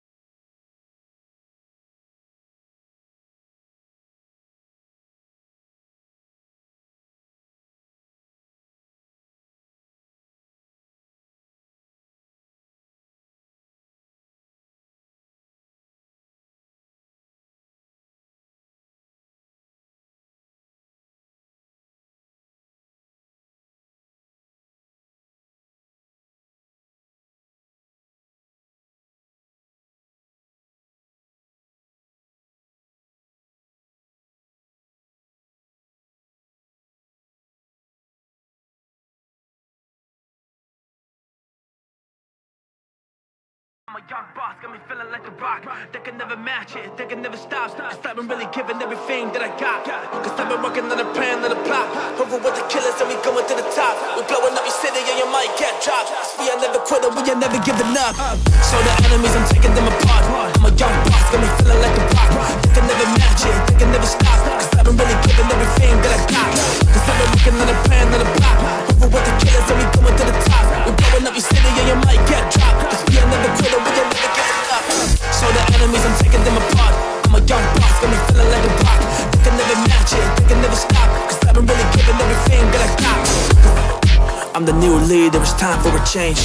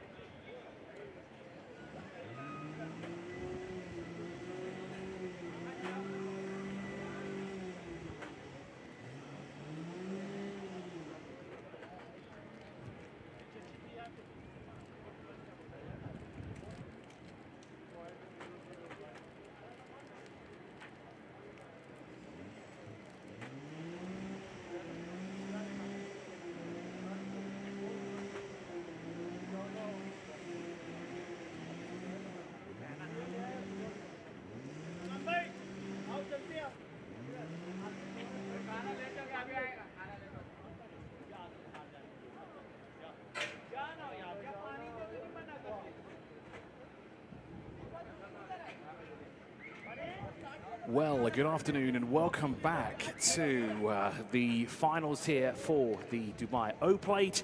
And I can tell you now we are about to get underway with our grand finals here. So the grid, first of all, will be set up for the Micro Max category. It will be a 16-lap race of 20 minutes. That is scheduled to start at 12 here for the grand final. Of course, before we do that, we will have a run through the running order when it is available on our screens here. We have shuffled the order quite a fair bit, actually, because of the possibility of rain here. So various reports have come in from around the Emirates. Ras Al Khaimah is currently bone dry. There was rain supposed to be starting earlier this morning all the way through 12 o'clock.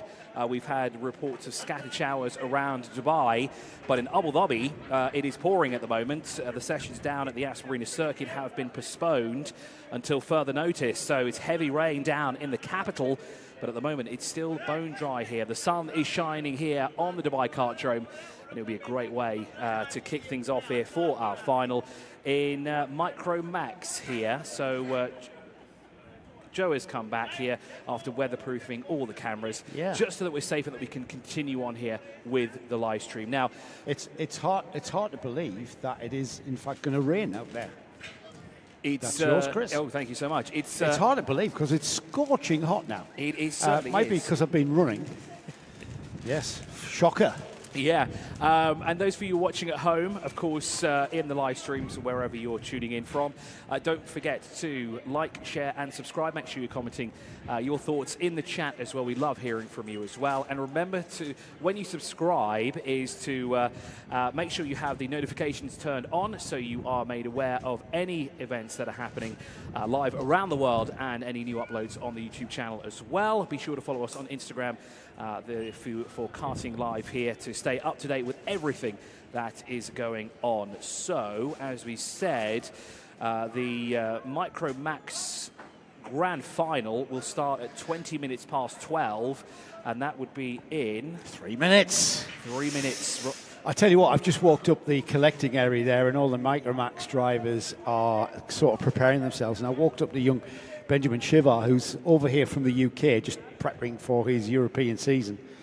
And I kind of put my fist out, and he just looked at me, fist pumped me, and his eyes were already getting in the zone. Now, Benjamin is barely 10. He's 9, I think.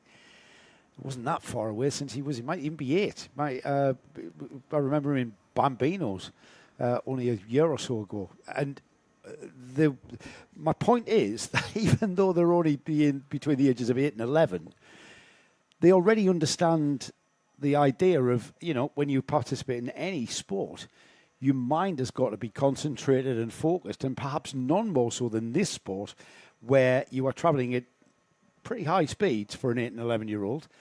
And if you're not concentrated and focused, you can quite frankly injure yourself. So you've got to be in the zone, and then add in the concept of racing into that, then they really have got to be focused. Let's have a look at the grid for the Micro Max final. This is all about the Dubai O-Plate for 2026. Samat Chopra shares the front row with Liam O'Hanlon. Benjamin Shivar and Saif Al Khalifa pick a winner from any of this lot. Saif Al Khalifa on the second row with Benjamin. Adam El Sheikh and Via Ponna are on row 3. Row 4, we have got Amar Tabatsa with Enzo Falzerano alongside. Arthur Bowers and Ivan Zvorin share row 5. Row 6 is Jensen Kelly and Alexander Freinstein. And then rounding off the 15 kart field, we've got Zukan Yi and Max Armit on row 7. And then rounding off 15 karts, Rio Pocock for Origin at the back. And something we were talking about before as well is the maturity of these young drivers here. As you said, some of them are here as young as 8 years old. And the maturity, the way they carry themselves, not just in the paddock, but on the racetrack as well. It's incredible to see what they're doing at this age, just not their racecraft. It's been fantastic racing throughout the weekend so far. And I can assure you, now with the O-Plates about to get underway, this is where it matters. We're going to see some fabulous racing over the course of our next races here, our grand finals. And 2 more laps added to the grand final, Chris. They raced in their Super Heat over 14 laps. They're going to race for an extra 2 than what they've become accustomed to today already. So 16 laps of intensity is about to ensue. Samar Chopra, our pole position driver, the Matthias Najem Motorsport team leader in Micromax, brings the field round. We've got George Gibbons Motorsport, Liam O'Hanlon, who's been a force to be reckoned with in this class in the UAE season so far. Liam O'Hanlon not happy with the pace. They get onto the start-finish straight. They head towards the red lights. The red lights go out. And Chopra, somebody chopping across from third row of the grid. How that will pan out as the pack gets through turn 1. Chopra leading into turn 2. And this is where things can get very interesting as well, because yesterday we had heat races. You had 3 to get through, and then you had the super heats today as well. Those were just preemptively getting us prepared for what's about to happen now as well. If you put anything wrong here, 1 foot wrong here at all, that O-plate could be gone, and you really want to be the one at the end here to have that O-plate to make sure that when you come back next year in 2027, that O is on your cart. And Liam O'Hanlon, a fantastic start, but Samar Chopra just got that little bit better of a jump there at the line there, but Liam O'Hanlon is keeping him nice and honest through sector 3. Liam O'Hanlon did well to keep that second place from that outside row of Micromax here, so he sits on Chopra's tail. Now then, how long is he going to wait before he starts showing his cards and challenging? Behind these two who are working together, pulling away from Saif Al Khalifa. Let's just have that confirmed. It's an XL card. It is indeed Saif Al Khalifa ahead of Benjamin Shivar via Ponner, Adam El Sheikh, as there is Liam O'Hanlon. Didn't wait very long, did he? He did not. He waited for the opportunity through turn 2 on lap number 2, and he took it and says, thank you very much. But the two that have been vying for the top of the timesheets here has always been these two here. Saif Al Khalifa has always been a bit of a dark horse, and he's going to watch, and I think he's going to bide his time here as well, is the young driver there as well, because what he wants to do here is he wants to make sure that a driver from the region is the one that walks away with an O-plate and give that boost of confidence here for the drivers that live here, that have made their home here as well, or from the region as well, to ensure that it stays with us here. Well, it's in the UAE at the moment because Liam O'Hanlon is the Micromax RMC, or UAE RMC Championship leader in Micromax.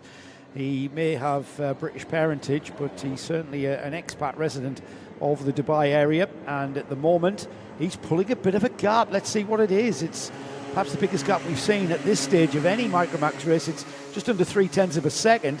I'm sure that'll disappear though, Chris, and indeed it has by the time they got to turn 2. It's that second corner where the Micromaxes really enjoy it as well, and that's where they know they can have an opportunity to sneak up through on the inside. And then the only other opportunity we've seen from them is through turn 12, just before the sector 3 timing beacon. But Samar Chopra is not going to let this go easy. He wants to be the one that walks away with that plate come the end of the session here. And then further back, it looks like Benjamin has got it back up into third place, passing Saif Al Khalifa. Villa Ponner, we can't discount him as well, and I can't discount Adam Al Sheikh either, because during some of the breaks I spotted him getting a little sim testing time in as well. Yeah, they have been. They've been absolutely on those sims, on and off those sims, those kids, as if they they haven't had enough track time in real life. They go on the simulators, which are based in the reception here at the Dubai Cardrome. We are about to complete 3 laps, 13 laps remaining, and it is a kind of a managed race so far. I get the feeling Samar Chopra is about to challenge O'Hanlon into turn 2. Oh, and O'Hanlon was ready for it. Ready for it by defensive driving down the inside. Shivar goes very wide indeed, challenging for third. Finally getting himself ahead of Saif Al Khalifa.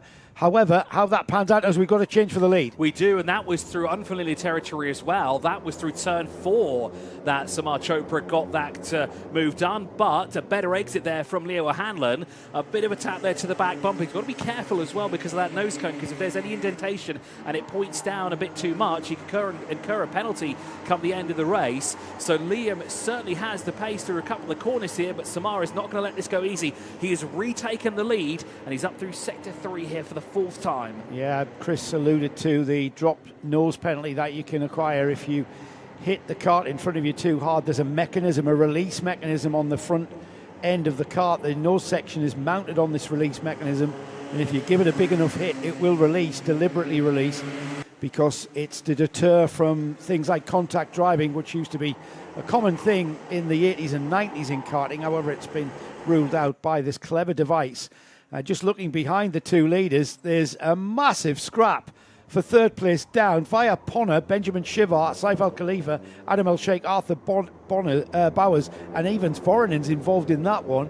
However, it's all about the O-plate, and right now, the O-plate is heading towards via Summer Chopper, I should say, and M&M Motorsport. Now, something that we don't really touch on is the warning flags and track limit infringements, because it usually happens further through the field. But when you've got a driver within the top three, as Liam O'Hanlon really muscles Sama Chopra there out wide through turn 12, and you can see the displeasure that Sama has for the JNKD replay. Let's take a look at this. Liam O'Hanlon sees an opportunity. Maybe that was a bit too brave and maybe a bit too early as well. Yeah, that's going to acquire the attention of the stewards as well, muscling his way by.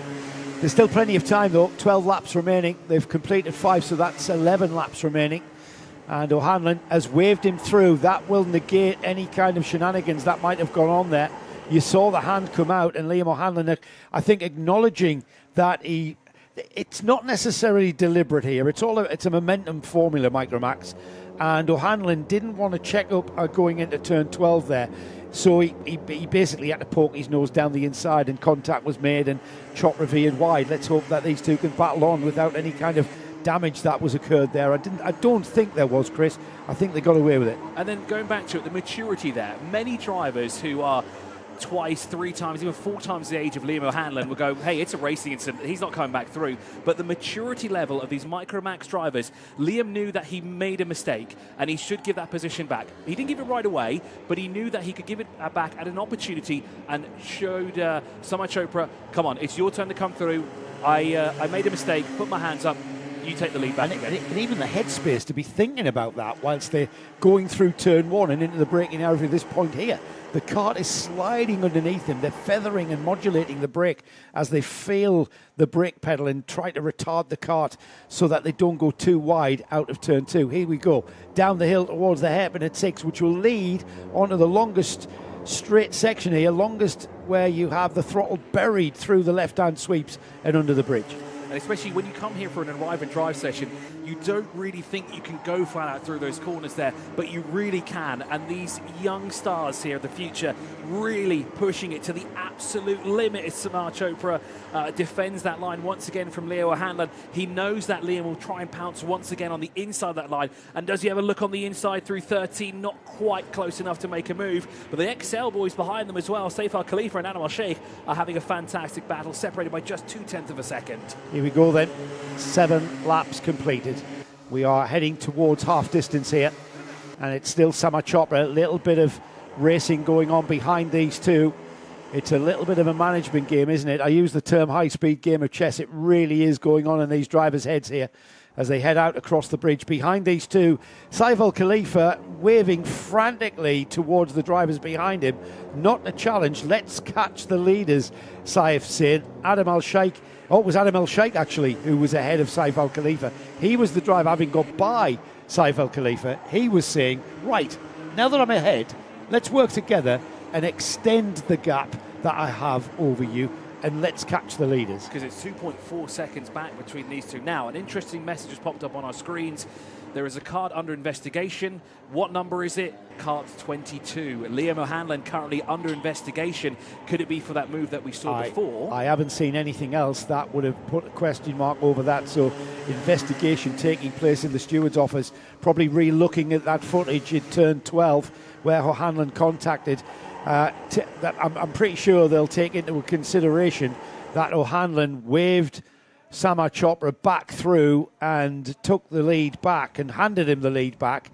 Sama Chopra currently still there and leading Liam O'Hanlon around this race. Half distance completed. We're into the second half here, Chris, and as we get towards that lap 16, it's going to get intense, isn't it? It's going to get dramatic. It certainly will. It certainly will. And what I've seen over the past couple of years here at the Dubai Kartdrome, they have rapidly improved the way they can communicate to the drivers as well.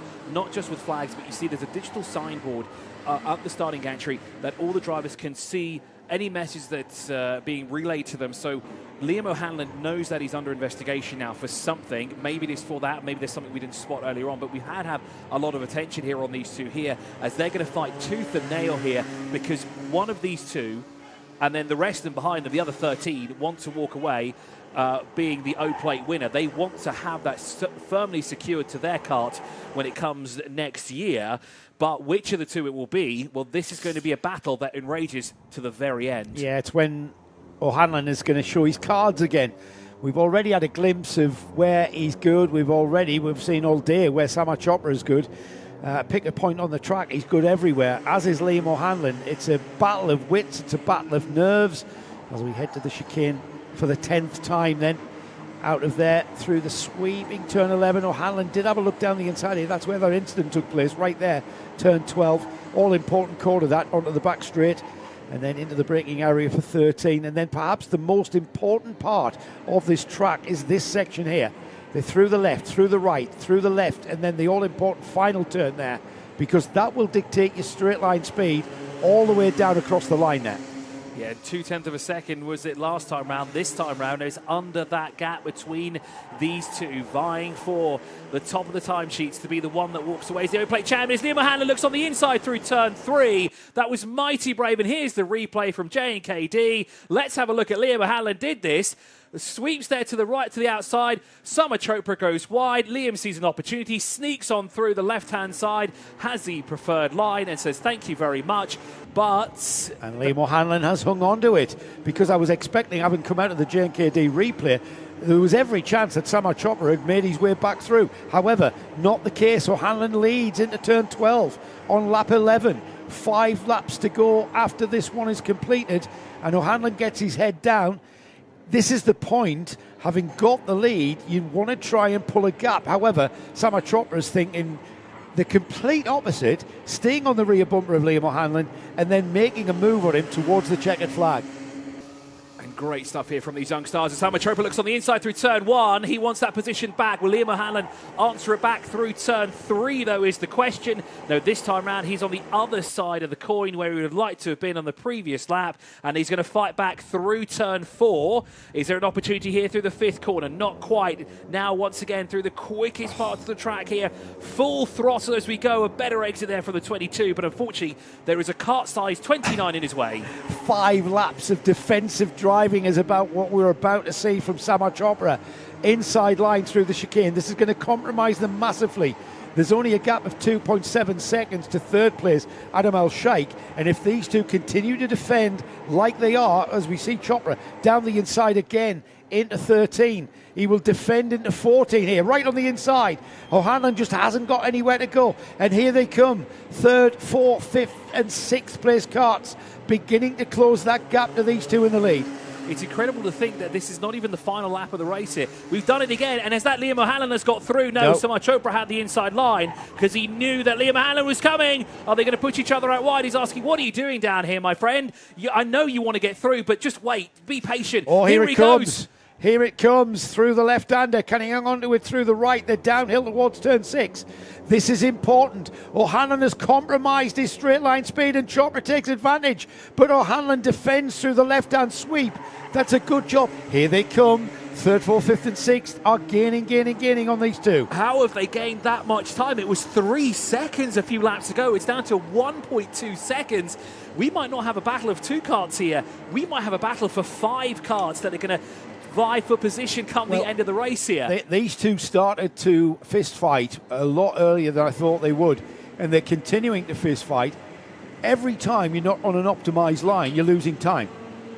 The guys behind them, the drivers behind them in 3rd, 4th, 5th and 6th, they're optimizing their lap and they're gaining ground. They see how wide he's gone there. Liam O'Hanlon hangs on to that defensive line through turn 2.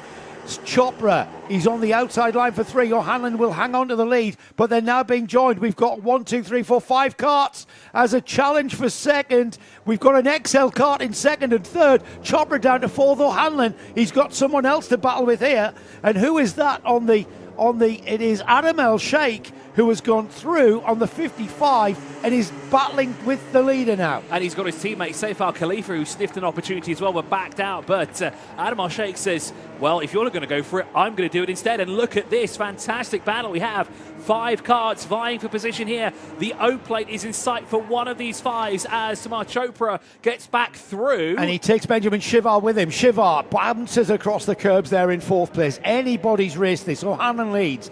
out of the final turn. 14 laps completed. It's the 2 more laps of this Micromax Grand Final here at the Dubai All Plate, and we go into the final 2 laps. And look at this, wheel to wheel, almost 3 wide into turn 2, and there's Chopra back into second. He's done it once again there. He's found an opportunity past Adam Al-Sheikh, but what can Al-Sheikh do this time around? This is where he got the position gained. Saif Al-Khalifa lurking close proximity. Does anyone dive towards the inside? Not quite, as Liam O'Hanlon shuts the door there immediately. Adam Al-Sheikh back through, but it looks like Chopra has the better exit through turn 6. Slipstream coming into play, Chris. Slipstream now. 3 carts can go faster than 1. Defensive line from O'Hanlon into the chicane.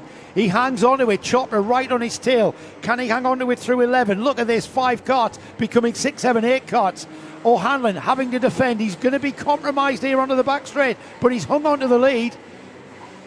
This is absolutely exciting stuff. It will be the last lap to go next time round, and every single one of these kart drivers will be informed about that, and they know they only have 17 more opportunities, or even less than that, to try and take this victory away from Liam O'Hanlon. He's going to try and defend as he's never defended before here. Here comes Samar Chopra on the inside. Amal Sheikh's going to try the long way round. O'Hanlon slammed the door in his face there. They're already turned through turn 3 over the bridge. O'Hanlon goes to the left. He has to defend through the left-hander. He'll have to defend through the right hand. He's pretty much got to defend everywhere. However, if he defends here, it's going to massively compromise his straight line speed, but he's got the lead still as we sweep under the bridge. Fantastic driving here from Liam O'Hanlon. Knows exactly what's at stake here. Dives very deep there into the corner to ensure no one can sneak through. But this is an opportunity now that Samar Chopra has. But Liam O'Hanlon shuts the door on him through turn 12. 1 sector to go. Yes, this was compromising his straight line speed down the back straight, so he has to defend in 13. This is where he's vulnerable. Into the sweeps now. He hangs to the inside, clings to the inside. We're through the S's. We're about to come out of the final turn. It's going to be Liam O'Hanlon's Micromax All Plate here. The kart from George Gibbons Motorsport clinches the Dubai All Plate for Micromax. What an absolute outstanding finish of that. All brought about by those 2 karts at the front, Samar Chopra and Liam O'Hanlon, battling, I thought, prematurely. That's what brought the likes of Adam El-Sheikh, Saif Al-Khalifa and Arthur Bowers back into play. Not to mention, Benjamin Shivar was in for a podium as well. I think we're going to have to go have a lie down after that. We absolutely are. How are we going to best that? 7 karts in close proximity for the O-Plate. But it has to go to one driver, Liam O'Hanlon. And I know we said yesterday that you don't remember who finished second, but I think we're going to remember who finished first through 7. So Liam O'Hanlon takes it from Samar Chopra by 9/100ths of a second. Adam Al-Sheikh from Saif Al-Khalifa, Arthur Bowers and Benjamin Savara finishes 6th position. In 7th place, we have Apona, Ahmad Tabaza, Ivan Zvoranis, Alexander Feinstein in 10th place. Zhu Kuan-Yi finishes 11th, Enzo Falzorno finishes 12th, 13th, Jensen Kelly, Max Armitt and Rio Pocock round out the 15 finishers here.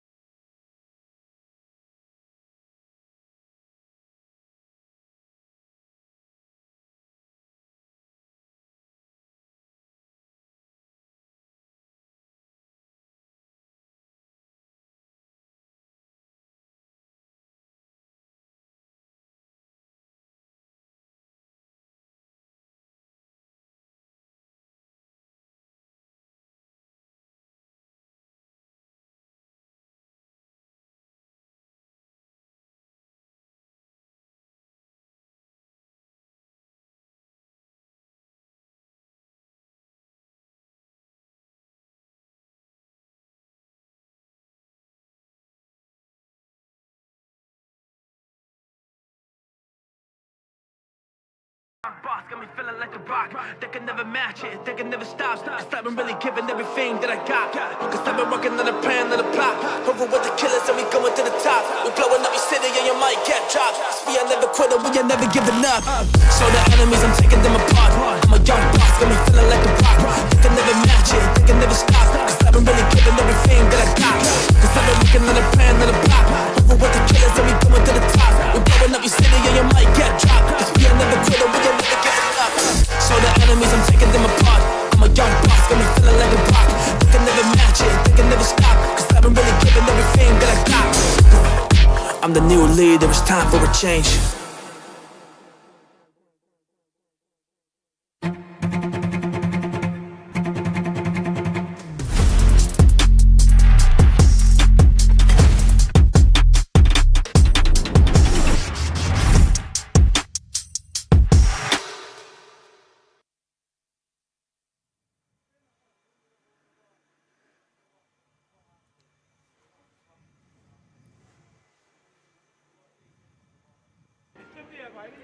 Well, after the shortest of lies down in a darkened room, we are back and we're about to go racing with Junior Rotax. I want to say hello to a few people. If you are watching along on the stream, Gaz B027, incredible racing by those young pilots. They never fail to disappoint.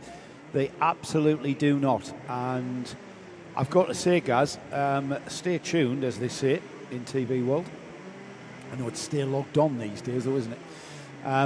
Because every class that we have here at the Dubai Oakland tends to deliver, and the intensity that we see in all of our classes are going to be similar to that. All right, the junior karts, the junior Rotax karts that we're going to see out there in a moment, they are bigger. They're a 1050mm chassis. They're wider. They use wider tyres, so they haven't got the space on the track to perhaps move around like we've just seen the Micromax drivers do. However, we are going to see a lot of intense racing going forward with all of our classes. So stay logged on, as they say. And don't forget to subscribe as well, and click the notification icon. Make sure that you have notifications turned on to stay updated with anything that goes live on the channel, so you can stay tuned to all the live streaming and everything else. And check out our Karting Live TV, Instagram and Facebook pages. Click subscribe on there. Keeps you up to date with everything that's happening on the channel. What are the handles? What are the handles, though, for Instagram and Facebook? Well, Facebook is Karting Live TV, Guru. It's Karting Live TV. And on Instagram? Karting Live TV, all lowercase, no gaps, no spaces. But we are very karting focused. You won't see us advertising financial products, fake handbags, or anything like that. It's just karting. Yeah. Yeah. And occasionally it's items about Joe's personal problems, but we don't want to talk about that. It never is. Well, so make sure that you're following it for all the updates on what's happening here, not just at Oplate, but around the world for karting, wherever you are, because it's as intense as it is here this weekend, and it's only going to ramp up now in the next few minutes, because we're moving across to our Junior Max final here, which is scheduled to take place at 1:45 here. Just like to say hello to Gaz Bury. Yeah, he's along, isn't he? I thought he was doing some RAF thing today. No, he was recovering from an RAF gathering last night. Yes, so it's early, isn't it? It's 8:45. Here is the grid then going forward for our Dubai All-Plate Junior Max Grand Final. Another Chopra at the front of the field, would you believe? This one is Brother Veer Chopra with Matthias Najem Motorsport. Alongside is Jensen Chalk, Mitanj Jain and Harrison Stevens share row 2. Pierre Abu Dewan and Alfie Ward are on row 3. Row 4 is Jaden Hidding and Finley Smith, with Aaron Qureshi and Sam Turner on row 5. Row 6, we've got Aaron Mason and Savalai Kojai. Then on row 7, Giuseppe Montanari and Ray Harbour. Ari Kallenberg and Damien Noor share row 16. That's a great effort, by the way, from Damien, who's here being run by his dad and himself. Andrea Galimberti and Johannes Sananyaki share row 9. Row 10, River Nielsen and Derek Rivera, with Jack Doe coming through the field as ever. Jack Doe in 21st with Harris Faroum alongside him on row 11. Row 12 is Gabriele Baracordi with Leo Anna, who's not here, by the way, I think. Thimar Mapagada and Saifal Obaidi share the next row. We've got Romy Sabali, Aaron Setti, Matteo Rajo Morrison and Matthew Scott, who's got a lot to do as Matthew, coming from there. Kalyani Pratish and George Haddad round of a 32 kart field for Junior Max. So George Haddad, Kalyani Pratish did not take part in the previous session. The 211 of Matteo Rajamerison also had issues in the previous session as well, so hopefully the three of them will be on the grid here as well for our Junior Max Grand Final here. It is 18 laps around the 1.24 kilometre configuration here of the Dubai Kartdrome. It is 17 corners in total, a clockwise direction as well, and they are now out on track here to form up in their grid positions, and we have 18 laps of exciting racing coming your way.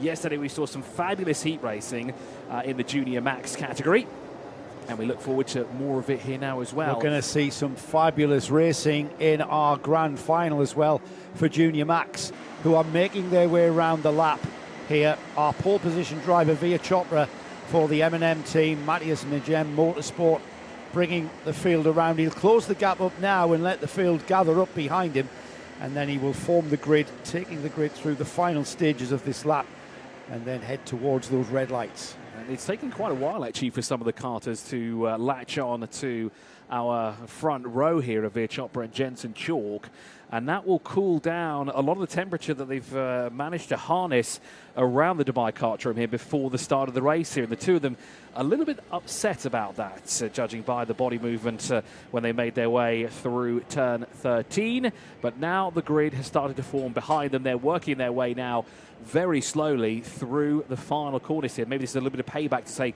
come on, guys, speed it up here. We want to get this underway. I want the O plate, and the rest of them say, no, we want the O plate. Well, it's a bit of a tactical game here, and remember, 18 laps for the juniors. Via Chopra, Jensen Chalk, they are our front row drivers. A nice walking pace behind them. Mitansh Jain and Harrison Stevens, Pierre Abu Dewan and Alfie Ward.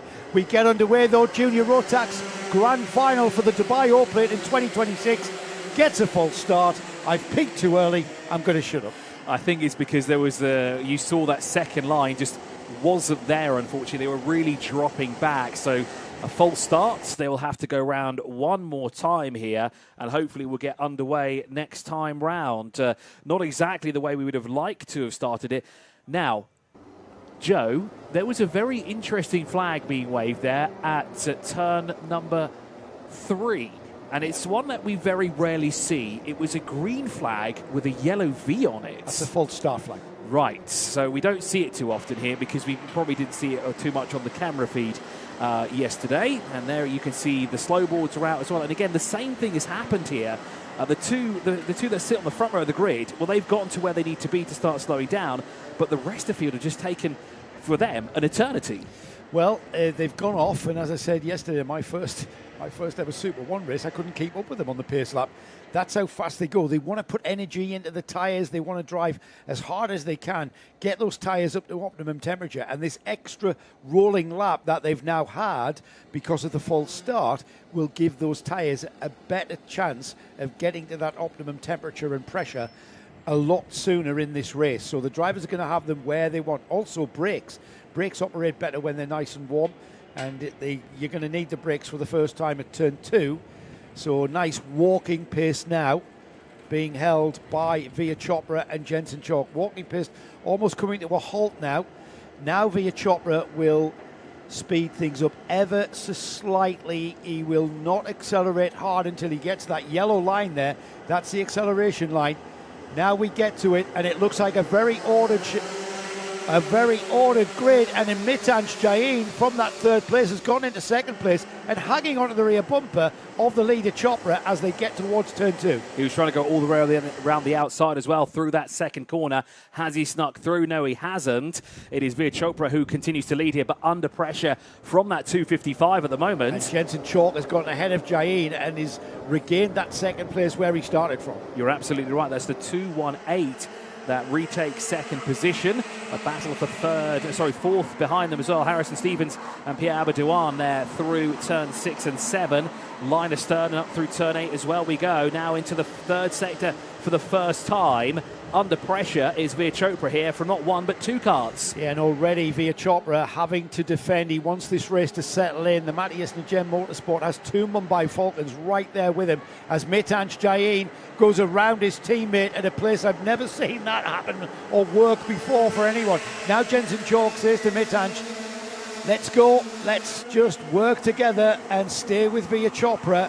However, behind them, Jaden Hiddink, Harrison Stevens, Aaron Qureshi, Pia Abu Dewan and Alfie Ward, with Sam Turner coming into the four in ninth place. You can't discount anybody in this top 10. Yeah, the Lebanese driver there dropping back the 272. Also dropping back as well, I noticed on our screen, is Finley Smith, who's come into the pit lane on the opening lap there. So unfortunately, not even one lap completed in the Junior Max Grand Final. Gap up front is 0.2 of a second. There's a further 10th back to Jaden Hiddink, who's moved up past the 255, so the 229 now sits in third position. But for how much longer? Well, not any longer, because the Mitansh has got back through. Well, Jensen Chalk now back into second, but he's the swapping, the Mumbai Falcon drivers swapping positions. Look what's happening here. Veer Chopra from M&M has been able to pull out a little bit of a gap. All right, we've still got 16 laps to go. Plenty of time to narrow that gap, and as we say that, already we've got Jensen Chalk just moving back towards the rear bumper of Veer Chopra. But there's so much racing left. Anything can happen here. We saw what happened in the Micromax. Those two were ahead by a massive amount, almost 3 seconds. That disappeared very quickly. When these two start scrapping for the lead, that's when everybody will catch up. Just under 0.3 of a second now separating our top two. Jensen Clark was the fastest man out there with a 58.3 as he's trying to close in on that 219 there. The 281 of Johansson moves up, as does Andrea as well in the 243. Harrison Stevens dropping down the order, unfortunately, where he'd like to be. Alfie Ward is on a mission there at the moment, up into 8th place, gaining 2 positions there through the second sector. So he's a man on a mission at the moment. Jack Doe, though, unfortunately not making the positions that he would like to be making. Jack Doe has gone all the way down to 27th place here. Oh, well, he did roll the dice. He tried, and we've got a massive scrap developing for the lead. The two Mumbai Falcons have caught Veer Chopra, and now they're challenging. It's going to be defensive swapping and changing all the way to the flag as the George Gibbons Motorsport kart of Jaden Hiddink gets involved in as well. Tries to go down the inside of Jensen Chalk, who's been demoted to third place because that is Mitansh Jain on the orange livery kart from the Mumbai Falcons team. Now he is the driver on the rear bumper of Veer Chopra.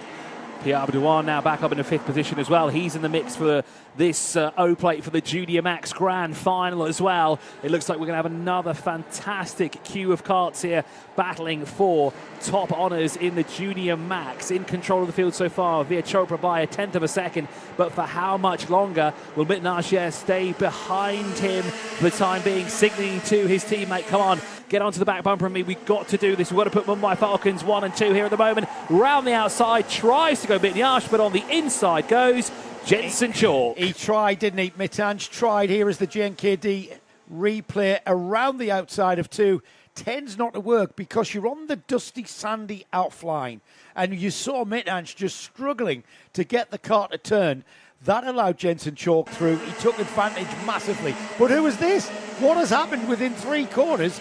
Jain has come back at him and is ahead of his teammate Jensen Chalk, and again resumed where we were the previous lap, and he's on the bumper of Veer Chopra. Jaden Hiddink, Pierre Dewan, Aaron Qureshi and Johansson all there as well. They want an O-plate to attach firmly to their kart for 2027, but it's going to be a tough one here to figure out who will be the sharp end of the field come the end of the race. We've got plenty of time to figure that out because we're only on lap number 6 now. 5 laps in the books. Here comes Mitansh. He's going to try each and every direction he can. We've got to be careful of Jensen Chalk as everyone runs wide through the 3rd corner there. Incredible. Veer Chopra had to slam the door in the face of Mitansh Jain there. And because there's lots of door slamming going on, who's that in 4th, 5th and 6th there squabbling? They were about to get involved in this 3-car battle for the lead and the podium positions here at the Dubai O-plate.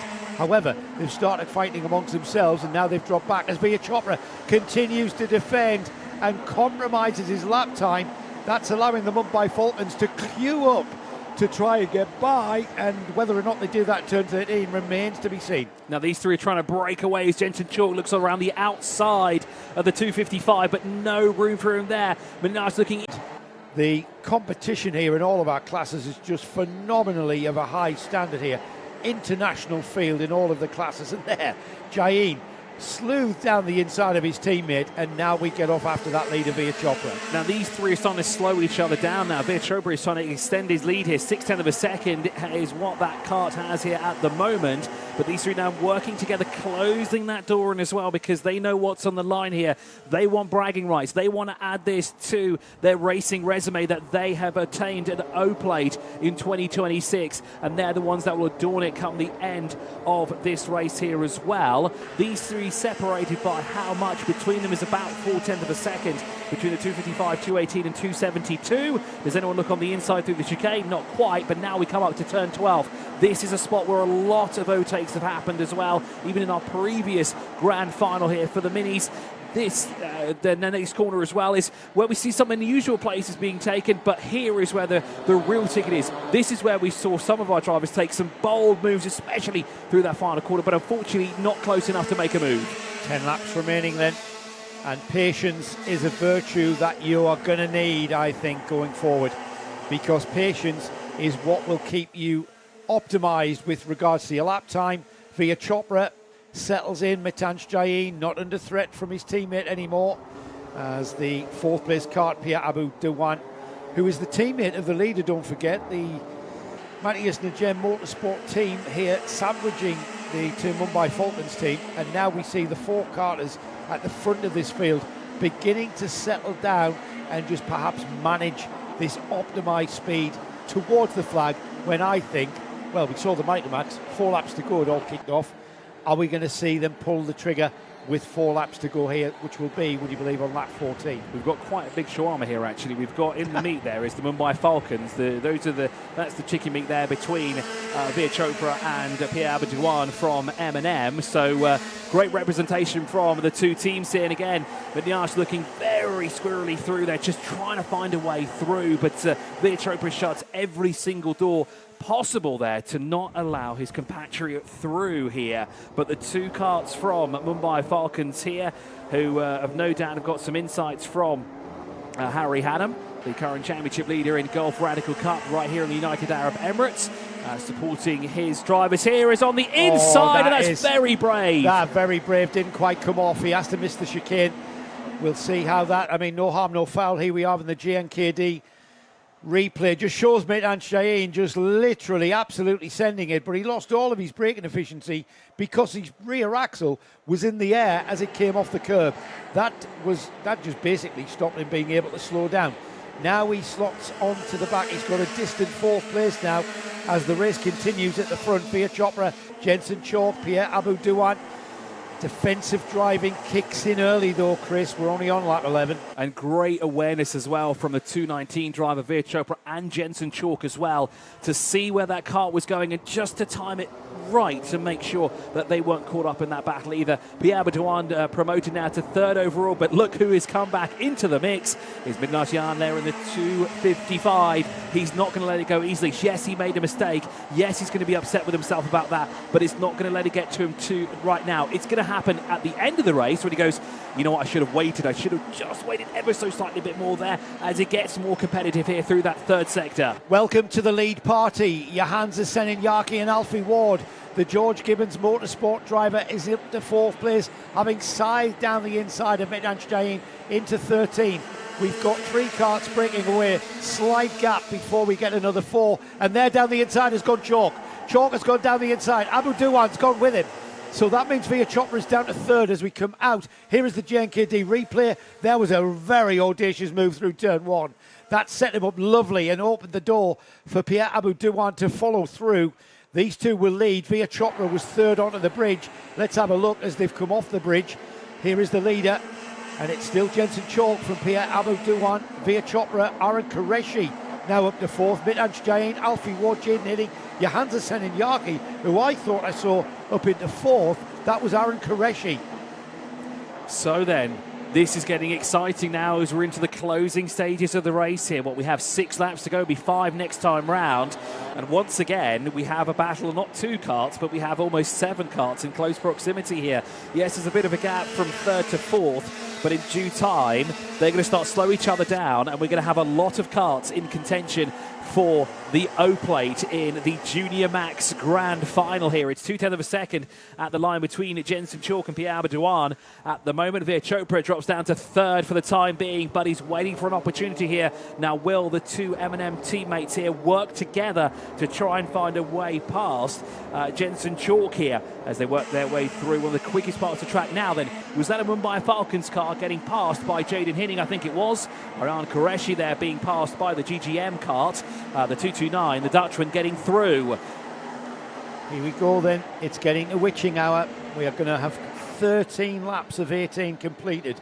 Jensen Chalk looking settled at the front. He's not under any pressure at all. However, loitering with intent is Pierre Abadouan as he comes out onto the start-finish straight. Dewan looks over his shoulder. Veer Chopra has got a bit of a cushion behind them, and defensive driving from Jensen Chalk on the Mumbai Falcons car into 2 and now into 3. They begin to concertina up. These 2 concertinaing up has allowed Veer Chopra to slide down the inside of his teammate, and he's back into 2nd. He says to his teammate Pierre Abadouan, let's go, let's keep on Jensen Chalk's shoulder and let's challenge with 5 laps, 4.5 laps to go from this point here. So up through the chicane, once again they go. Line astern here, the top 3 breaking away from the 255 of Bidanajian. And then behind them as well, Alfie Ward and Aryan Qureshi, Jaden Hinning. I did see a technical flag being shown to kart number 297. That's Giuseppe Montanari. And I think I have a feeling he's already come into the pit lane as well as he's tumbled all the way down to 26th overall. So close, you could picture 10 over them as they cross the line to go into turn 1. Pierre Abadouan's going to have the inside line. No, Jensen Chalk cuts him off from Veer Chopra. I thought Dewan was going to have a go at his teammate. He does it. He's into the lead. They slowed each other down through 2. We've got a new leader in the form of Pierre Abadouan. Let's have a look at the JNKD replay. So Chalk and Chopra go really wide. They're on the sand. He's got the grip there as Pierre Abadouan. He uses that grip to accelerate towards 3, and he's still in the lead as he goes under the bridge. New leader, and it's a 1-2 for Matthias Najem Motorsport as we get towards the final stages of the 2026 Dubai O-Plate for the Junior Max class. And a fantastic move there from the Lebanese driver as well. He was wide as possible through turn 2.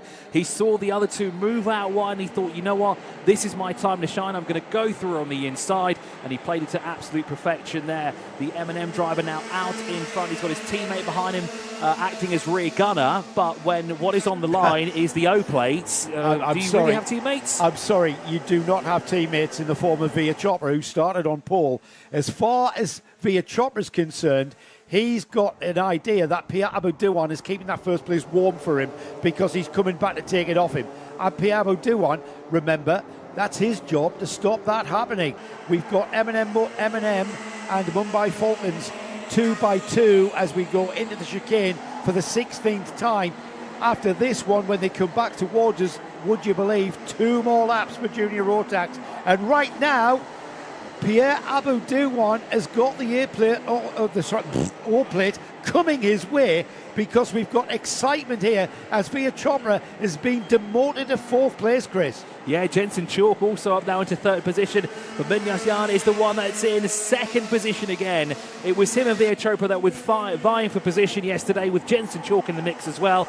This is going to be a fabulous last 2 laps here around the Dubai Kartdrome here. 4 karts in contention. In our previous Grand Final, it was 7 karts that were vying for the top of the time sheets here. Which of the 4 will get through? We'll have to wait and see. This is going to be very, very exciting here. 255, just biding his time here, and he's brought his teammate with him. So we're back to the giant shawarma again. M&M and then Mumbai Falcons with M&M at the back. And all Pierre Abadouan can do is optimise and drive as fast as he can. The science of the slipstream is going to come back to him though, and that's what Mitjanjian and Jensen Chalk want to try and do. We're getting towards the tricky bit here at the Dubai Kartdrome through the S's here. That finalised the lap. We're out onto the final turn here. Pierre Abadouan, the welcome sight of the last lap board. the final lap of the Dubai O-Plate for Junior Rotax, and Mitanch Jian cuts inside. Jensen Chalk goes with him. Abu Diwan is absolutely hung out to dry. Via Chopra comes back at him, but the leader across the bridge is Mitanch Jian. And what a move as well from the two of them. Jensen Chalk saw an opportunity as well and thought, you know what? No, you're not the only one that's going for it. On the inside he goes through. There's Via Chopra. Via Chopra says, thanks, lads. I'll have this, as the two Mumbai Falcons squabble out onto the curving straight here into the chicane. Jensen Chalk is coming in Via Chopra. It's between these two, surely, as Chopra defends into 12. He's got only a few corners left to take the O-Plate win. Into 13, Via Chopra down the inside. What's Jensen Chalk got in the toolkit? If anything, Chris, can he make it happen at the final turn? Pierre Abdouan also got through as well to third past the 255, but at the line, here we go. It's going to be a very tight finish between the two of them. Right there at the line by how many? 7/100ths of a second. Via Chopra with the hands in the air. Jensen Chalk came so close there, but I have to say, here's the replay of everything. Actually, this is what happened a couple of corners ago. On the inside goes Jensen Chalk. Via Chopra says, thank you, boys. I'll take that away from you two there. And he didn't look back from that point onwards. No criticism here. Jensen Chalk had to go for it, and he compromised the two Mumbai Falcon carts there by putting them both wide. Via Chopra, all credit there, as Via Chopra then, he is the Dubai O-Plate winner for Junior Max in 2026. In second place, Jensen Chalk. Pio Abu Diwan was third. Mitanch Jain was fourth. Alfie Ward fifth. Savelli Kojai sixth. In seventh place, we had Aaron Qureshi. Harrison Stevens eighth. Ray Harbour ninth. 10th was Jaden Hidding. 11th was Andrea Galimberti. Gabriele Barricodi was 12th. In 13th, Johansa Seninyaki. Faris Arun 14th, Sam Turner 15th, Ari Kallenberg 16th, and then we had great drive from Matthew Scott from 30th to 17th, River Nielsen 18th, and then from there on, Damien Noor, Aaron Mason, Derek Rivera, Matteo Rajamarison, Saifal Obaidi, Romy Sabali, Timar Mapangada, Giuseppe Montanari, Aaron Setti, Jack Doe up to 28th, Finley Smith, Leo Anna did not start. Another couple that did not start was Kalyani Pratesh. And we then, I'm going for a lie down, boys.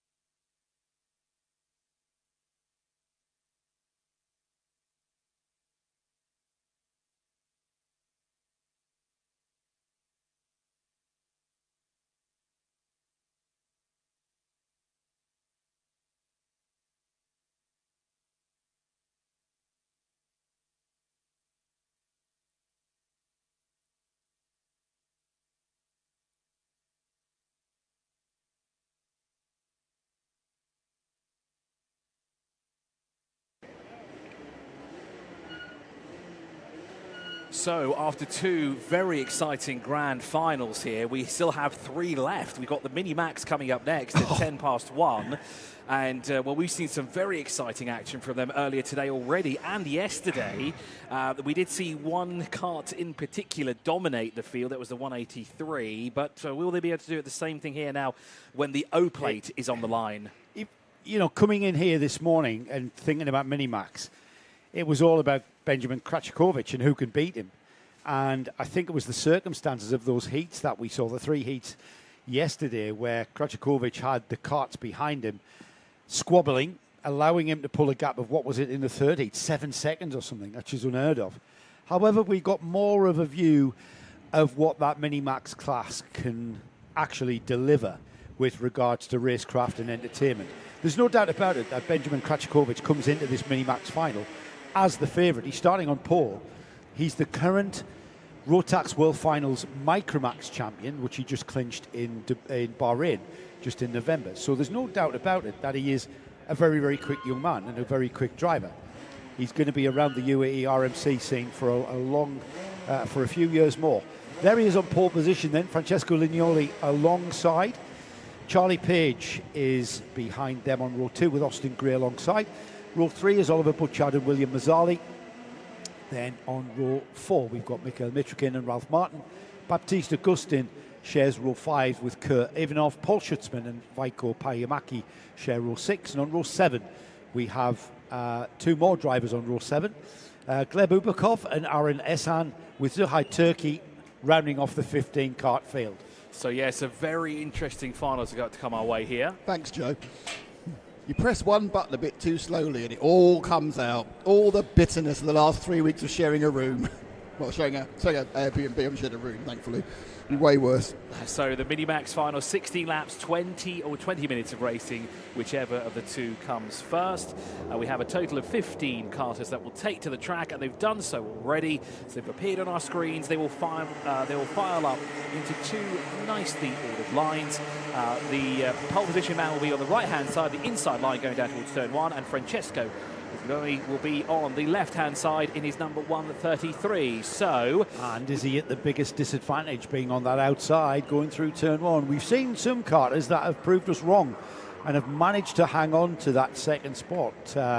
Charlie Page was one of the drivers that showed us how to do that in one of the earlier heats in this class.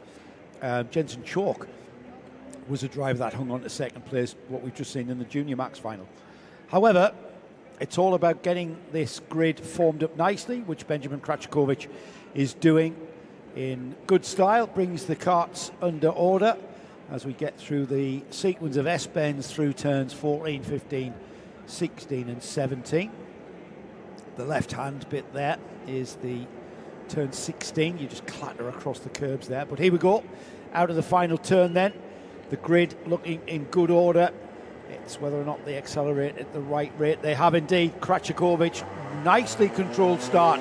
And we are off for 16 laps of Mini-Max racing here in the Dubai O-Plate. And it's Kraczkowicz who leads through 1 and indeed stays in the lead through turn 2. And there's one car, 133. That was the man that started in second place. Francesco ran all the way wide there through turn 2. He's at a real disadvantage in the early stages. And there was a car off in the background there. But up in front, though, what a great start there from Benjamin Kraczkowicz, who got a fantastic one there, Joe. Sorry, we've got Charlie Page, who's just been tagged by, couldn't quite see who it is. Let's have a look at the JNKD replay. And it's the number 170 of Paul Schutzman, who's come up the grid from 11th into 3rd. However, almost climbing on top of the rear end of Charlie Page. And has that put Charlie Page out? Is that Charlie Page going very slowly? Or is that Charlie Page who's regained? Look, that might be Austin Gray that he's mounted. We'll get a handle on this when they complete one lap and see who was where. It's definitely JNKD in the lead. And then it's Charlie Page, Baptiste Augustin it was, Ralph Martin, Oliver Butchard, Schutzman, Austin Gray, I think, was the kart that was perhaps attacked. Or was it Francesco Lignoli? Yeah, fantastic start there for Paul Schertzmann to go that high up through the order, up into third through turn 6. But unfortunately, as with yesterday, just got caught up in an incident that he didn't like to be anywhere close to. And unfortunately, they shuffled him back down through the field all the way down to 8th position. 9/10 of a second is the gap between our two leaders, the 183 and the 114. The fastest man out there last time round was a 101.311, a 22.704 through the first sector. And it looks like it's certainly working the way once again as it did yesterday for young Benjamin. Well, it is. If these two XL Motorsport drivers continue to squabble, if they continue to work together, the science will take over. The science of slipstream here in Minimax karting is that two karts can circulate around the track quicker than one. The gap is a second across the line. We'll keep an eye on that. Charlie Page, Baptiste Augustin for XL Motorsport trying to work together, and it looks indeed like they may indeed be catching the leader, Benjamin Kraczykowicz. Behind them, Oliver Butchart from Mumbai Falcons. He may close the gap as well. Behind them, all hell is breaking loose. It certainly is as well, all squabbling for position on track here. This is allowing those out in front to kind of escape up the road. Paul Schertzmann is involved in that as well as Ki Ivanov, unfortunately dropping down the order. Francesco Liscanoli is working his way up the order as well, out into 6th position after starting on the front row of the grid, but being muscled out wide on the opening lap through turn 2 was a real disadvantage for him, and a lot of catching up for the young Italian here. But he's quick through both Sector 1 and Sector 2, so he certainly has the pace. He's got the pace. The gap was a second. Let's see what it is this time by across the line as Kraczykowicz crosses. It's gone out to 1.1. We're seeing another replay of the heats that we saw yesterday, where Kraczykowicz can get out in front and keep pushing and pushing and pushing, head going down across the bridge just to reduce the airflow. He's pushing and pushing, and no one can catch him when he's in this kind of guise. Zuhair Turkey is into the pit lane. Austin Gray has also tumbled down the order, unfortunately, as well, down into 14th. There's one kart under investigation as well. They've Obdivov, who's currently in 10th position, under investigation for an incident we may not have seen on the pictures that we have here. But Charlie Page under pressure from Baptiste Augustin, who also didn't have the best of luck yesterday, but now he's tucked in behind what looks to be his teammate there. And are they working together? I think they're working together because we've got the gap. It's come down from 1.1 and went down to 0.9. It's back up to a second. We'll have it confirmed. We'll kind of measure it across the line at the start of a new lap. 4 laps completed then for Kraczykowicz. The rest of the field come through. 1.1 seconds by the time they come by. So it is coming back to what the XL. Now then, that's not going to work. Baptiste Augustin challenging Charlie Page is going to slow them down and just hand the O-plate to Benjamin Kraczykowicz. Yeah, Baptiste really has to work alongside Charlie Page here so that they can latch onto the back of young Benjamin out in front, because that gap is just building, and we know he is very good at building a gap there. We saw his gap yesterday of 7+ seconds. That was the largest margin of victory we'd seen all throughout all of the heats that we had, and now Benjamin is in position to do the exact same thing as he did yesterday, but that gap looks to be coming down now. It's 9/10 of a second. It's actually exactly 1 second. It's done exactly what it did the previous lap. Over the bridge, through turn 2, turn 3, over the bridge, comes down to 9.9. By the time they get to the out of the second sector, it's back to a second. By the time they come by, it's 1.1.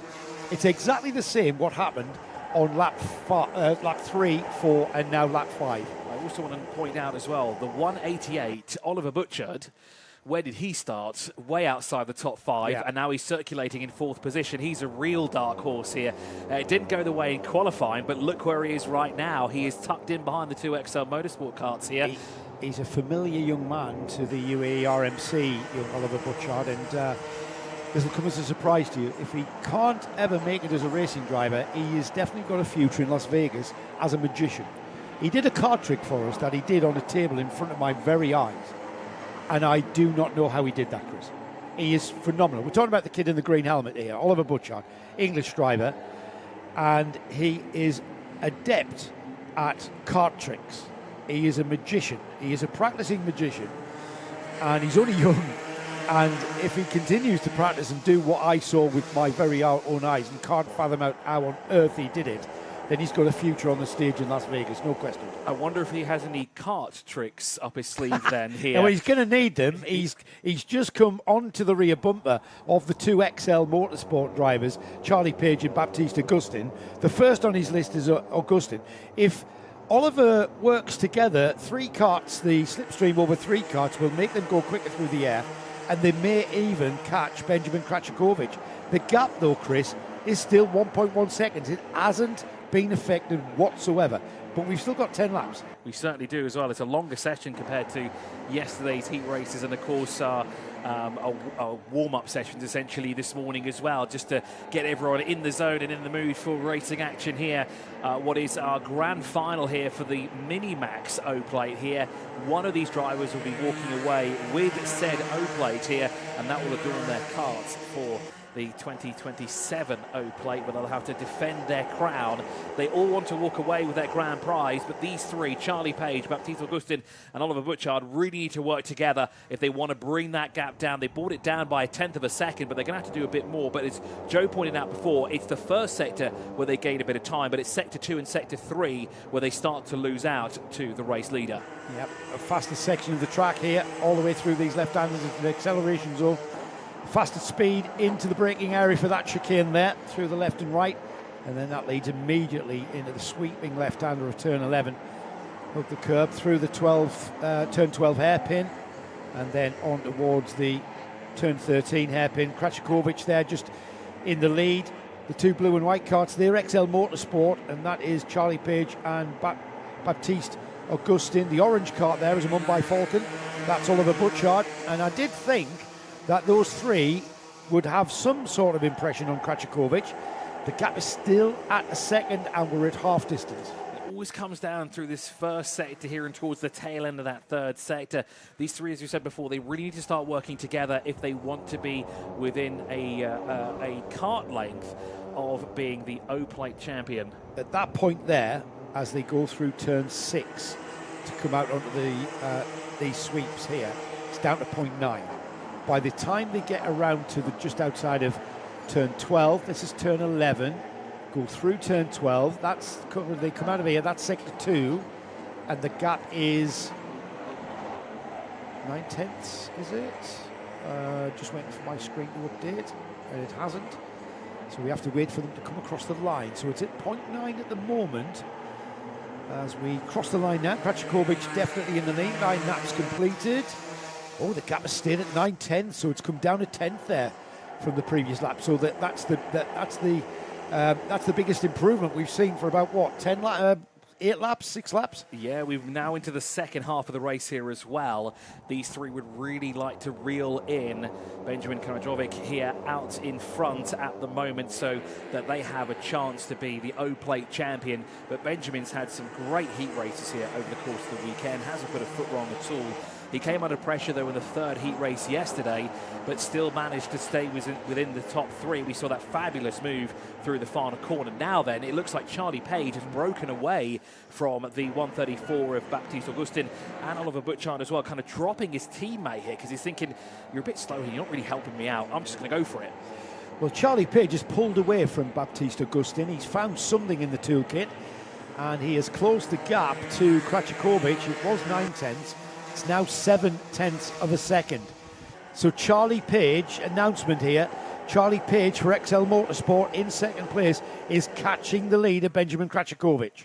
Now there's a change of position as well further through the field, making their way through turn 2. Was that Paul Schertzman moving up the order? I think wait for confirmation when he comes across the line. Now then, this is the lead battle. As you see, Charlie Page has dropped the 2 behind him, who now the 134 of Baptiste Augustin and Oliver Butchard are now vying for the 3rd step of the podium. But as we've alluded to before, you don't really remember who finishes 2nd, 3rd and 4th. You remember who wins the O-Plate here, and the man that's in that position is young Benjamin. Seems a bit harsh, but that's the nature of an O-Plate. It's all about the Dubai Open here. And this is the Minimax class. Benjamin Kraczykowicz has got that lead coming down all the time. 11 laps completed, 5 laps to go. The gap is 6/10 of a second. It's coming down. What has Charlie Page got in the toolkit? He's almost feeling the slipstream of the leader, Benjamin Kracikovic, across the bridge. It's the closest we've seen for a long, long time here. And as Kracikovic will become aware of the presence of Charlie Page, because you can hear the engine. As Charlie Page gets closer, you hear the engine note getting closer as well. So Kracikovic is going to wake up very soon. Whether he's got anything to respond with remains to be seen. Exactly, and that's the joys of also having a longer session as well in a grand final. It gives the drivers a bit more time to rethink their strategy from what they did maybe in yesterday's heat races. They can kind of wait a little bit longer than they would in a shorter session. So there's more time left on the clock for Charlie Page to methodically figure out, right, where is the best time to start doing this? When should I drop my teammate? And now with, 4 laps to go this time round, Charlie Page is closing in. It's under 0.3 of a second, and it's getting closer here through turn 2. Chris, throw the stopwatch away. We don't need a stopwatch. We can see with our eyes what the gap is. It is absolutely nothing here. He's going to start picking up the slipstream on parts of this track, and the science is going to take over, and there's little or nothing Benjamin Kracikovic can do about the science of slipstream. This is when it's going to kick in. The fastest section of this track under the bridge here. We're on lap 13 here. It'll be 13 laps completed, 3 to go when they get around and back towards us in the paddock. Through 11 towards the hairpin at 12 and onto the back straight. It's coming down. It certainly is, and almost an opportunity there for Charlie Page through turn 12, but not quite close enough. 2 kart lengths separate these two at the moment, and that gap is really closing in now through sector 3. That's where Charlie Page is gaining the most amount of momentum. Not close enough to make a move through the final corner, and there Benjamin had to look back for the first time, because as you said before, Joe, he could hear that engine revving behind him. He's aware of the presence of Charlie Page, and Charlie Page, as we go through 3, he's not quite on the rear bumper of Kracikovic, but he's perhaps just maybe another metre or 2 away from the full slipstream effect from the rear of that JNKD kart of Kracikovic. Through 6 now, keeping that momentum up, not using much of the curb on the outside. Here we go. Is that slipstream going to pull him in? They go on the brakes very soon. Shoot out of the bridge, on the brakes, into the chicane. Page almost in reach of that bumper of the JNKD kart of Benjamin Kracikovic as they head on down towards 13. It's getting closer and closer every lap. And I think we might need to get the stopwatch out soon enough, because we might need to figure out when exactly Charlie Page will be making that move and how much of a gap he can put on the 183. This is getting close, though. It's under 0.2 of a second last time round. 2 laps to go. 2 laps to go. This is the penultimate lap, which means only not many opportunities left on the clock. And next time round, they will see that board. They will both see that board. Benjamin will be defending. Charlie will be attacking with everything that they have to ensure that one of them is at the top of the time sheets and one of them will be walking away with that O plate. Well, each of those 2 young men are wanting desperately to carry that O plate forward for the remaining part of the UAE RMC and on into 2027. Page is on the rear bumper now of Benjamin Kracikovic. We go out onto the back straight. They slipstream down towards turn 13. Kracikovic looks over his shoulder. Not in a threatening position here, but he's going to have to start thinking about defending as Charlie Page goes down the inside and takes the lead for the first time in this Minimax Grand Final. Kracikovic comes by. It's side-by-side action across the line. Charlie Page will show in the lead through turn 1. Page on the outside, Kracikovic on the inside, and Kracikovic has the lead back. And Charlie Page is going to try and take that inside line back again, but is not close enough to make a move. You can hear the roar there from the XL team. Even the drivers in the junior category supporting their elder drivers. And he makes road and come together. That's going to allow Baptiste Augustin. Kracikovic can't believe it. Oh, and that's not what we want to see. Understandable in the heat and the emotion of the event. Baptiste Augustin into the lead, Chris. And you can hear XL Motorsport. They are over the moon because their driver has been handed the O-plate here, essentially here. Francesco Lucinoli, from starting in second, may look to be finishing in second position after not the most exciting first lap for him. But for Baptiste, what a turn of events here for him through the final corner. Here he goes, Chris. The O-plate, and it seems to be a popular win here on the balcony, overlooking the start-finish straight. Drama and controversy for the Minimax Grand Final. Charlie Page, the JNKD replay here as they come off the bridge. Charlie Page sent it from way back, and it was inevitable that contact was going to be made, and it is an absolute travesty for either of those drivers. Commiserations to non-finishers, Charlie Page, Benjamin Krachakovic, Austin Gray and Suat Turkey, as the result there will show that the winner of the Dubai O Plate for 2026 for Minimax is Baptiste Augustin. Francesco Lignoli will be on the podium, as will Ralph Martin in third. Oliver Butchard ended up in fourth, Mikhail Mitruk in fifth, sixth was William Mazzardi, seventh in the race was Vaiko Payamaki, Paul Schutzman was eighth, ninth was Gleb Obyukov, Kurt Ivanov was 10th, and the last of the finishers was Aaron Essan.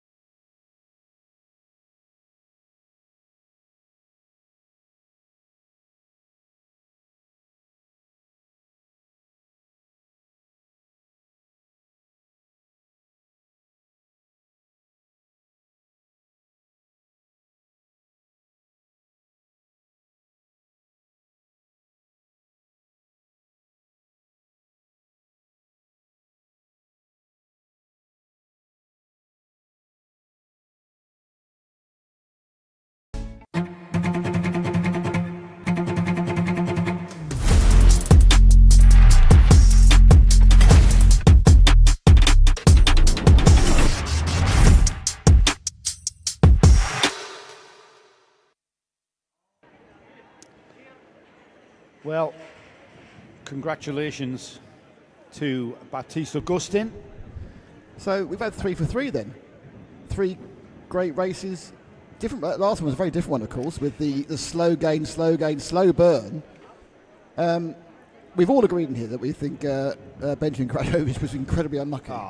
Incredibly unlucky. I mean, he's driven brilliantly this weekend, yeah, but sometimes that's motor racing, though. That is an O-plate. That is O-plate environment right there. It's all about on the day and how many times, whatever O-plate it is, whether it's the British O-plate meeting or the Dubai O-plate, how many times have we seen this at any kind of one day off? It's like Kartmasters, PFI. I mean, it's like the Rotax World Finals. It's like you may as well throw it up the inside. I mean, obviously it was a slightly optimistic move there, to put it mildly.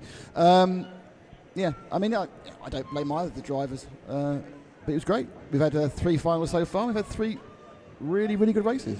We certainly have. We've got 2 more to go as well. We've got 2 more grand finals. We've got the Senior Max and we have the DD2 Masters Max as well. Just want to say hello to Ollie West, who wished good luck to Ralph Martin. Well, Ollie, your boy, we're going to see him on the podium later on at our trophy presentation. So you wished him luck, and he certainly took that to the podium. So next up is the senior max category, 80 laps or 20 minutes, whichever comes first.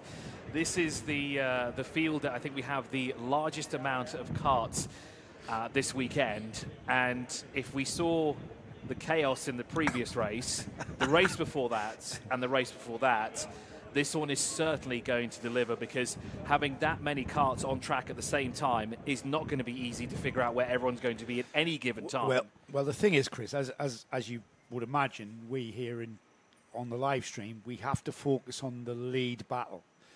There are scraps and battles going on, personal battles with your friends and competitors, all the way down this 36 kart field is what we're about to see.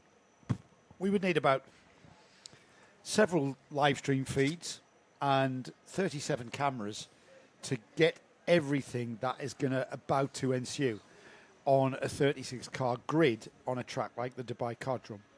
So, yeah, I mean, it's going to be intriguingly eventful, no question. Like I said, it's the nature of any open. It's very open. It certainly will be as well. So we're just awaiting for the karts to ascend up the hill out of the collection area. There will be a number of them. I don't want to give you an exact figure, but I have a feeling it's well over 30, because we had to have it should be 36. So it'll be 36. Oh, yes, you're right, because the 30 went through, and then we had the last chance qualifier. 36 is the most we can run here, I believe. And where the last 6 went through, and that was also a cracking race as well. It was great. We had, I think it was 26 karts vying for the final 6 spots in the Grand Final here for the Senior Max. Spencer Trehorn took the B final win. He certainly did, and it was the last kart across the line as well was the young Qatari driver. And it's just popped up on our screen as well for Senior Max. Although now, is this the correct running order? It does look that way as well. So what we can do now is we can run through the Senior Max here. Matthew Higgins will be on pole position with Rihanna Durham-Dasta alongside for company. Timo Sidler with Connor Clancy, Max Dexter, Kai Hunter in the third row of the grid. Ryan Qureshi with Zain Al-Hamasani, Jules Dumont, Freddie Lloyd, Nathan Kappen and Elio Gonzalez on the 12th in 12th position. Omar Ganoon, Faisal Nashko with George Nassar, Oscar Lambert, Jerry Montgomery, Swan, Amani Kunyu, who has massive support here in the chat. Stefano Pedani and Tusluk from Hamza Al-Fayez, Alessandro Biggi with Adam Al-Bassani with Patrick Cannon alongside for company. Manaf Al-Baluchi, Luca Houghton, Tamim Hasiba, Siobhan Karthik, Nathan Pope, Miles Robbie, there down in 30th position, and it goes on, doesn't it? Spencer Treyon with Sanada Hamawi alongside for company, Aidan Rutel, Kai Kurbal, Laith Manani, Harrison Crook, and we're already racing here, I have a feeling, by the sounds of it outside. Yes, we are. That's how big the grid is. That's a false start, thankfully. They knew it was going to take a while for Chris to read down the 36 car grid, so they've sent him around again, mate. Thankfully, thank you very much, our starter marshal. He's clearly listening to the feed, right? That is probably tactical from the pole sitter, Matthew Higgins, who needs another lap of heat into the tyres. That means the tyre will come on sooner, and it'll give him more of the balance that he's been tuning the kart to give him in the final. He's the British champion. There's a reason he's a British champion, and that's perhaps the reason, that experience and skill and ability which has put him on pole position here at the Dubai O-Plate. No stranger, he's been doing some driver coaching here in the UAE RMC, so he's got a good feel for the field here of locals. Rayan Darmadasa alongside. There are no slouches on this grid, Chris, as Tino Seidler, who is another interloper into the series here for the O-Plate. Connor Clancy, Max Dexter, Kai Hunter. Here they go though. Matthew Higgins controlling the pace nicely. The XL Motorsport driver on pole will get things underway, and with this time we are racing And it's Matthew Higgins with Tino Seidler going with him into turn 2 for the first time. And it's 18 laps here around the Dubai Kartdrome. Looks like we get through. Well, I spoke far too soon there. That's 3 karts that are pointing in the wrong direction, unfortunately. And here is the JNKD replay. This was going to happen, wasn't it? It gets very, very busy in that mid-park, and all it takes is for that to happen. The 341, is that Spencer Trehorn? I think it is. 341 is indeed our B finalist winner. To get him in the A final comes to a halt very early as Matthew Higgins and Tino Seidler, they are off onto the back straight and breaking away already, Chris. Is Matthew Higgins. A great start for him. Looking back there at Tino Seidler, 4/10 of a second back. Ryan Qureshi is back by 1.7 seconds. But what happened to Razzamatazz on this opening lap here? The Sri Lankan has fallen back to 5th place overall and currently under pressure from Jules Dumont in 6th place at the moment. Now, we're not looking at who's going to finish 6th here, are we? We're going to see who finishes at the top, isn't it? Because that's where you get the O-plate from. It's all about that man there, Matthew Higgins. He's in control of the lead of this race. He's in control at the moment.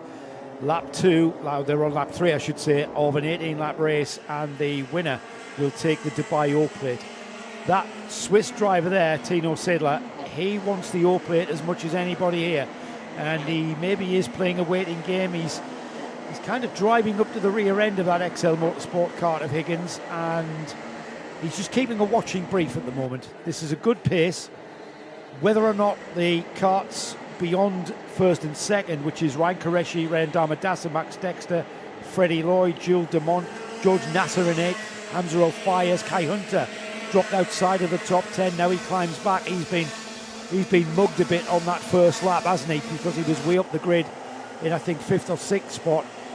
And we look forward to seeing the British driver Kai Hunter making his way through. But at the moment, it's all about the British driver in the form of Matthew Higgins and the Swiss driver, Tino Seidler. Connor Clancy has not had the best opening laps here. He's dropped all the way down to 23rd. And our highest placed kart from our B final, Sadana Hamawi, who's all the way up into 18th at the moment. Not exactly close enough for an O-plate, but it's certainly making headroom here to climb his way up the order. Omar Ganoum has dropped all the way back as well. Now, Rayan Derendasa went quickest of all last time round with a 55.120. It's 2/10 of a second separating these two here, Matthew Higgins and Tino Seidler. Now, Tino would want the kart behind him to start catching up as well, because it's a Mumbai Falcons number 386 behind him of Ryan Qureshi. Now, those two can certainly work together. Oh, there's a move. A move for the lead. Seidler shows his cards very early on lap 5 here. And the Mumbai Falcon gets into the lead. And Matthew Higgins just composed, sits there. No need to panic at this stage of any race. Certainly on lap 5 of an 18-lap race, Higgins will stay composed. Let Seidler, this is all going on in Matthew Higgins' head, of course. Let Seidler have his moment of glory, and then he'll snatch it back if he can. Yeah, now Tino doesn't need to worry about his teammate too much. What he would like for him to do is close up on the back of Matthew Higgins and behave like a rear gunner there. Just keep attacking Matthew Higgins and allow me to escape the road, because, you know, I want the O-plate. You can help me out here a little bit. Well, look what happened in Minimax, isn't it? The two leaders took one another off, or the leader was taken off, I should say, and that handed the O-plate to the 3rd place kart, and that at the moment is Ryan Qureshi. Rayan Razzamatazz, who started on the front row. That's the light blue and white livery of George Gibbons Motorsport just coming into our view just on the bridge there, while we continue focusing on this lead battle, because early days still, relatively speaking, 6 laps completed as we head towards the chicane. It looks like Jules Dumont back on the move here as well. Connor Clancy is also making his way up the order as well, all the way down in 17th position. He was one of the stars of yesterday who we thought would be running very strongly here, but of course that opening lap just did not work out for him at all. So a recovery drive is certainly underway for him. Well, he's been one of the stars of the UAE RMC, firstly in junior Rotax, then he transitioned into seniors at round 3, I think. And he is currently in contention for the Senior Max Championship in the UAE RMC. I have a feeling, Chris, that incident we saw at turn 2 was a concertina effect of an incident coming out of turn 2 towards 3 involving Connor Clancy, because he was on the 2nd or 3rd row of the grid. Now, I want to point something out, and I think Nick's about to say it as well. Look at the back bumper of Timo Sidler. Now, you obviously are the technical expert up here. Look at that slant on the left-hand side. Yeah, that's hanging there. off. That's hanging off. Now, is he going to get meatballed for that? He is going to get meatballed for that. As Matthew Higgins goes down the inside, we haven't got any sign yet of a meatball flag for that rear bumper. But I have seen meatball flags come out, technical flags come out for a loose rear bumper of that. It's trailing the ground, so it's come off. It's mounting on the left-hand side as we go through turn one. Back into the lead has gone XL Motorsports' Matthew Higgins. In third place is Rain Qureshi with Rayan Darmadasa. In fact, is that Darmadasa? Darmadasa has got ahead of Qureshi now for third. Are we going to see Darmadasa close the gap to Sidler now? Still no sign. The officials probably are looking at that, and whether or not they're happy with it being still mounted on the right-hand side remains to be seen. And what's heartbreaking for Tino Sadler is this is not his own fault. Someone has obviously clattered at the back of him at some point to dislodge the connecting point there on that left rear to kind of offset it, and now it's hanging down. And for those of you who aren't aware, the meatball flag is the black flag with an orange circle in it, sometimes also referred to as the burger, but looks more like a meatball, if I'm honest. But as we said, it hasn't come out just yet here for Timo Sidler. It's not affecting his pace too much. He's still staying within 0.3 of a second. But of course, Darmadasa, Qureshi, and the rest of the field will be keeping a very close eye on that rear bumper because they can sense an opportunity here. But also, it also works in Matthew Higgins' favour as well, because as soon as Tino Sidler goes into the pit lane, he's got a decent-sized gap between himself and the next car between him. But saying that, Rayan Darmadasa is closing in. He's only 0.8 of a second back, which means he's only 0.3 of a second off of Tino Sidler at the moment. The flags are at half-mast in South Africa and Kenya as we lost Amani Kinua on lap one. I suspect Amani Kinua was involved in that second corner issue that we saw. Didn't quite see full details of that, but Amani Kinua, a retirement here on lap one. We see him out again at Yas Marina for round 5 of the UAE RMC, so stay logged on in Kenya and South Africa as this lead battle continues. Still no sign of a technical flag for that loose rear bumper on Tino Sidler as they begin to close up now. We're at half distance here, and there down the inside has gone Rayan Darmadasa. So whether or not that rear bumper is actually causing a performance issue on the Mumbai Falcon kart of Tino Sidler, it's debatable. Yeah, it's going to drag along the ground. It's only plastic, so it's just going to wear out. It's not really slowing him down any. However, he has dropped back. He's dropped back from the lead of this race, back behind Matthew Higgins, now back behind Darmadasa, and he's under threat from Rain Qureshi there to lose that spot to his teammate. And Higgins, of course, delighted with Tino Sidler dropping back, but at the same time, how delighted can he really be? He now has a hard-charging Sri Lankan behind him as well. Rayan Darmadasa now only 0.5 of a second back at the moment, and also lurking in close proximity, Rayan Qureshi. Freddie Lloyd, a further 1.9 seconds back from the race leader at the moment. That means he's only 0.8 of a second off the back bumper of the 386 as we work our way around for the 11th time here around the Dubai Kartdrome. That means we have 7 laps remaining here, so still plenty of time for Darmadasa to close that gap up. Same can be said for Rayan Qureshi. Darmadasa, the gap is 0.5 of a second. We'll get another idea of this gap when we get to the end of second 2. Potentially. There they go across the line, down to 0.4. Gap coming down. Matthew Higgins in the lead for XL Motorsport. George Gibbons Motorsports, Rayan Darmadasa closing him down all the time. It's the dark blue and white kart leading the light blue and white kart. That's our leaders. Matthew Higgins, 11 laps completed. And there it is, Joe. There is the meatball flag for kart number 311 being shown on the starting gantry again due to no fault of his own there, unfortunately. And Tino Sidler, it is no O-plate for him. He'll have to come into the pit lane. That's a shame because that bumper became detached. It looked like as he was in the lead, whether or not he went into the lead with the rear bumper already damaged, he probably did actually, because there's no doubt about it that has been had contact on it. Here we've got a battle for the lead though. We've got George Gibbons Motorsport now in the form of Rayan Darmadasa. Forget the stopwatches, Chris. That is visibly narrower a gap than we've ever seen. It's all right, we already threw the stopwatch away. We can order another one, though, in 15 minutes, though, that's for sure. But here we go. This is the battle for the top step. This is the battle for the O-plate come the end of the session here with 6 laps to go this time round. It is only 0.2 of a second at the moment between these two. But the real question is, when will Durham Dasa see that opportunity? When will he see that door open to take the position away? Well, he's got momentum. The momentum of closing on the driver in front has gone down the inside. There's the momentum I was talking about. You don't want to stifle the momentum. Matthew Higgins coming back at him. There's no way round. As that knocked his nose down, as Matthew Higgins impinged on that nose and it's knocked off its mounting. Let's have a little look.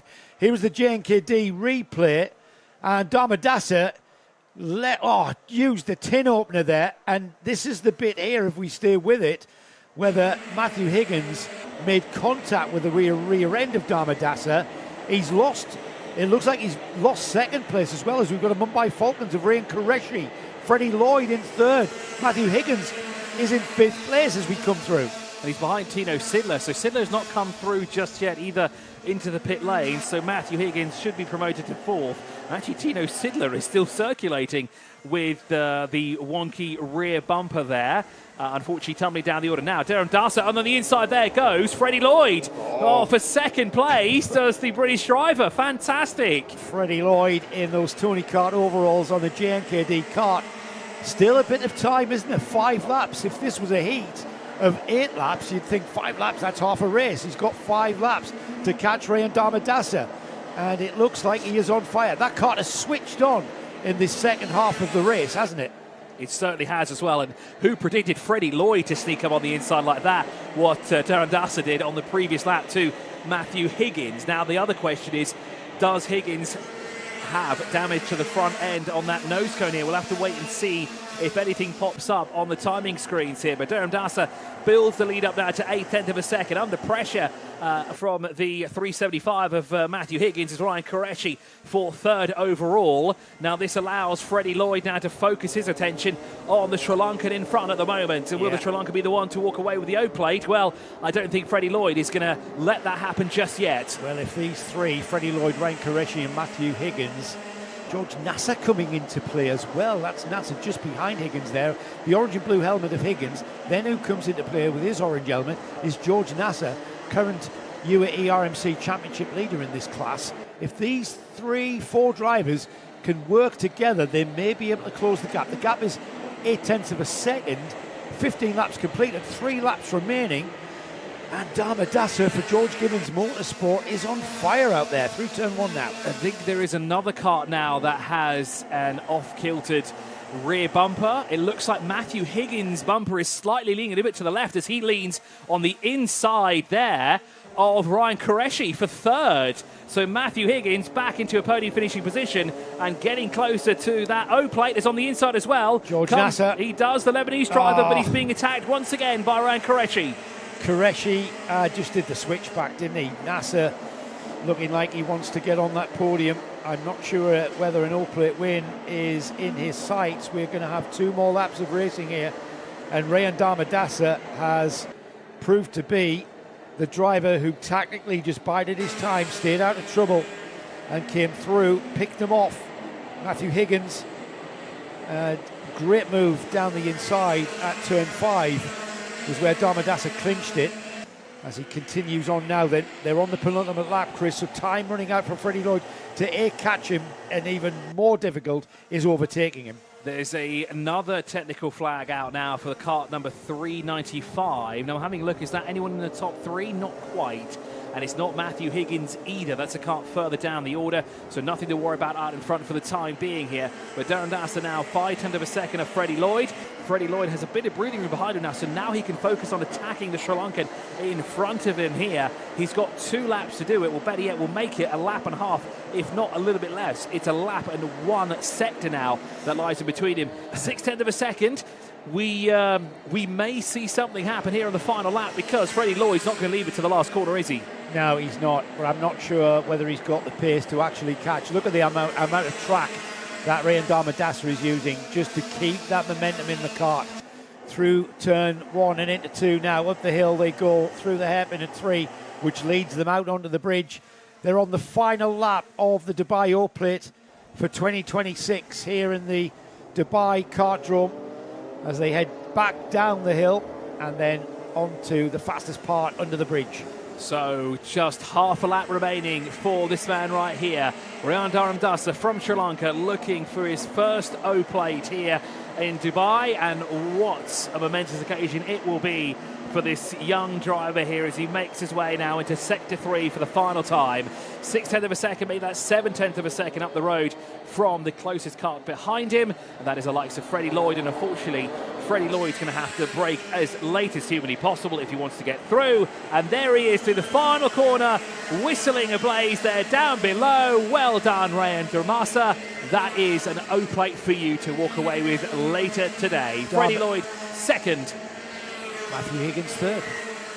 Rayan Dharamdasa, I've got to say, was composed there. He came through the field to an extent, started on the front row of the grid, remember, from that second spot, and then dropped down. Well, there was all sorts of occurrences there. We'll have a full rundown of the field when they have all crossed the line. In fact, it's popping up now, I believe. Rayan Dharamdasa takes it, of course, from Freddie Lloyd. Matthew James Higgins takes third. Jules Dessart in fourth. Ryan Qureshi fifth. Jules Dumont sixth. In seventh position, Tino Sidler, but there's a black flag for him, so I think he's disqualified. So Max Dexter finishes eighth. Connor Clancy with Oscar Lambert, Kai Hunter, Nathan Pope, and then in 13th, Adam Al-Bassani, Nathan Kapp, and Alessandro Bigi with Faisal Nash can go with Manaf Belushi. Jeremy Montgomery Swan all the way down there in 18th position. Elio Gonzalez, 19th. Our highest finisher from the B final, Ken Campbell, finishes 20th. And Andy Rattel, 21st. Miles Robbie, 22nd. Sanada Hamawi finishes 23rd. Harrison Crook, 24th. And then we have Enzo Tusluk in 25th. Patrick Cannon, 26th. Shimon Karthik is 27th. Leif Manami finishes 28th. Zain Homasani also received the meatball flag, finishes 29th. Penta Trehorn, who won the B final, in 30th. Stefano Padani in 31st. Hamza Al-Fayez, Luca Houghton, Tamim Haseba, Amani Kinua, unfortunately, down in 35th position. Omar Ganoum finishes 36th here.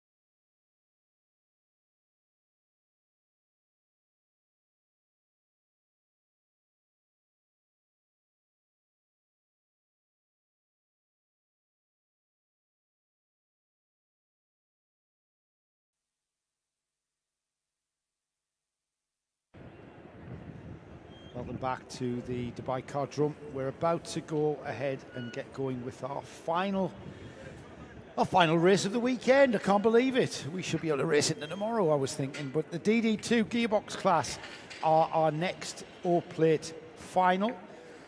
It's been as dramatic, Chris, as I expected it would be. In all of our classes, we've had drama, we've had intrigue, we've had controversy.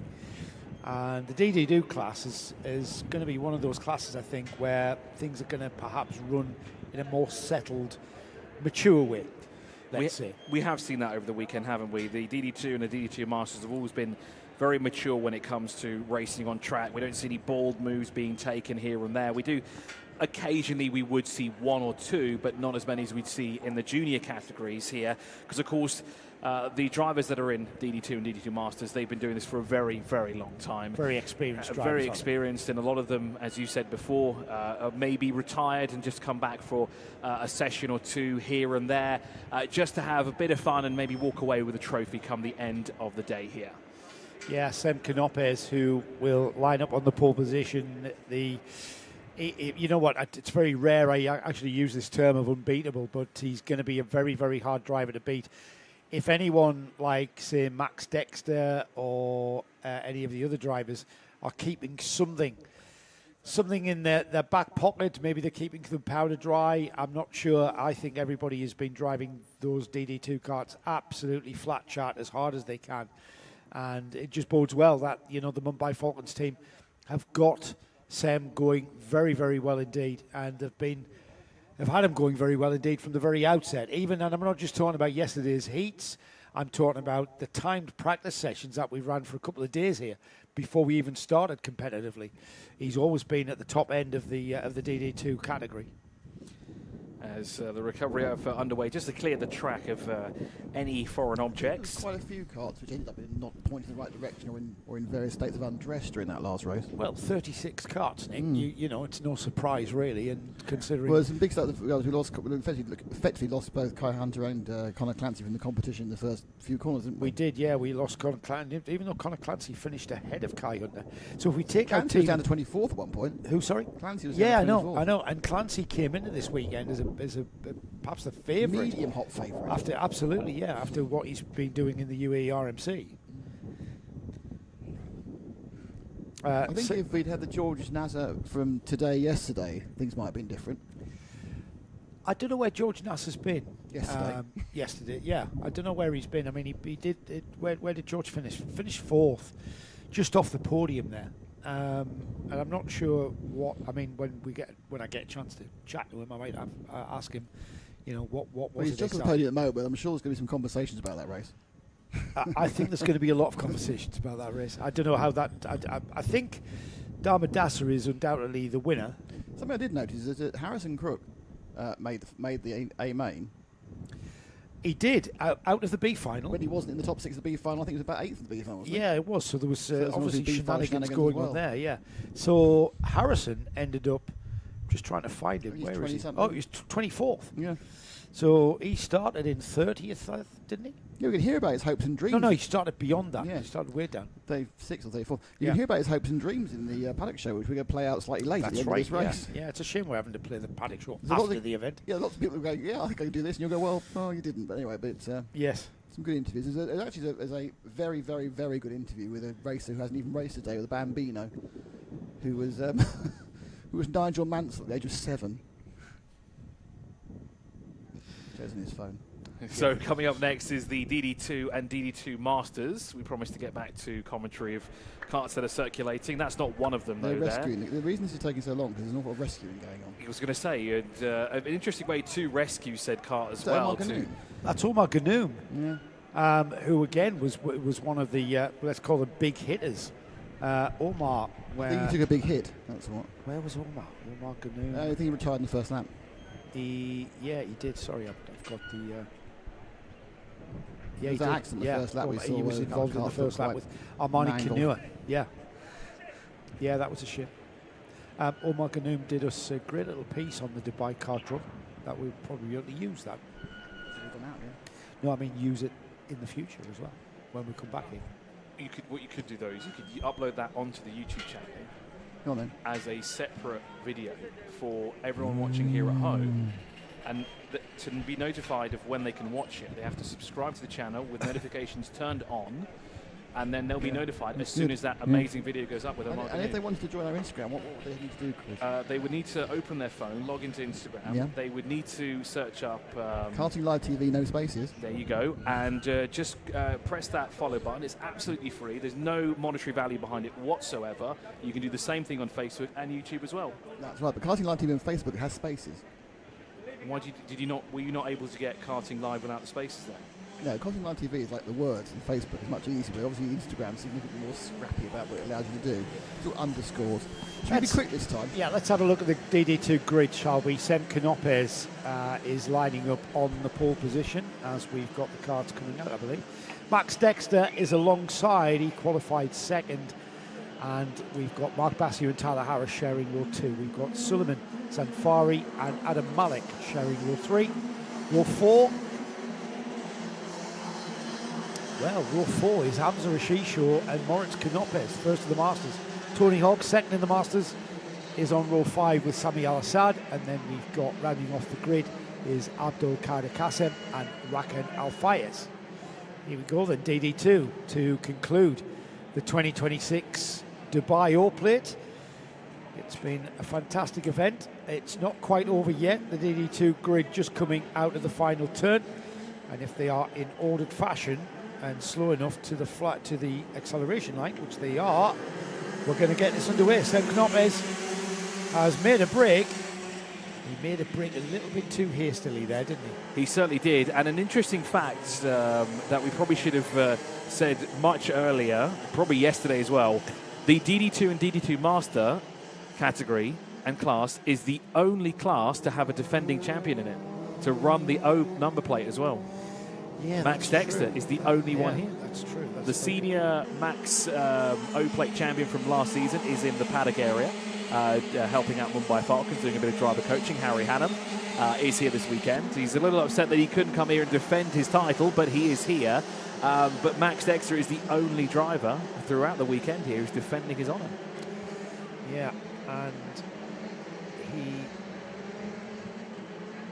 is intent on retaining that O-Plate.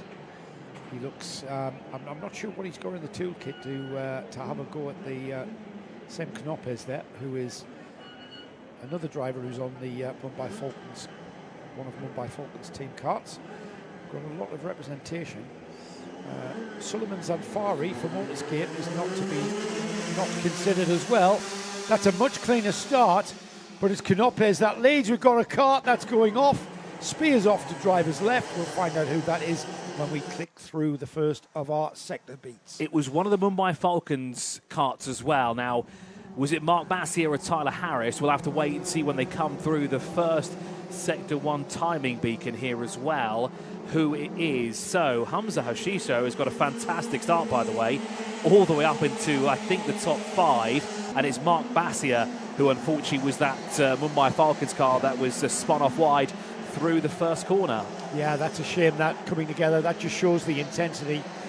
But normal service has been resumed with Sem Canopes off into the lead and Max Dexter, last year's Dubai O-Plate winner, off after him as they come out to complete the first lap, getting the wave on from the team.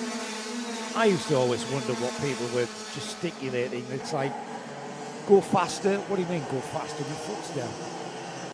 You know, put it down flat to the board. Put it down more. There's definitely more that you could do. Put your foot over the top of it, so push it down even further. It's not like in the movies where you can just, down a gear and go past. These guys are absolutely flat chat now. Are you referring to Fast and Furious where they have an 18-speed gearbox in a car with a manual I have transmission? never seen a Fast and Furious movie. You're very lucky. You know why? They're rubbish. Very lucky. I've only watched a handful of them. The first 3 were great, and then they just sort of filtered off for me there. I have to say a huge, a mega start actually from the Qatari there. Hamza came from the back of the field and was all the way up to 3rd position on the very first lap there. But he's been passed by Tyler Harris and Suleiman Zanfari, but I cannot take away that from him at all. That was a fantastic opening lap from him. Brilliant. So, Sem Canopes, Max Dexter off out in the front behind him. Tyler Harris on target for a podium maybe. Sulaiman Sanfari wants to spoil that as they come into view just there in the background onto the bridge. Hamza Rashisho, Adam Malik, Tony Hogg, Maurice Canopes, Sami El Hassad, Abdul Kader Kassem, Rayan Alayez and Mark Bassier. After that off, just regaining ground and trying to get back on terms with the field. So up front, the gap is 0.3 of a second between Canopes and the reigning champion in the DD2 and DD2 Masters O plate there, adorning that O, but for how much longer will it be on the side, the front and the back of his kart?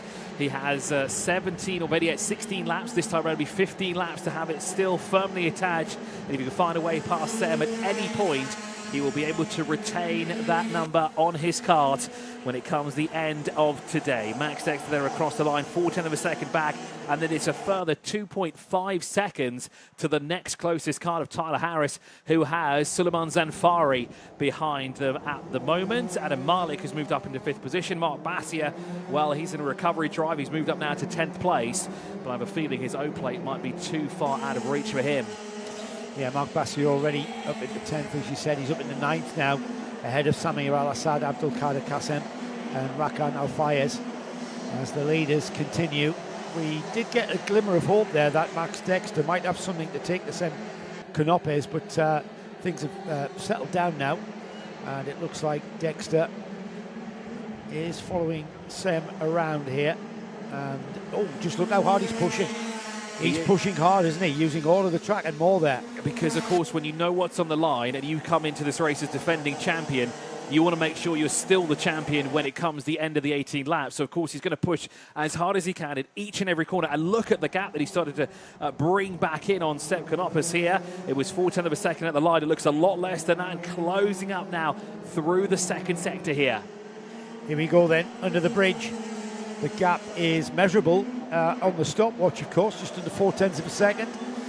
And the question is, can Dexter continue with that O-plate into the 26 season and beyond? Sem Canopes wants it though. He wants to take the win here at the Dubai O-plate. They are circulating together, and I get the feeling that Dexter's just following in the wheel tracks of Sem Canopes. It's Mumbai Falklands from Telios. From the Mumbai Falklands kart of Tyler Harris, crossing the line there, not that far behind Harris is Zanfari.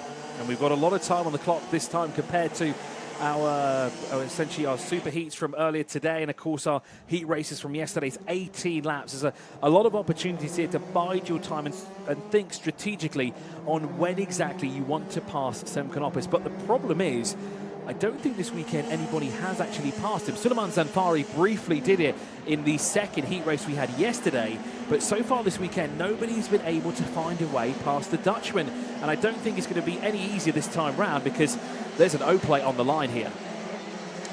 Have we had an occasion where anyone has even caught Sem Canopes and challenged him? I don't think we have. He's just got into the lead of DD2 and just continued, you know, circulating in front of the field here.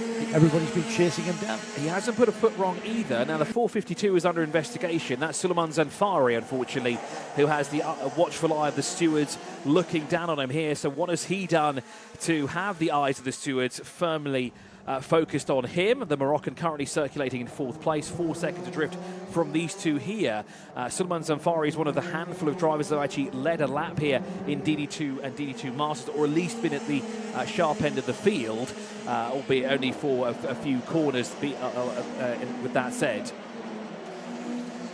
Well, Max Dexter, who represented the UAE at the most recent Rotax World Finals, of course, in Bahrain in November.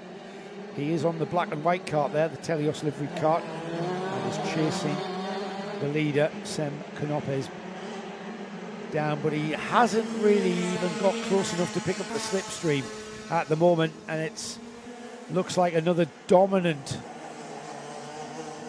showcase drive from Sem Canopes out onto the bridge for the 8th time. It's going to be 10 laps to go when they get around and cross the line. They've got a few twists and turns of the Dubai Cardrome to get to that point as they head out through the left-hand sweeps and under the bridge. There's a tenth of a second added between the two there as well across the line. Now then, let's have a look at what's happening behind them here. Tyler Harris and Sulaiman Zanfari battling it out. Is that Zanfari still in the mix? Yes, it is. Of course, as you said, under investigation. This gap is a lot closer. It's 0.2 of a second. Better yet, make it 0.3 of a second between these two. And that's got something to race for. That's the third and final step of the podium there that we're battling for. Tyler Harris, who was quite a considerable factor in the UARMC at the beginning of the season. His pace seems to have dropped off. However, he's back where he should be at the front end of this field in DD2, and at the moment on target for third and final step of the podium. And just to remind everybody that after this race we have the first screening of our Paddock show, which we weren't able to put out because of the weather forecast. So we've got the Paddock show coming up after this race, and then stay logged on because we'll see our winners, and by then I would think, Chris, the results of the Dubai Old Plate will have been ratified and sanctioned and will be official. Well, there's certainly going to be a lot of, there's going to be a long queue outside the stewards office in some of the junior categories that we've had here. Now, something we don't touch upon very often here is track limit warnings, black and white flags, etc. like this. But this one is of interest because cart number 401 is being warned currently, and that cart is Max Dexter. He's the one that is the defending champion. He's trying to chase down Sem Konopis at the moment. The gap is 1.2 seconds, but he has to be careful because if those warnings increase, he's getting a penalty. And that's for track limits, because it can only be track limits because he's nowhere near anybody to barge them out the way. And we saw for ourselves how hard he's trying out of the final turn here with all of the cart across the white line. He's using all of the momentum of the cart. So track limits, warning for Max Dexter. That might come into play and give Sulaiman Zanfari a chance at the podium if there is any penalty applied at the end of this. Yeah, so that will make things quite interesting because now, of course, with the digital signboards underneath the gantry, now Max Dexter can see that he's being warned about it, not just via the flag that might be out of his peripheral vision when he comes across the line, but that digital signboard will also inform him of the possible infraction that he has received. So that has been removed. He's now showing a 0 instead, but there's no 0. Well, actually there is, because Max Dexter is running the number 0. So he has to be very, very careful about this at the moment. The gap up front, 1.3 seconds. Now, was that a move for position there, though, coming across the bridge? There were two cars side by side.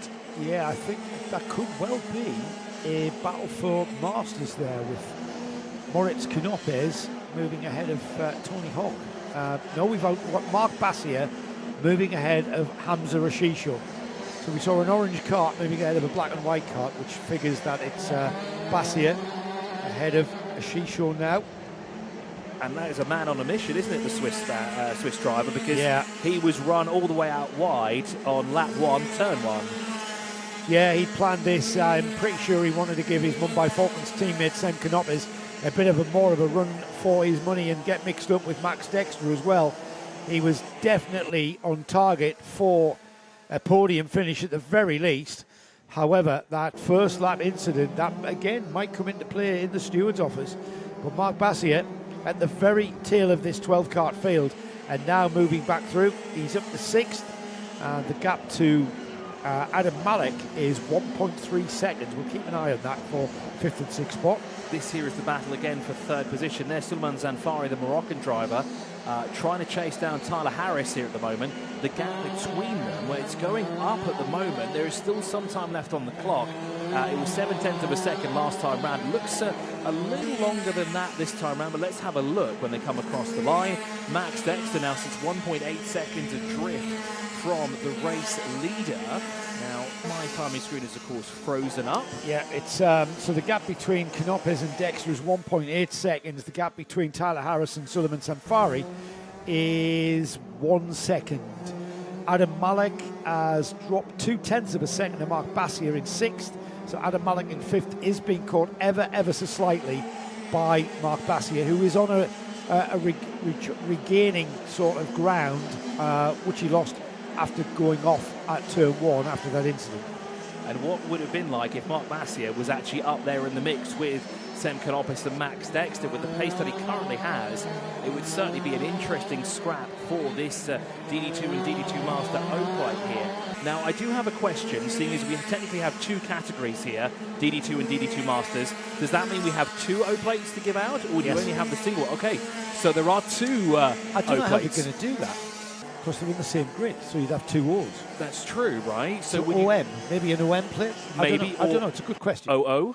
We certainly have two, we certainly have a Masters trophy presentation. So whether or not the Masters gets the some sort of plate. They'll get the 00, won't they? That would make a bit of sense. We will have to wait and see The what happens old here. Open Classic. The OO plate. The old Open. You said it, not me. Yeah, well, I can. I mean, you've got to be ancient to be in the Masters. You've got to be over 31. So that Over means 31 years old so to be I'm, in the Masters. So then technically I'm also eligible now to be in the Masters DD2 category as well. I hope so. I never thought about that actually. So who do we have in the DD2 Masters? Who's currently leading that Well, category? we've only got two drivers that have come to play for the Dubai O Plate, and that's Moritz Canopes, the father of Sem Canopes, our leader, and Moritz leading Masters. So it's going to be a Canopes family monopoly on the O Plates here. So that means their car's going to be full of O plates now when they go home. Now, have we got a change of position here with a 473? Well, that's Mark Bassier on the orange Mumbai Falcons car, catching hand over fist the Matthias Najem Motorsport of Adam Malik. So that is the battle for 5th and 6th that we were monitoring on the timing screen. However, that's come together close enough that we can actually see what's happening. So I wonder if Anthony Hogg is listening to us up here, because he's just picked Tony up the pace a little bit through sector 1. He's not just responding gone to green. Anthony, I don't think. Oh, he does not. Then he should change his name on our screens then, shouldn't we? We should get rid of the A and the A, the N, and the H. I think it's how it is on his license when he enters, to be fair.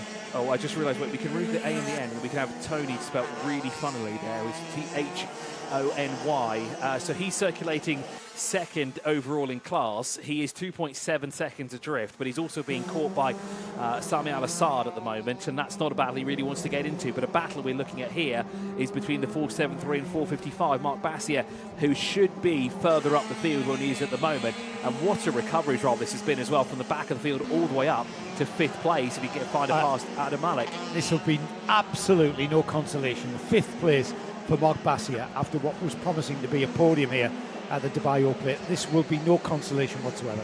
However, he's enjoying the race at home and enjoying his drive through the field. He's about to challenge Adam Malik, isn't he? And he's now needs to come out this final turn right on his bumper.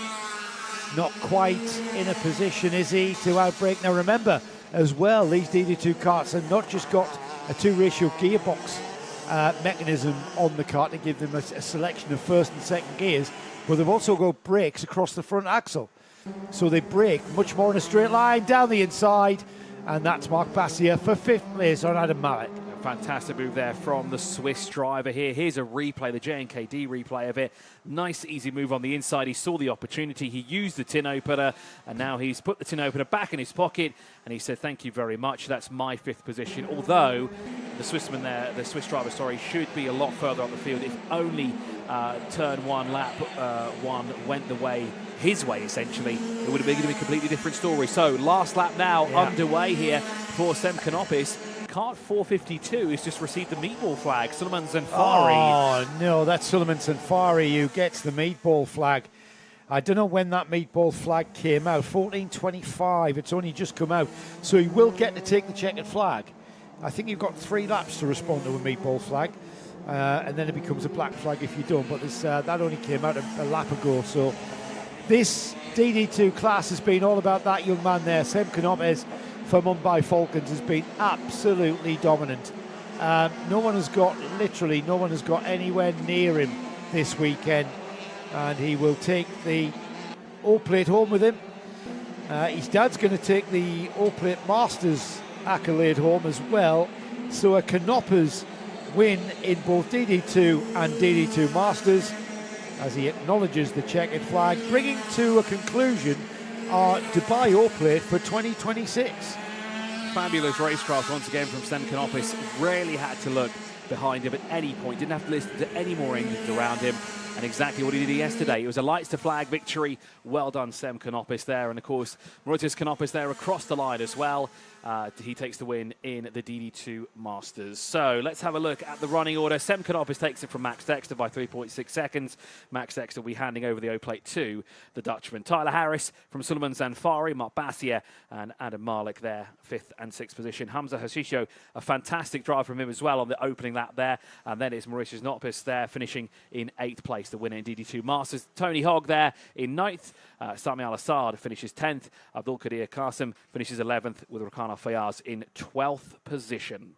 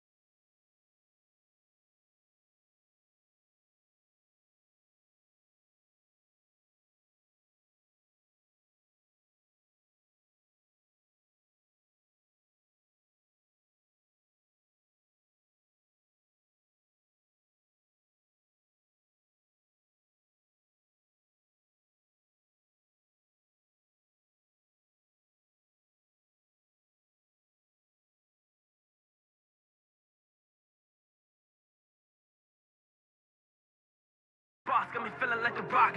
They can never match it, they can never stop. Cause I've been really giving everything that I got. Cause I've been working on a plan and a plot. Over with the killers and we going to the top. We blowing up your city and you might get dropped. Cause we are never quitting, we are never giving up. So the enemies, I'm taking them apart. I'm a young boss, got me feeling like a rock. They can never match it, they can never stop. Cause I've been really giving everything that I got. Cause I've been working on a plan and a plot. Over with the killers and we going to the top. We blowing up your city and you might get dropped. Cause we are never quitting, we are never giving up. So the enemies, I'm taking them apart. I'm a young boss, got me feeling like a rock. They can never match it, they can never stop. Cause I've been really giving everything that I got. I'm the new leader, it's time for a change.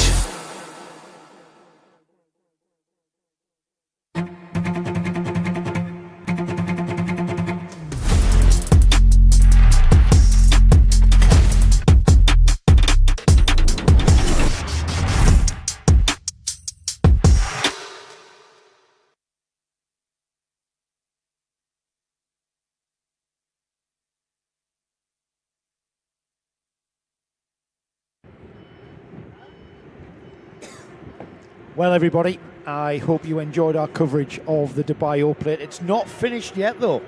The racing might have concluded.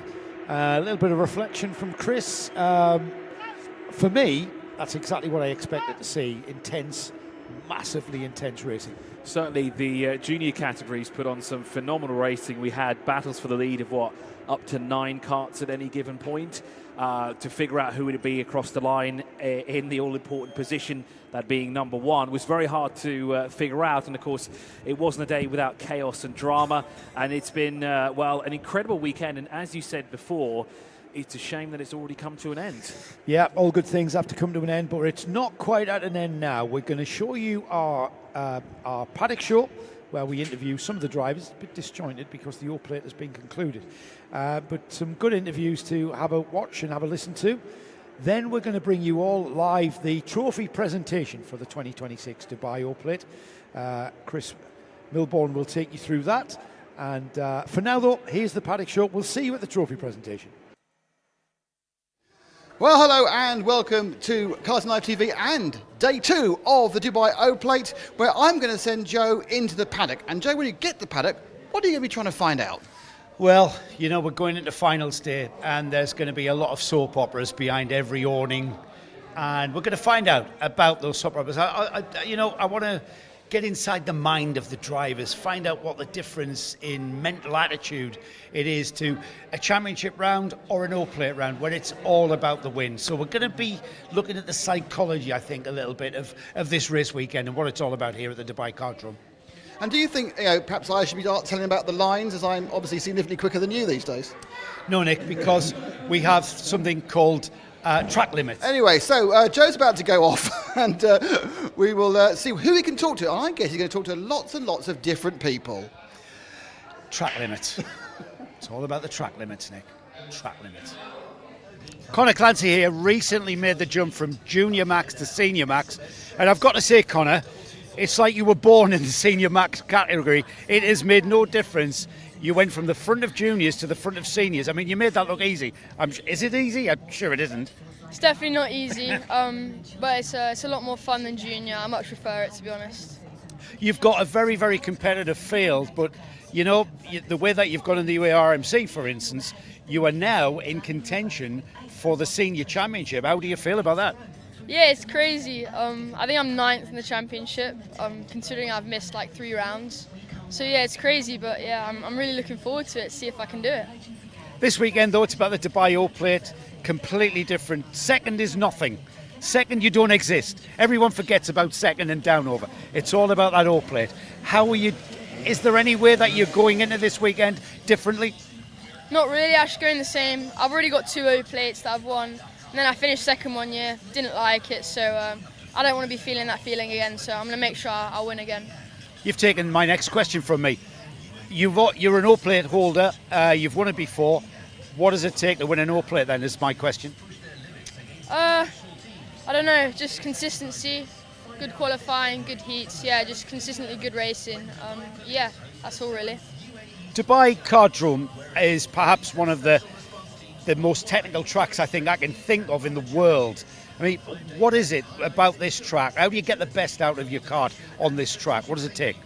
Well, yeah, the track grips up really easily. So yeah, especially with all the karts going around this weekend, it's going to get really grippy. So yeah, it's going to be under the rubber, nice and smooth. And yeah, try not to slide because you'll be bouncing all over the place. Right. So as the track evolves, do you work with your engineer? Are you altering the setup between heats and going forward all weekend? Yeah, well, I mean, if there's a problem, then we have to change it. But so far, everything's been going nice. So yeah, we're still changing some things. Even though it's all good, we need to be better. So yeah.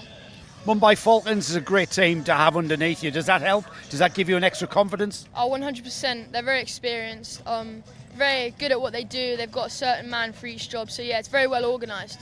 I'm not going to bother asking you what Connor Clancy's going to be happy with on Sunday afternoon. I know what you're going to say. Yeah, P1, of course. Yeah, absolutely.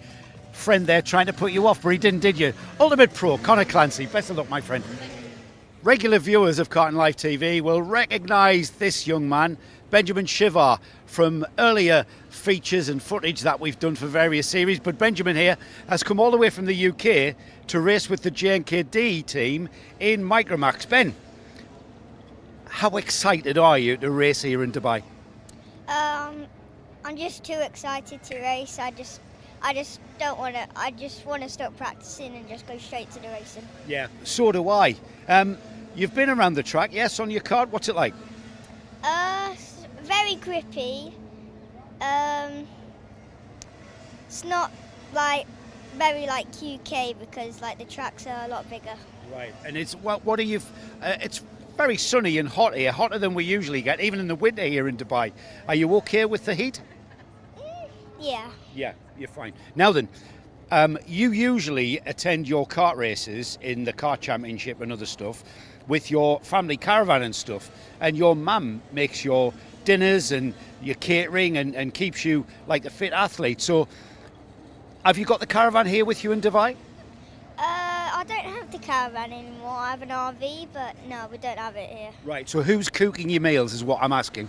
My mum still. Right, so What's she doing this time then? Because if I remember, it was pasta and toast. So has she moved on from that?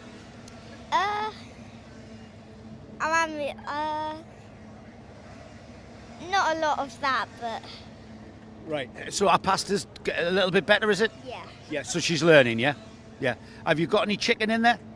I just had some chicken right there. Just had some chicken right there. That's how. So is that all part of the programme? I mean, you're going to be a professional racing driver, so you have to watch your diet and stuff, don't you? Yeah. So is that why you had a word with your mum about the pasta and toast? You're getting too fat, maybe? He can't say anything because mum's watching and she's making dinner. Benjamin, it's an absolute delight to see you here. I'm expecting a lot from you. This kid is really quick.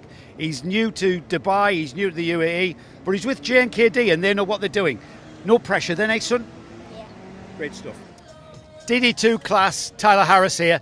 He's leading the UAE RMC. However, Tyler, this weekend at the Dubai O-Plate, that's a completely different mindset, I would think. To a degree. I mean, we still got to maximise every single second on track.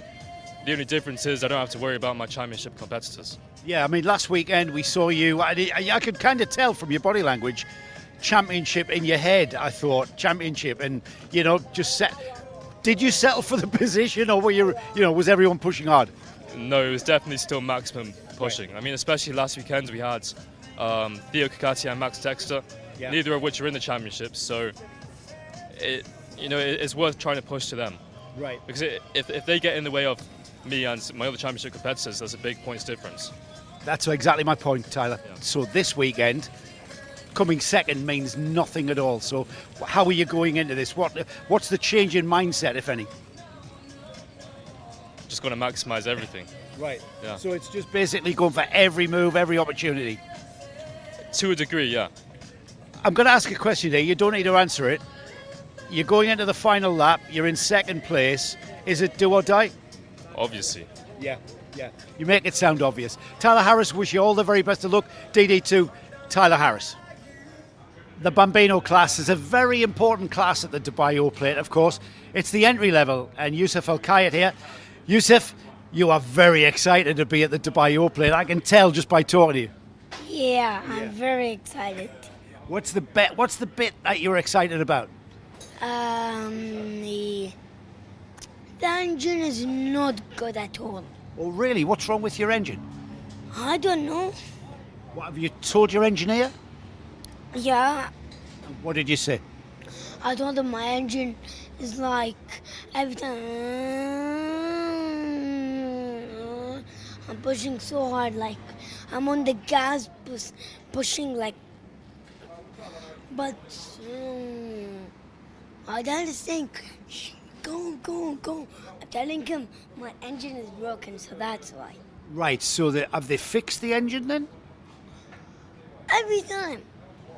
It's always me. What do you mean? It's you, the driver, they're blaming. Yeah, it's always me. My cart is broken, and my engine is broken. Everything. Me. Right, so they fixed your cart, they've sorted your motor. What are you doing? I'm doing push hard. Yeah. Trying the engine doesn't even work properly. Are you, Yusuf, are you being smooth? Because Bambinos, you have to drive smooth. Yeah. Yeah. You're being smooth? Yeah, but sometimes it's like. Okay, so you're sliding as well. Yeah. But I need to improve to not slide. Right, so what are you doing about improving? Improving to not slide. Trying to be like precise. My manager Forbes is telling me be precise, be gentle, and yeah, from the top he's like doing like this, so I need to be precise and gentle on the Bambino, because Bambino you must be gentle and smooth and like that. Can I ask how old you are, Yusuf? 7 years old. So you're 7 years old, and you know what the most important thing about driving your Bambino kart here at the Dubai O-Plate? Do you know what the most important thing is? Important thing, just send it. you have to be happy and enjoying it. Are you happy and enjoying it? Yes, but that's not the best. That's not the. What is it called again? Not the what? It's not the objective? No, it's not the best thing. The best thing Also, is, enjoying it's not the best thing. So you have to not enjoy it. This kid is destined for Formula One here, isn't he? yeah, A I book like. of excuses. Do you know what? Yeah. This is not correct. Do you know what is the best thing? Go on. And don't celebrate too early. Just send it and be first place. Simple advice here from a future Formula One driver who had all of the book of excuses out there. Youssef, high five. Excellent stuff. See you in the time trial. And I like Max Verstappen and Lewis Hamilton. I like 2021 Abu Dhabi Grand Prix. Lando Norris? Lando Norris, yes. I like everyone. Yeah, I do too. I haven't really got a favourite. Armani Kanua here, kart 317 in the senior max class. Armani hasn't just got the pressure of a team on his hands. He hasn't just got the pressure of a country. He's got the pressure of a whole continent. The continent of Africa, Armani, seem to be messaging us in and supporting you in the UAE RMC. I would imagine they'll be right behind you coming into this Dubai O-Plate as well. Do you even consider that you've got so many fans out there? Yeah, I do know about it. My dad has been talking with some people from work, some people from my cousins, family, friends from school, my teachers and all of that. That's great. It's great. And it's great to have them along on the live stream as well. Tell me though, Armani, the Dubai O-Plate is perhaps the biggest event, one weekend event. It's all about the O-Plate. Coming second doesn't count for anything. What's your plan going into this weekend? Yeah, my plan is just to stay consistent for qualifying or like all the heats and all of that. Just keep myself ready, just keep myself for anything. So is it all about working towards the grid for that final on Sunday afternoon? Yeah, but also just have some good racing tactics and Yeah. So are you going to let us into any of your secrets about your racing tactics maybe? No. No, I didn't think he would. George Gibbons Motorsport, great team to have underneath you as well. That must give you a bit of confidence. Yeah, they have good equipment. I really thank them for all the races I've done with them. I also thank my own coach from South Africa for bringing me into his team. Right. And how much work goes into setting up the kart? I mean, the Dubai Kartdrome is one of the most technical tracks I've ever seen. So how much work do you guys put in with regards to talking about getting the kart to go faster? Can you put that on like sort of how many minutes, how many hours? Yeah, it's a lot. The track's very technical, so yeah, you have to get the setup right, make sure it doesn't bounce a lot because it's a really bumpy track. Make sure you're strong on the course. Armani Kanua, everybody. Armani Kanua, everybody. Another familiar face from UK Karting and Karting Live TV. Twice 177 Rotax vice champion in the NKC and also in the UKC, Harrison Crook. I've got to say, Harrison, I was a little surprised to see you in the paddock here, especially running in 162. Firstly, there's a bit of a story behind how you've come to be in the UAE and at the Dubai O-Plate. Tell us that. How on earth did you get here? My dad entered one of the raffles online that's done by Henry Baudet. Thank you for that. Which was to get there's a load of different prizes that you could win, and then we ended up winning the arrive and drive package with Mumbai Falcons to come out here and race here for the week. So and that's pretty cool, isn't it? It's horrible weather in the UK, so to get to race in what would be the height of summer here, it's a nice refreshing change to be on sticky rubber, I would think. Yeah, a bit too sticky for my liking. From being where I'm quite tall in the seat, I'm definitely struggling a lot here than when I do in the UK. But it's all for an experience. I'm here to enjoy myself, so I have good fun. That's the spirit, and as well, you are a very tall lad, because I'm not exactly tiny, and so you regularly run in the 177 kilogram category of Rotax Max Karting in the UK. There isn't 177s in the UAE or at the Dubai O-Plate. So you're in the 162. So how close to the 162 are you? If you don't want to give it away, I understand. With a couple lightweight bits on the cart, we're driving around at about 165, so it's about 3 kilograms over, but a lot of the lads running around at about 163.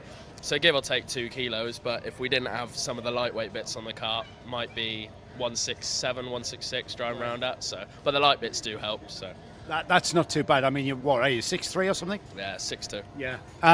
So thanks to your dad, you had to stay off the mince pies and the Christmas cake over the holidays. Yeah, I did. We found out not long before Christmas, I think it was. But luckily, I'd been losing weight anyway, just for the 177s to be more competitive in that field, so I get more lead on the cart. But now I've come here, so I'm starting again. I've got no lead on the cart again. So, yeah. But no, yeah. So I've been watching what I am eating and things like that. But then now we're here. We're just here to enjoy ourselves now. And talking of enjoying yourself, what do you think of the track here? Track's really good. It is really good. I can see it is quite fun, but it's definitely difficult to learn. Yeah. Definitely difficult. I'm trying to think of a comparison for the viewers in Europe as to a track that's like the Dubai Cardrome, and I can't think of any, can you? It's very twisty, and it's fast-paced twisty, and with all the change of directions, some of the chicanes are quite similar to Raura, right? Going up the hill at Raura, Yeah. But other than that, it's got fast sweeping corners, it's got a couple long corners, so there's not many like it, I'd say, in the UK. And talking about just how tricky it is, that the change of direction brings to mind, and you talking about keeping fit, how physical is this Dubai Cardrome? Definitely physical, considering I'm not out as much as I used to be. I'm feeling it a lot more now in my wrist. So. But no, it is physical, but hopefully we'll be all right. Longer than normal, the length of finals as well, is that going to be? You're a young and fit lad. I mean, are you even worried in the slightest? Yeah. I don't actually know, to be fair. It's like 11-minute sessions now, but then the finals could be up to 15 to 18 minutes. So I don't know. Might not be able to hold on, but I'll try my best. You're going to give it your best shot, are you? Yeah. I'll stay out for as long as I can, and hopefully we'll make it to the end. Competition winner Harrison Crook, and he's here just to enjoy the event, and that's what the Dubai Oplate's all about. Thank you, Harrison.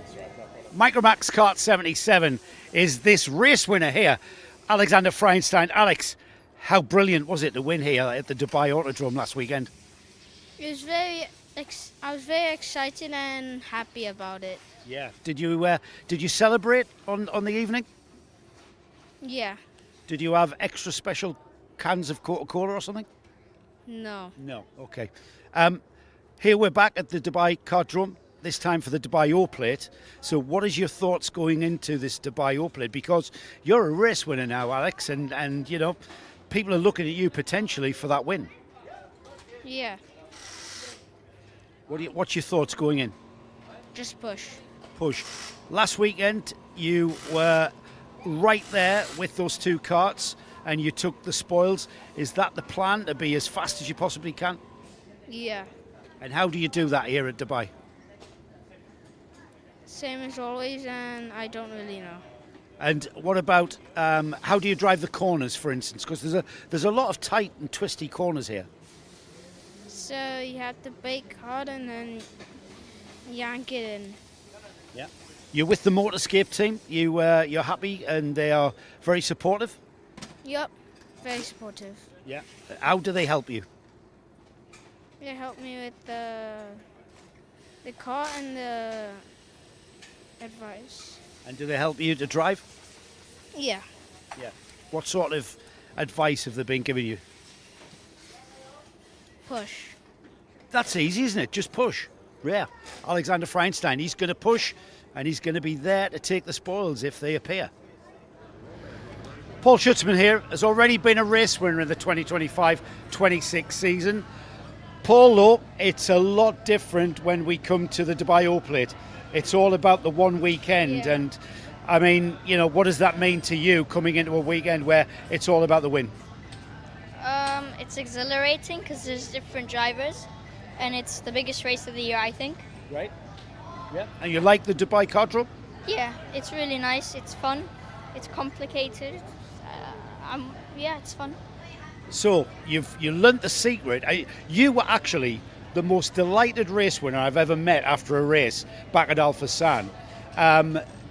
What would it mean to you if you were able to get in the front and win the O-Plate? A lot, because I really want to go back to Le Mans because I get a ticket if I win. What do you think is the key then to winning the All Plate? Because you're surrounded on the grid by drivers who want exactly what you want, isn't it? Staying calm and hydrated. Staying calm. Is that how easy, how hard is that? Because there's a lot happening, isn't there? Especially turn one. Yeah, definitely.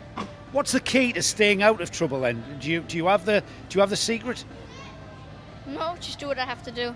Right, and that is. You can never predict what happens in karting. No, that is very, very true. Tell me a little bit about the track here at the Dubai Cardrome.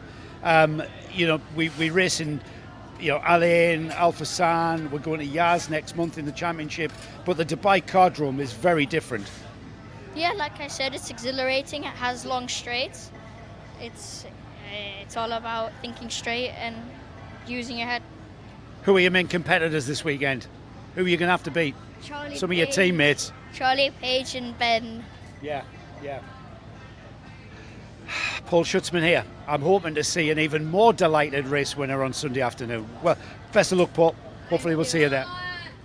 Arguably the most competitive class here at the Dubai All Plate is the senior road acts. I know all of our classes are going to be that competitive, but the seniors, it's massive. And Antonius Haddad here is a driver that's going to soak up the pressure, Antonius. Here we are at the All Plate. Nobody cares who came second this weekend, mate. How are you preparing for this?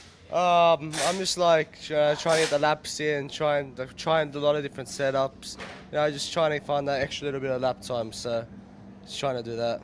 Is the track going to evolve as we go across the weekend? I mean, we seem to be going round and round for days. Is it going to be any different on Sunday? Yeah, I think it will get a lot more grippier, a lot faster.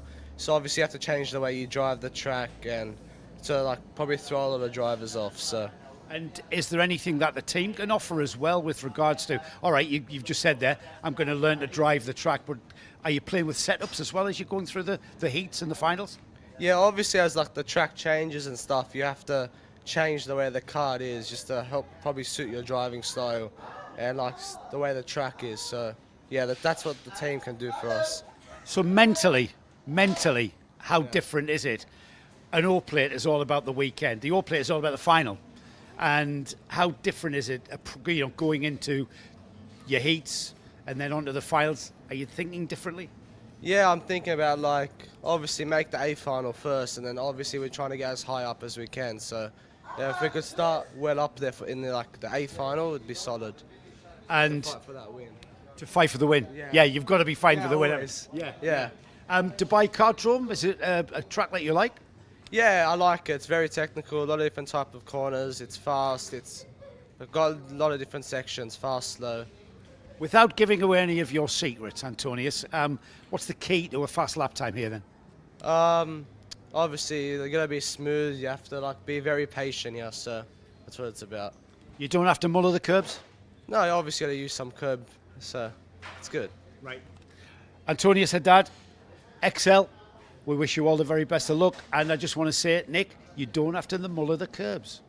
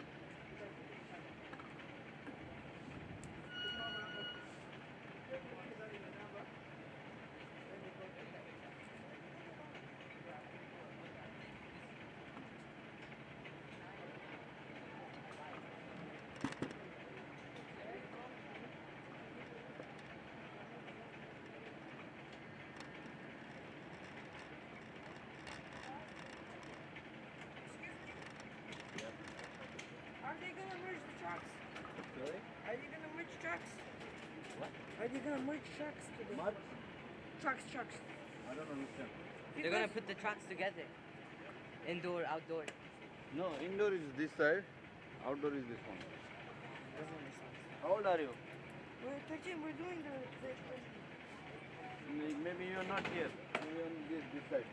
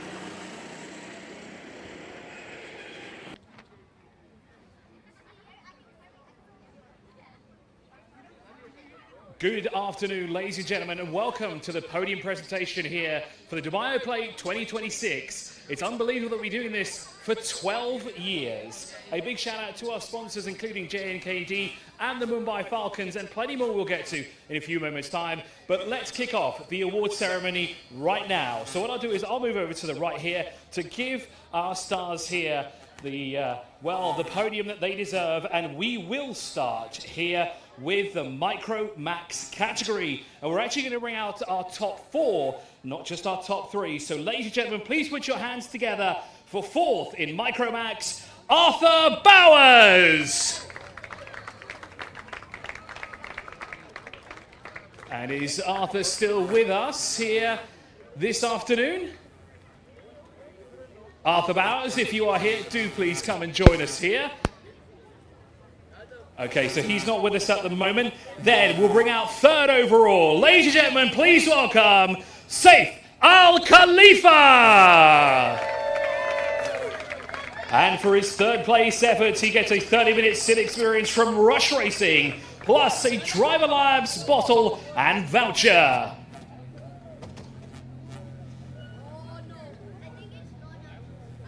In 2nd position in the Micro Max category, ladies and gentlemen, please welcome Adam Al Sheikh. And Adam will stand right next to me here. I'm not the one that's handing over the trophies. David Bright is the one that's doing that for us here. And for his 2nd place efforts, he gets a BMW M4 hot lap around the Dubai Auditorium. 30 minutes of sit experience for Rush Racing and a Pure Wear bag as well to store his 2nd place trophy for now.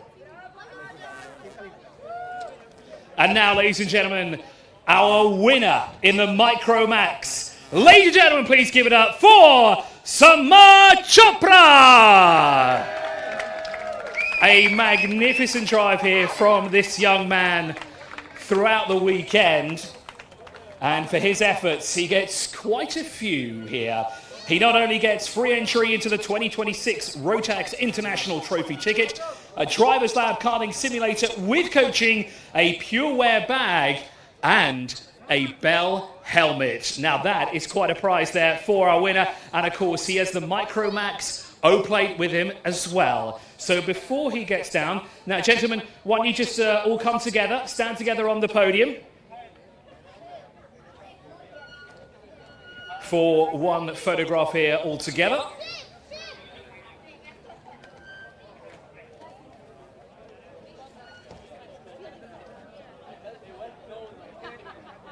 Lift those trophies up high and the plate as well.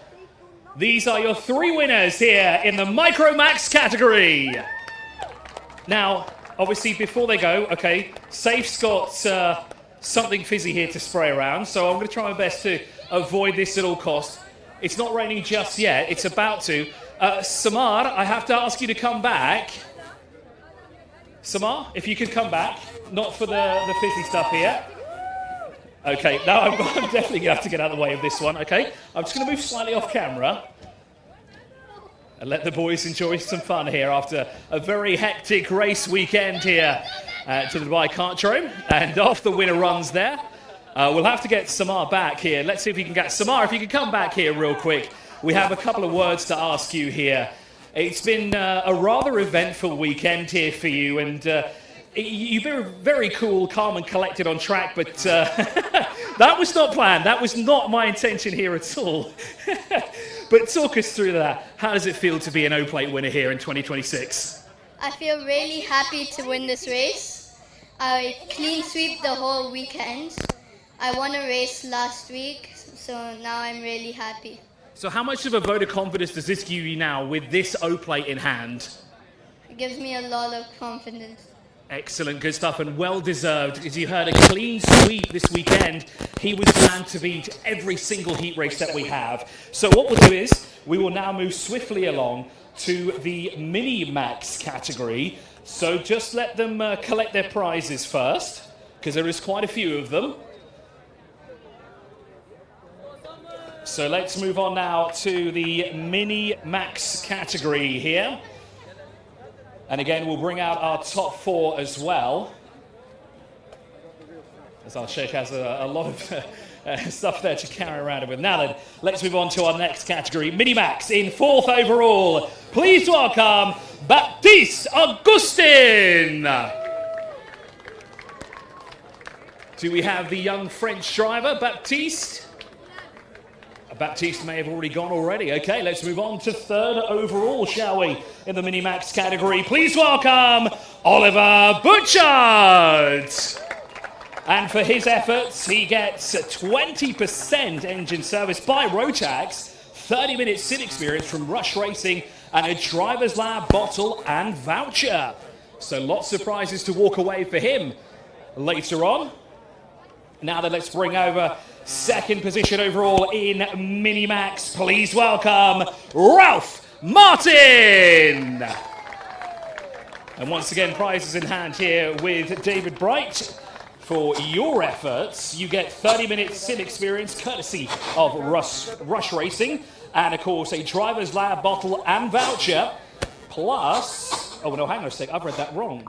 Because you get the PureWear bag and you get the BMW M4 Hot Lap around the Autodrome as well. What a prize there. But let's bring out our winner in the Minimax category. Please welcome Francesco Liscaloni. The young Italian star here gets free entry in the 2026 Rotax International Trophy ticket, driver's lab karting simulator with coaching, a PureWear bag and a Bell helmet.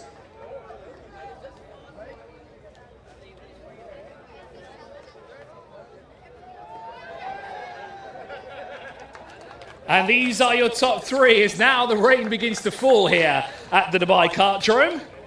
So gentlemen, if you would join Francesco on the top step of the podium there for a group photo.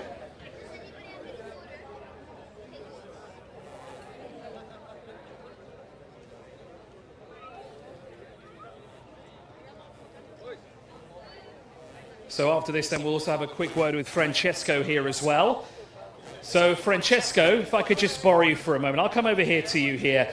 So Francesco, are we gonna do it sitting down? Do you mind if I just move your prizes over a little bit here as well? I'll take a seat here next to you. So Francesco, the start there of the O-plate didn't quite go your way, but of course here you are at the very end with the O-plate in hand. How does that make you feel? Really proud and nothing really speeches, and I'd like to say thank you to my family, my sister, my mom, my dad, and my team, GGM. They've been really supporting me throughout this weekend, and yeah. Well, what does this like now for the future with this O-plate in your hand as well? Does this give you a boost of confidence as well? A lot. A lot. A man of very few words here at the Dubai Kartdrome. It's been a long weekend, so we'll let him make a move here as well so we can move on to our next category of racing. And look at that, the sportsmanship there between Ralph and Francesco there at the end here of the Mini Max category, excuse me. Now then, next up we have the Junior Max category. And again, we will bring out our top 4 here. Ladies and gentlemen, now in our Junior Max category, please welcome in 4th position, Mitinash Jan. Is Mitinash here with us? Is he here with us, though? We're missing quite a few of our 4th place finishers here. He's not here, okay. It's a signal from the team then. Let's move on to 3rd place overall. Ladies and gentlemen, please welcome Pierre Abu-Diwan. And for his efforts here, he gets a free engine service by Rotax, 30 minutes of sim experience, courtesy of Rush Racing, and of course, a 3rd place trophy here in the O-plate for the Junior Max category. In 2nd position in Junior Max, ladies and gentlemen, please welcome Jensen Jork. And Jensen is here with us as well. It was a mighty fine drive from this young driver here, and for his efforts, he gets a 30-minute sim experience from Rush Racing and a PureWear bag as well. Plus, he gets that BMW M4 passenger experience as well, courtesy of the Dubai Autodrome.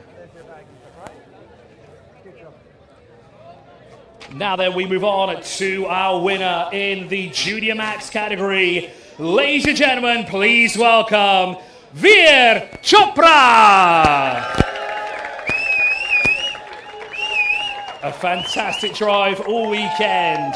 He gets free entry into the 2026 Rotax International Trophy. Driver's Lab karting simulator with coaching, a Pure Wear bag, and of course a Bell helmet, along with the O-plate in the Junior Max category. So ladies and gentlemen, these are your top three here.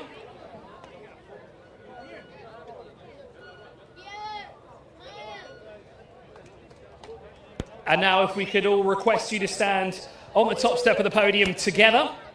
And then we'll ask Vera a few words as well afterwards.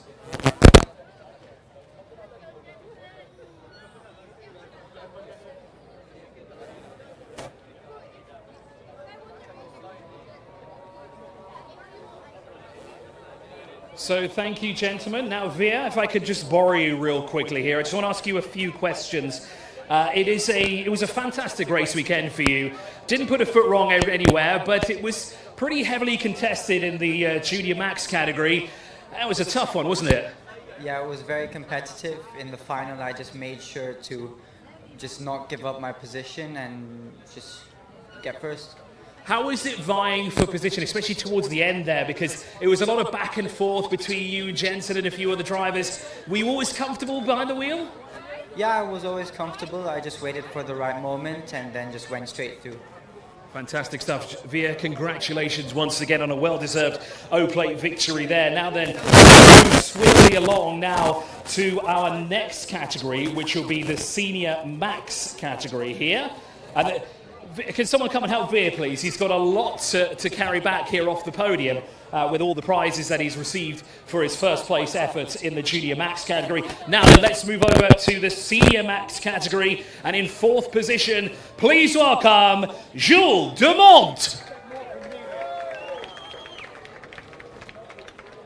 And is that another fourth place driver we don't have with us here? Is Jules here with us? Oh, he is. He's making his way. Jules Dumont. Oh, there he is. Fantastic. We have a gentleman who's finished fourth overall, and he, of course, gets free engine service by Rotax, plus a 30-minute rush racing sim experience, plus a driver's lab bottle and voucher. Now then, let's bring out third overall. Ladies and gentlemen, please welcome George Nassar. And for his efforts, he gets a meal for two, courtesy of Flat 12 Cafe, up to 200 dirhams, plus a Bell helmet as well, and no doubt he'll be using that at the next O-plate. Now then, we move over to second overall in the Senior Max category. Ladies and gentlemen, please welcome Matthew Higgins.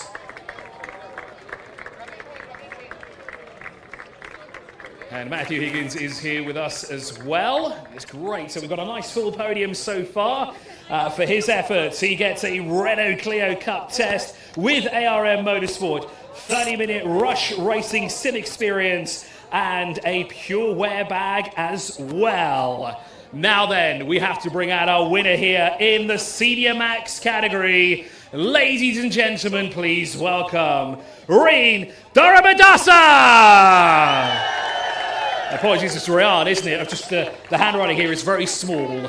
So the man from Sri Lanka will take his position on the top step of the podium here. And for his efforts, he gets a Bell helmet, a free entry into the 2026 Rotax International Trophy ticket, plus a driver's lab driver's assessment on a chassis simulator and a Renault Clio Cup test with ARM Motorsport.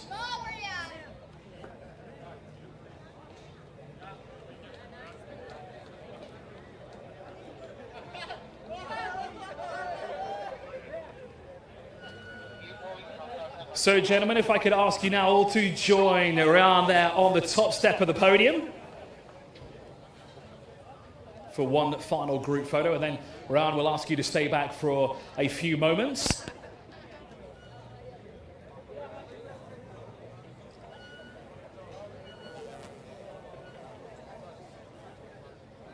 Thank you, gentlemen, and Ryan, I'll ask you to stay back here. And I would ask you the question in Sinhalese, but unfortunately it's not very good, so I'll stick to English for now. So, did you think it would be this evening? Do you want to come down here and join me real quick? I'm not that tall, unfortunately. So, did you think this would be the outcome of the weekend? Did you expect it coming into Saturday yesterday? I think going into the weekend we had good pace, so we knew we could walk away with a good result, and to win, yeah, it's the best you can do. So it's good. So what does this add now to your karting resume and your driving career as well? How much of an honour now is it to be able to adorn that O plate on your kart?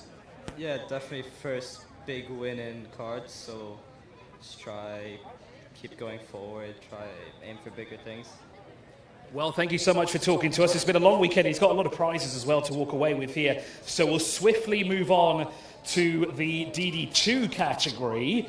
As we wait for Ryan to take his prizes with him. We have 2 more categories to get to. We've got DD2 and we've got DD2 Masters, but we'll start things off here with DD2. Ladies and gentlemen, please welcome in 3rd position, Tyler Harris. And Tyler will make his way here to the 3rd step of the podium, and for his efforts, he gets a Formula DXB single-seater experience courtesy of the Dubai Aerodrome, plus a Pure Wear bag as well. Next then, in DD2, please welcome in 2nd position, Max Dexter!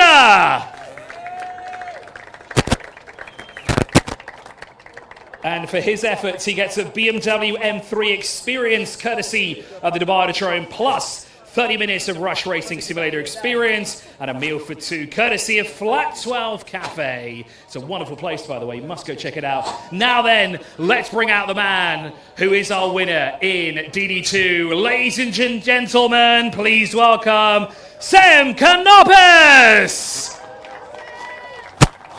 And for his efforts, he gets a driver's assessment on a chassis simulator, a bell helmet, free entry into the 2026 Rotax International Trophy ticket, and a Renault Clio Cup test with ARM Motorsport.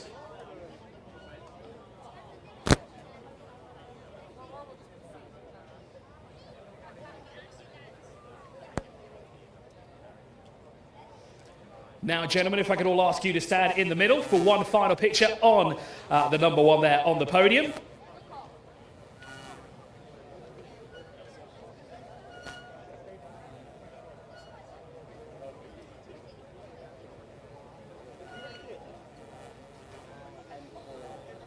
Thank you so much, gentlemen. Sam, I'm going to ask you to stay back a short while here. Sam, if you could come join me down here for a quick chat. Now, from my understanding, it's been quite some time since you've been doing this, right? You left the UAE, and now obviously you've got karting experience over there. Now you've come back. How do you feel to be an O-Plate winner?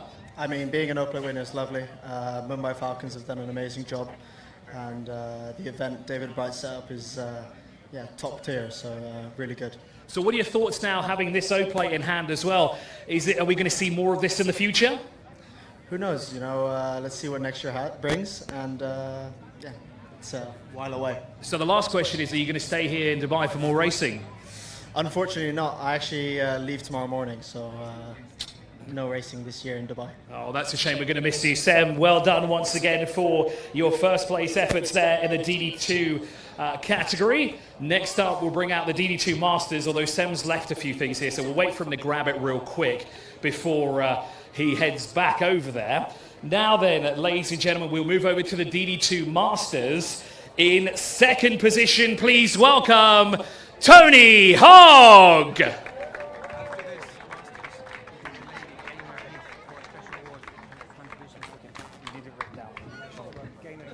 Excellent. So Tony Hogg, for his efforts, he gets a BMW M2 experience around the Dubai Aerodrome and a meal for 2, courtesy of Flat 12 Cafe. And then, ladies and gentlemen, our winner in the DD2 Masters, please welcome Mortis Canopus.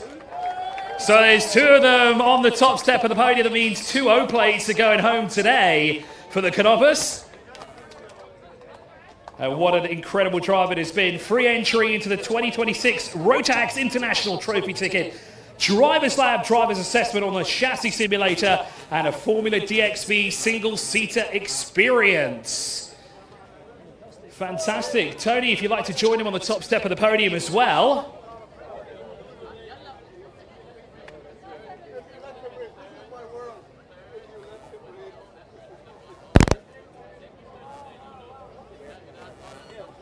And we'll just keep Canobbas here for a quick moment here. Let's have a quick chat as well. It's very cool and collaborative. Both you and your son there were very methodical when it came to racecraft as well. Did you feel like it was a bit too much pressure on you at certain times there in DD2 Masters? No, I mean, Tony's been up in DD2 already for a long time here in Dubai. And we were racing everybody, you know, so... the grid's not that big. The grid is improving. It's getting bigger and bigger, and hopefully more people coming to get to 20. But yeah, we had a lot of fun on DD2. So now I have the question: what does it feel like taking not one but two O plates home tonight? I don't know. Ask me tomorrow. It's the first time. So are you going to come back tomorrow, race some more, or like son, you're going to head off? No. We live here, so we do the full championship, and next race is Yas, I believe. Fantastic. So we'll see more of you in the not-so-distant future. Now then, we have some awards to give out as well here. I don't know, do we want to start with the T1 first? No, Gainer. Okay, we're going to start off. You know, David, I'm going to ask for your help here because you haven't written it down for me. So, and you know I'm very bad with stuff that's not written down here. So I'm going to ask you to call out our next representative here who is receiving awards. David? So guys, big round of applause for one of our volunteers this weekend. Big round of applause for our volunteer Gainer Heath for helping us out this weekend, ensuring the Scuteri Technical Bay is running flawlessly. Volunteers is what makes motorsport everything. So thanks so much. Oh, well, thank you. There's a little something from us and Thank you so much. a memory. So thanks so much. So that was not an award that was planned originally. So I do apologise for that there if you didn't pick that up on the stream. But there is still one final prize that we need to give away, and that is, of course, the team trophy, or best team trophy. And for that, we're going to invite the team manager of Mumbai Falcons, Anjum Sheikh, come on over, because you are the recipient of this award. And I see there you are in the back. A big round of applause here to the Mumbai Falcons team. Very strong in all of our sessions here. And they get a very special O-plate here that they can't attach to a cart anywhere, but what they can do is they can attach it to the back of the vehicles that they have here. And for their efforts, it is, of course, a trophy and a BMW M3 experience.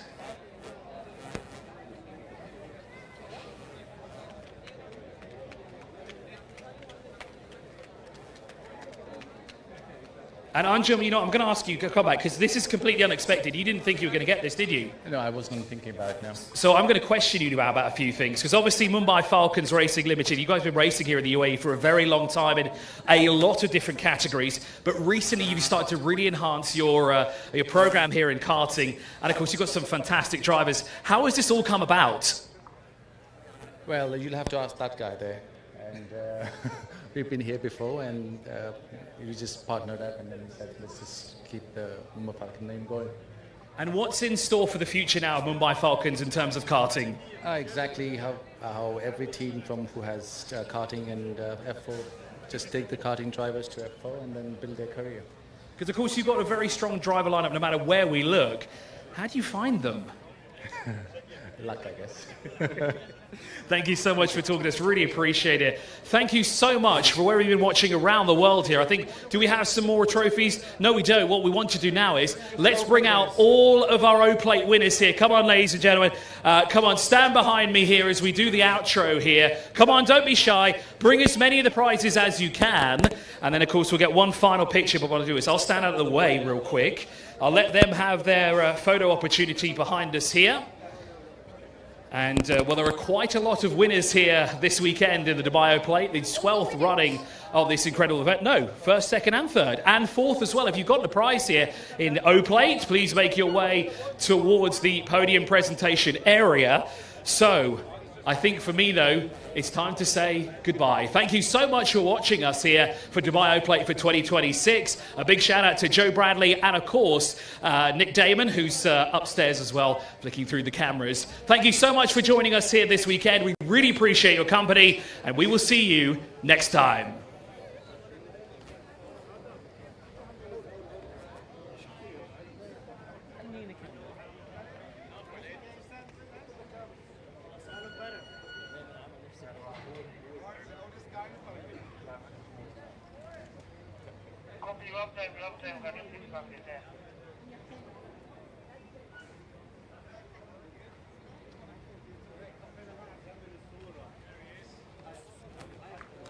ير ناسي هذا